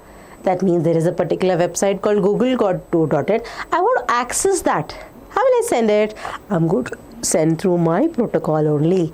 HTTP, so HTTPS secured .www.co.in. So I'm going to write that. Okay, and after that what do we have? We have FTP protocol, the protocol that is used for sending the files from one machine to another machine. We make use of FTP protocol, that is file transfer protocol. Is the point clear? So it basically works on a client server model only. There will be a client, there will be a server. So samples server is going to receive the request, process it, and gives back the information back to the client. It works on client server model. What is simple mail transfer protocol? It's a protocol that is used basically for transmitting the mails. Okay, in order to transfer the mails, email services, specially used for email services. Okay, so then we'll go for TCP/IP protocol, transmission control protocol, and internet protocol. This is the main important protocol that is used in the internet. In order for me to send any kind of data, what kind of data? It can be with respect to a web browsing ಆಗಿರ್ಬೋದು, IoT ಆಗಿರ್ಬೋದು, emails ಆಗಿರ್ಬೋದು, ಅಥವಾ entire network apps, whatever it is, audio, or it can be in audio, video, or it can be in text messages. Any kind of message this TCP/IP will be handling. That's the main core protocol. It's the backbone. It's like a main pillar protocol wherein the internet is running on this protocol only. That is called transmission control protocol and internet protocol. What is this PPP protocol? PPP protocol is going to be known as a point-to-point protocol. It establishes a direct link between the nodes in the network. For example, there are so many nodes in the network. I want to have a direct connection. It's not that I want to have some switching techniques there. No switching, no intermediate node, nothing as such. Direct link between the source and the destination. If you want to have such communication, then we can have this point-to-point protocol, no intermediate nodes. That is what you mean by direct link. Athwa direct path is established between the two nodes. Andre, for example, it can be a router. Okay, router in my house, and then the ISP router can communicate directly. There is no intermediate node in between. A router communication will be having this, will be following this point-to-point protocol only. Okay, we'll go for the chapter 12, that's going to be in security aspects. So in this chapter, how many marks is allocated for this? Totally 6 marks will be allocated for this. One is 5 marker and another is going to be the 1 MCQ. Okay, maybe I think you can, but this is going to be a security aspects. If you want, you can study this chapter. But the thing is that some simple topics, for example, virus prevention, how do we identify, how to prevent it, how you combat. So some simple questions are there wherein you will be able to address it, you'll be able to write it even without studying. So such questions, 5 markers, if they come, just glance once you can glance, okay, this I can understand. If it's difficult, you can leave it, but I suggest at least go through this chapter for the MCQ, which is very important for getting centum 70 on 70. Okay, we will also making you in another video like what is the different study strategies that we need to apply for studying computer science for getting 70 on 70, at least 65 plus or 50 plus. I don't want any programming, ma'am. You just tell me which topic to study only for like getting 60 marks, but I don't want programming. Is there any such thing, such strategies we can have it so that I can get good marks without worrying much? So definitely I thought of preparing it, and I'll be doing, so that will be coming in the coming videos. You will be definitely seeing those videos. We'll go for the so these are different questions that you may get from this chapter. We'll take up one by one. So what are the different types of malware? Malware, what is that malware, ma'am? Malware is a malicious software. Okay, malware is a malicious software with an intention to damage your system in terms of hardware damage or a software damage. Files, operating system, any kind of hardware or software damages, files, photos, everything, it will come as software only, no? We call it as a malicious software. That's nothing but a malware only. So what are the different types of malware we have? Virus, which is coined by a person called Fred Cohen in 1985. and this particular virus, it requires a host file to insert its code.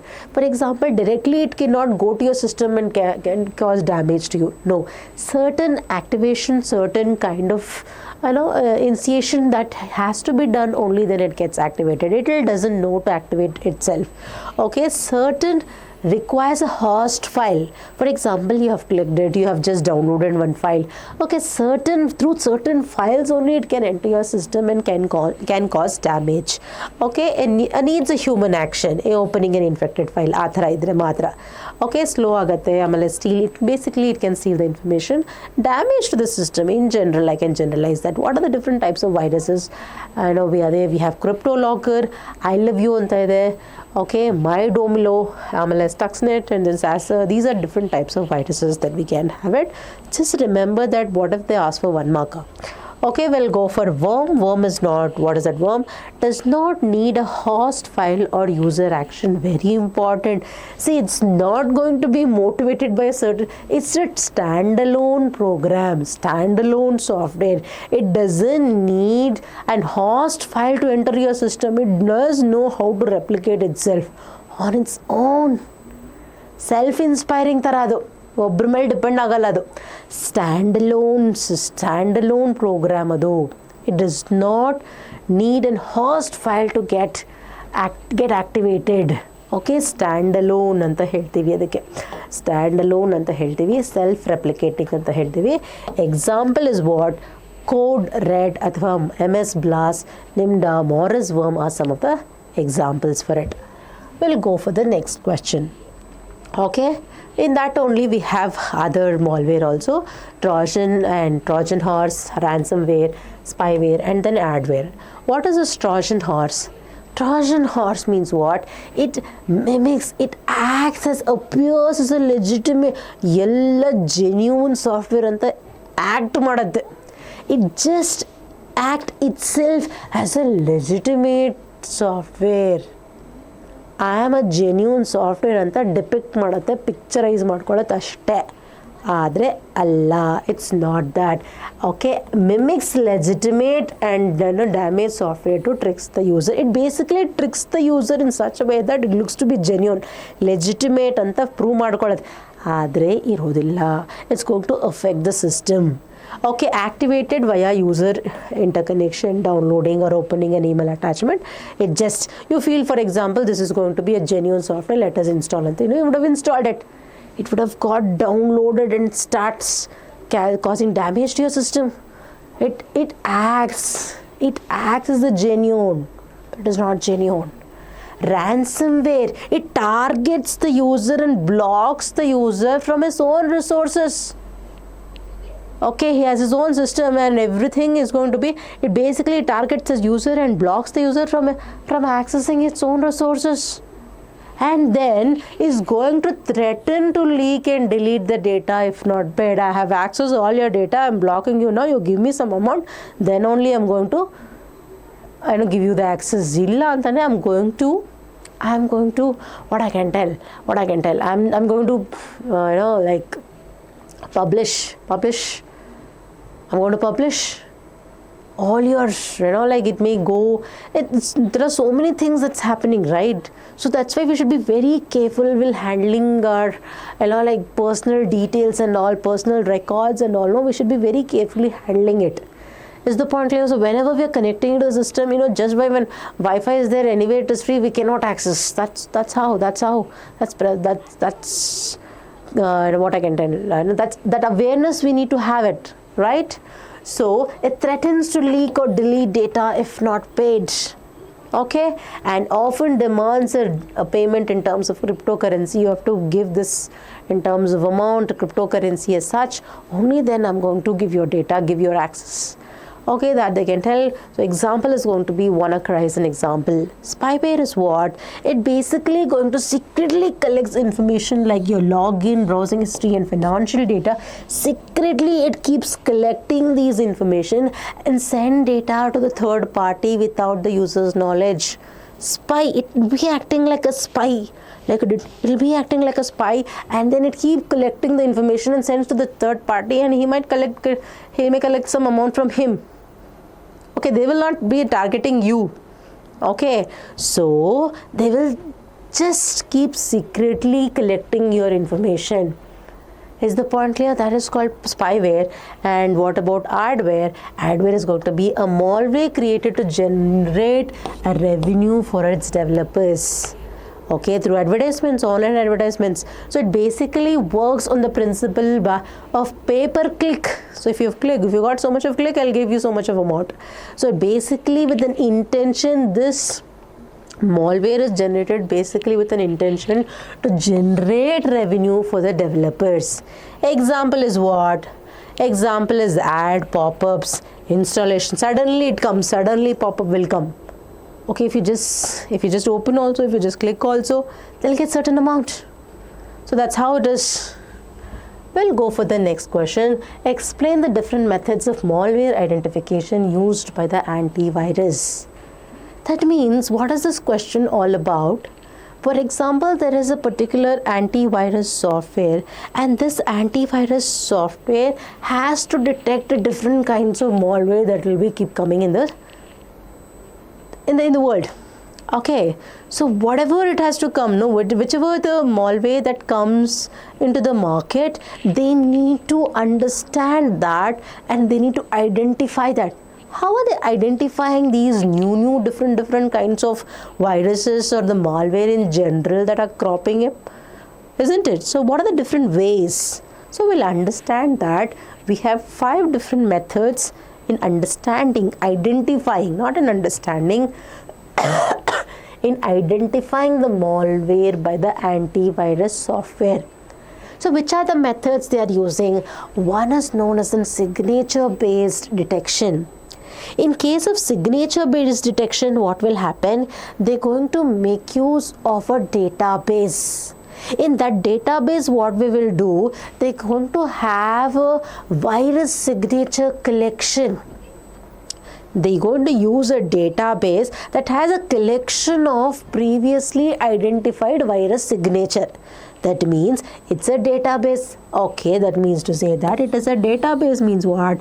Let's consider one file which has a huge collection of known existing virus signatures it has. And this file, we call it as virus signature file. Virus signature, virus definition file, VDF we call it. What it is, we have one database, we have one file. Within that file you have a collection of virus signature. For example, each and every virus, it has a certain pattern in which it is behaving. That pattern, those signatures will be stored in one file. We call it as virus definition file. So it keeps matching, detects the malware by matching the file code with the node. With this file, it keeps matching. Is it match? For example, our fingerprint is there. Police people, what do? They do compare. No, any kind of crime has happened, means the culprit. Okay, so the culprit, whoever, if the person, if they have some kind of doubt, they keep verifying the fingerprints of the existing criminals, right? They keep matching. Existing criminals only they will be matching. Maybe they would have only done it. Okay, first they will do that. Similarly, it is going to match the file with the existing virus definition file signature. It is going to match it. If it is there, it will say yes, I found out the malware, it will tell. But very important, what if it changes the signature only? For example, I am a malware, so I need to sign like this, and this is my signature. Let's consider, I am giving an example. I am a virus now, I have just made my signature. This is how my behavior is. My signature is this. Now what happens, after some time, there is a chance that the coronavirus, there is a chance that it is already there, right? So in case of during corona time, the coronavirus mutated. It has a different versions as such. Mutation, it will undergo mutation. No, I don't know biology much, but I've heard of it that the virus will go for mutation. It changes its signature. Now from this signature, I'll just make a different signature now. This is my signature. If the signature only change, then it is difficult. If I match also, it will be not matching. That's why Not all the cases, all the malwares will be identified by this method. And very, very important, for example, there is a certain virus definition file now, and after 3 months I'm going to match it with the same file, means it's of no use. You have to keep updating this particular file with the new viruses that will be released in the market. Only then it will be of importance, or else it will become outdated. No, that's why it has to be continuously in the updation process. We'll go for the sandbox detection, a beautiful method, I feel. So in case of sandbox detection, you're going to use the suspicious file. So for example, there is a particular suspicious file, and then I'll be running my antivirus, and my antivirus tells that it is there. We are not going to do that. In case of sandbox detection, we're going to, in case of sandbox detection, in case of, correct? No. Yeah, correct. In case of sandbox detection, what happens? It's going to run the suspicious file not in the actual system. See, having an antivirus in your system and checking for the virus in the suspicious file is a different story. Before you use that suspicious file in your system, I will not be using at all. Before it will be transmitted, I'm going to check for the viruses in the virtual, in different environment only. I check it. If it passes, then only I will give it to you. How beautiful, no? I'm taking precautions before only. I'm not at all entering into my system. Runs the suspicious files in the virtual environment to observe their behavior. What is the pattern? What is the behavior? And then if it identifies any kind of change in the behavior, then no entry. You can live. No entry at all. How beautiful it is. Sandbox detection is running of suspicious files in the virtual environment only for detection, to observe their behavior, observe the patterns. Next, we'll go for data mining techniques. So here in this, they're going to make use of data mining techniques. That means there are so many kind of machine learning techniques, right? So machine learning techniques, we have supervised learning, unsupervised learning, reinforcement learning, so many different techniques are there, right? So they're going to use different kinds of data, machine learning techniques in order to identify whether a malware is present or not. Okay, next we have a heuristic detection. In this case, it is not going to check your suspicious files for the it's not going to follow this. Okay, database, it is not going to match. Not in the virtual environment also, not in the machine learning techniques also. Now it will be checking the entire source code of the suspicious file, not for matching a particular pattern of the virus. Entire source code only it is being checked. That means whatever the experience that would have gained like this, the source code of these suspicious virus files will be there. No virus, for example, there is a particular program written for the virus. That particular virus will have a certain source code. The source code only you are checking completely. How is the behavior? How is the not with a particular pattern it follows. Entire source code only checks the program code. Which program? Suspicious program code and behavior to find new unknown data that is similar to the known ones. Because in order for me to understand the source code of the suspicious files, I will be using what? Certain algorithm only. So how would have written that algorithm? Someone should have written this algorithm, right? So this algorithm will be written based on the known ones only. Then only I can check, right? Everything should be automated, right? We need to write a program for checking the source code of those files, not with a certain pattern. It's more efficient, I can tell you. And next we'll go for real-time protection. What is that real-time protection? Continuously keep checking and keep running the programs. Continuously keep monitoring and running the programs and detect and block the suspicious activities instantly. Keep checking. In the background, keep running. Every time antivirus will be running only. As soon as I detect, block it. As soon as I get it, block it. For example, or whatever the files. For example, in such cases, I cannot go for the sandbox detection. Okay, I know that this is a particular software I'm getting from somewhere else, or somewhere else I'm getting it. So I'll just check it. I'll run in the virtual system and virtual environment, and then I'll be safe. But what if I have to download from the internet? I have to download from the internet means I have to believe only, no? That means this is also very important. In the background, continuously keep checking. Okay, as soon as it finds the malware, instantly it has to be blocked from the suspicious activities. What are these?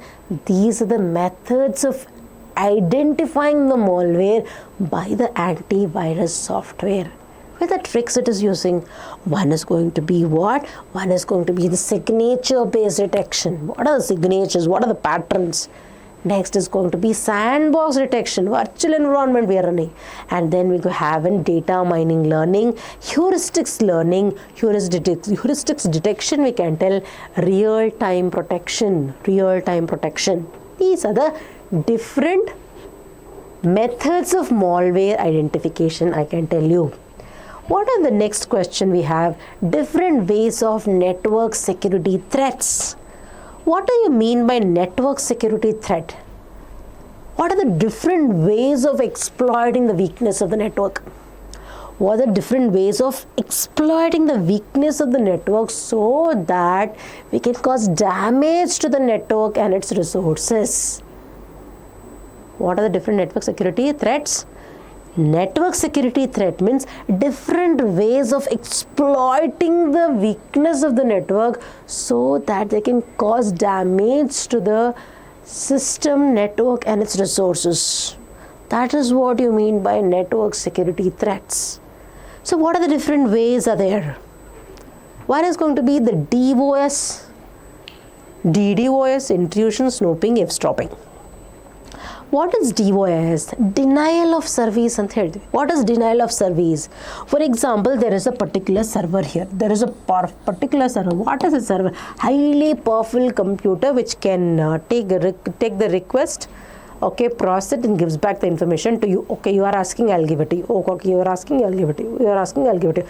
Okay, so like this job is to receive the request, process it, give back the request back to the client. Now, what if the request from the client is coming from the fake request? I'm not getting a genuine request. So an attacker where a resource like a website or a server, just understand that website is basically stored in a server. Okay, this particular server is basically been, what I can tell, overloaded with the fake request. There's a particular server, it can handle up to 5,000 users, let's consider. Now it is getting more fake requests only, getting a message, getting a request, getting a request, okay. So many, but all fake only, illegitimate request, fake request only it is getting, not the genuine one. So if it has to be handled its time, dedicate its time for responding for fake requests, then where is the time for responding for the genuine request? It will be overloaded. No, there is no time for it to serve more. Okay, it is not having some time for it to serve the legitimate request. So we call such a service as denial of service in one of the threat. Is the point clear? Now, what is DDoS?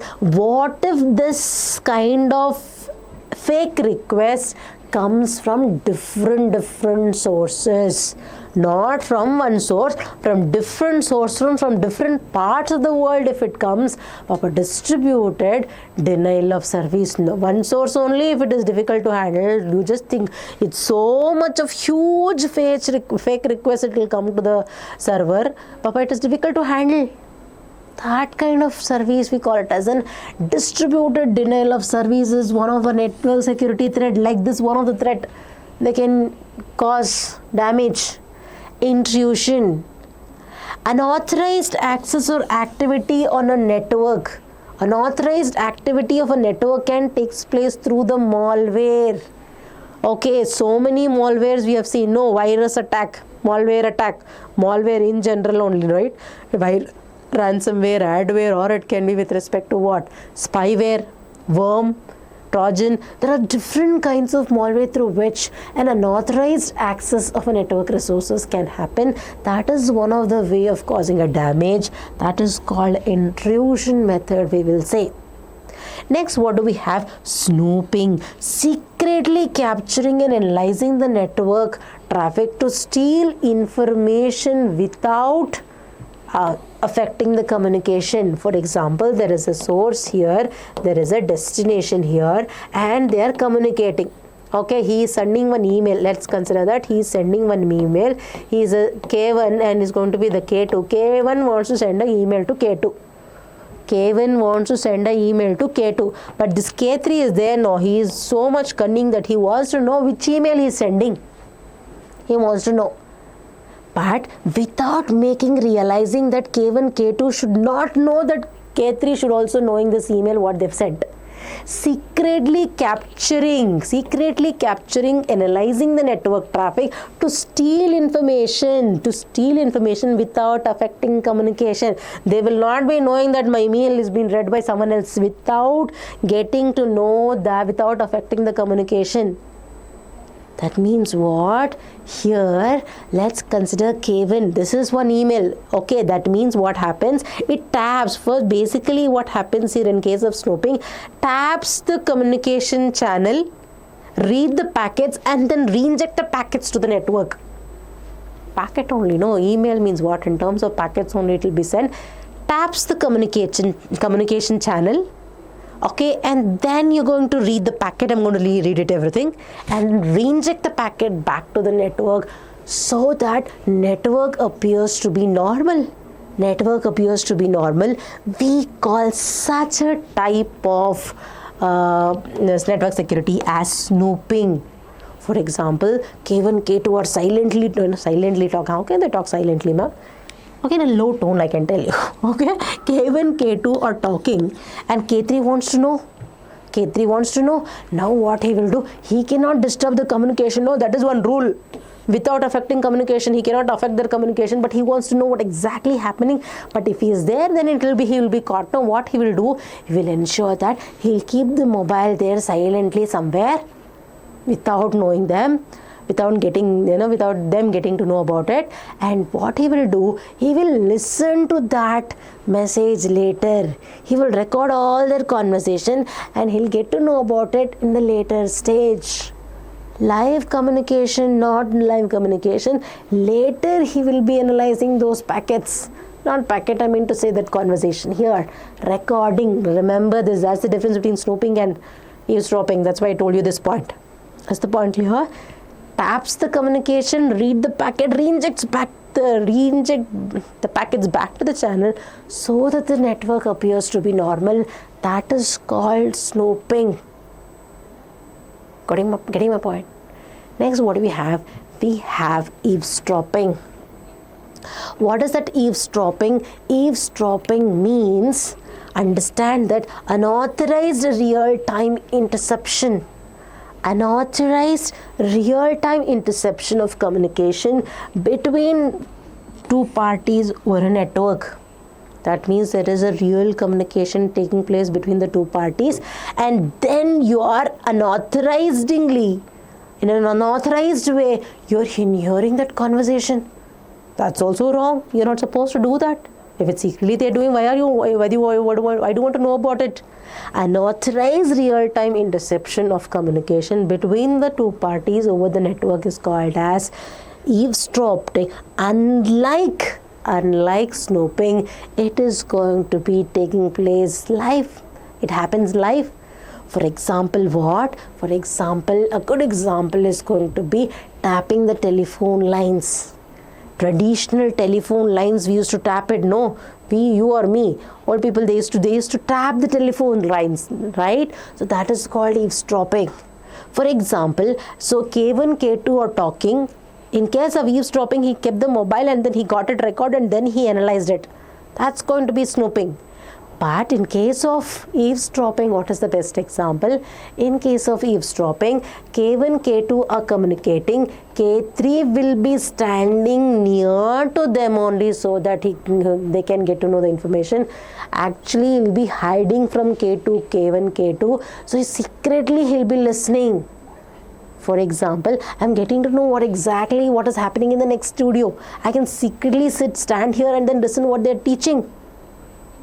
Getting my point? That means to say that here live communication I'm able to hear. Live communication I'm getting to know about it. It happens, it is live communication, I'll be intercepting that. Is the point here. That is called eavesdropping. Next question, what do we have? Explain keyloggers and explain keyloggers in detail. What is a keylogger? A keylogger is basically a software and hardware tool that records the key pressed by a user on the keyboard. For example, there is a keyboard here. I'll just type something. Whatever I type it has to be get recorded. Who is taking care of that? There is one tool that is going to take care hardware on terms of software. I can have some kind of an hardware on top of the keyboard wherein which if I type it automatically it keeps recording. There is a software that keeps recording. Through that, they can steal information like passwords, email, or it can be a private conversation, often sending these logs to an external entity without user knowledge. Without my knowledge, they keep tracking this and they'll be sending it to other people so that they can steal my information, misuse my information. To prevent the keyloggers, what you can do, virtual keyboard can be used. Okay, there are two types of keyboard. One is on-screen keyboard, another is going to be the virtual keyboard. On-screen keyboard is going to be the fixed QWERTY keyboard. Fixed QWERTY layout is called as an on-screen keyboard. Make use of the online virtual keyboard wherein each time when you press a key, for example 0 I have pressed. I'll just take an example of that numeric pad only. For example 0, 1, 2, 3, 4, 5, 6, 7, 8 like this. Okay, this is the keypad. Okay, so now what will happen if I press 2, next time 2 will be here, 1 will be here, 4 will be here, 5 will be here, 7 will be here, 0 will be here, then what is missing? 3 will be here, 8 will be here. Like this, each time I press the key, every time the keys will be randomized. That is called as online virtual keyboard. Okay, I can tell, okay. Okay, we'll go for the next question. What is malware and explain the modes of the malware distribution? Hope you know what is a malware. Malware is going to be the malicious software, basically causes damage to the system either in terms of hardware or software. That is called as malware, malicious software. What are the different modes of malware distribution? How can I distribute the malware? I am a virus, I am a malware in general if I have to tell you. How can I distribute this? Ma'am, why are you getting such a bad idea? I'm just telling you how they are distributing. How are they distributing? Very simple, download from the internet. See, if this only it is not supporting me, you should not do this. Okay, it's not legal. It's not legal, it's not. Okay, it's going to be illegal way of doing it and we should not do it, isn't it? Okay, we'll go for the modes of malware distribution. What are the different modes of malware distribution? Download from the internet. If you download it, automatically it enters. Unintentionally downloaded, disguised way as a free stuff. Okay, something you're getting free, we will take it. We'll just click it. We'll see what is there. Like that, we may download it. Spam emails. Okay, unwanted emails, through unwanted emails you may get it. Removal of storage devices, USB, SD cards, and through network connection. Worm spread automatically just if you have connection only. It doesn't need a host file for it to get entered into the system. It isn't standalone program. Understand that gets activated by its own. That is the thing. Understand that. Explain modes of malware and then bariಬೇಕು. Download from the internet, spam email, removal storage devices, network propagation. Write the heading and then write the explanation. This explanation you can give it on your own only because such a simple topic it is. So we'll go for list some preventive measures against the malware. Ma'am, you told all these stories. How to prevent it, you tell, ma'am. What are the steps for combating this malware and or preventing malware? Okay, for combating malware or preventing malware, what are the different things? Install, first and the foremost thing, everyone will write this, install and use the antivirus. Never use a pirated ones, use the unlicensed software, use the licensed software. Updated, installed, keep updating it, right? Your operating system, and even with respect to your softwares also, you keep updating it. Enable the firewall protection in the network. Scan the devices and avoid clicking on the links. Anyone link comes, no, don't click it. Okay, don't download it. Just don't click on some pop-ups. So you should be very cautious before accepting the cookies. Be careful while accepting the cookies. Which one to accept, which one not to accept. Okay, so you should be very careful while using the internet. I'll go for the next question. What do we have? So write a short notes on the firewall. Why do we have a compound? Why do we have a wall? So that unauthorized people should not enter our home. Getting my point? Unauthorized people should not come, or whoever we wanted, only they should come. Whom we don't want, or else they should ask the permission and then come. That's why compound, that's why wall we create. Is the point clear? So unauthorized whatever access is there, we want to prevent it. We want to protect from unauthorized access. So firewall is basically a security system, protects from the unauthorized access. Okay, so it can be implemented in terms of hardware, software, or it can be both. And similarly, we have a functionality as such. What are the functionality? Basically, it acts as a barrier only, no? Barrier only between the LAN and the entire internet, and also it ensures the security rules. It monitors each and every packet entering and leaving. I told you gateway. Just remember gateway. Okay, so through gateway I can have some checkpoints wherein any packet leaving the system, entering the system, I can monitor. So monitor and controls the traffic via the security rules. I can have some protocol through which I can control it. Right? Example, students blocked from finance server accounts allowed. Okay, there's a particular finance thing. So that means students should be blocked from finance server, accountants should be allowed for the finance server, like that. So what are the different types of network we have? We have a network firewall and a host-based firewall. What is a network firewall? That means between the two networks. For example, there is one network, there is a LAN here and there is another LAN, there is a LAN and there is one more LAN here. So between the two networks, if I want to have some kind of a firewall, so that will be a network firewall. Filters network to network traffic, from network to network traffic it will filter. What about host-based firewall? Installed on the individual machine. For example, there is a machine in the network. In this machine only, I am going to have one firewall wherein each and every packet leaving the system and entering the system will be monitored. Whereas in case of network firewall, every packet entering the network, leaving the network will be maintained by this network firewall. In case of host-based firewall, it is going to be for a particular machine. Each and every packet leaving the system, entering the system will be monitored.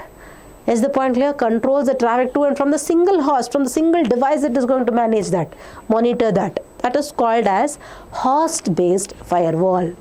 Okay, we'll go for the next question. So what do we have for the next question? So we have, write a note on hackers and types of hackers. So what is a hacker? Hackers, you should be knowing that the most commonly used word is going to be hacker and cracker, but actually there is a difference between hacker and cracker. That is what we will be seeing now. So what is the actual question they've asked? Write a note on hackers and types of hackers. So what does you mean by a hacker? Hacker is going to be an individual person who is very skilled in the entire system, okay, computer system, be it going to be an operating system, be it a network, be it going to be an programming skills, be it a programming, be it an operating system, networking, everything. He will be very expert in that. Okay, so we call such a person as hacker. Is the point clear? Hackers means they'll have a very good experience, very good skills in terms of operating system, in terms of what I can tell you with respect to programming skills and networking. Every field of the system, they will be having an expertise knowledge. But what they will be doing, they'll find out the loopholes of the system.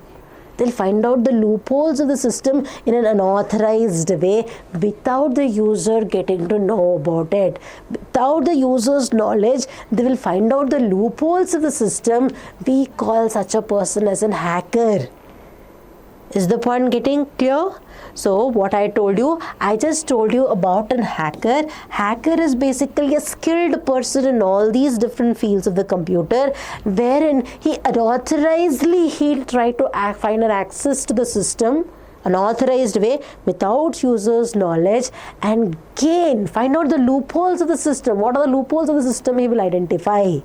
He may misuse, he may not misuse. Depending on that, we have a word called cracker and hacker. In general, when you have to say hacker is unauthorized way of accessing the network and its resources, finding the loopholes of the system. That is what you mean by an hacker. We'll go for the intention. Based on the intention, we have different types of hackers. What are the different types of intentions we can have? Ethical hacker. We have a cracker. Then we have something called grey hat hackers. We'll just see. So what do we have? White hat hackers, black hat hackers, and grey hat hackers. White hat hackers means ethical hackers. Ma'am, hacking only unauthorized way. What is that ethical, ma'am? Intention is to tell them that these are the loopholes, you need to rectify it, you fix it. Their intention is because there are certain companies hire some hackers to know the loopholes of the system.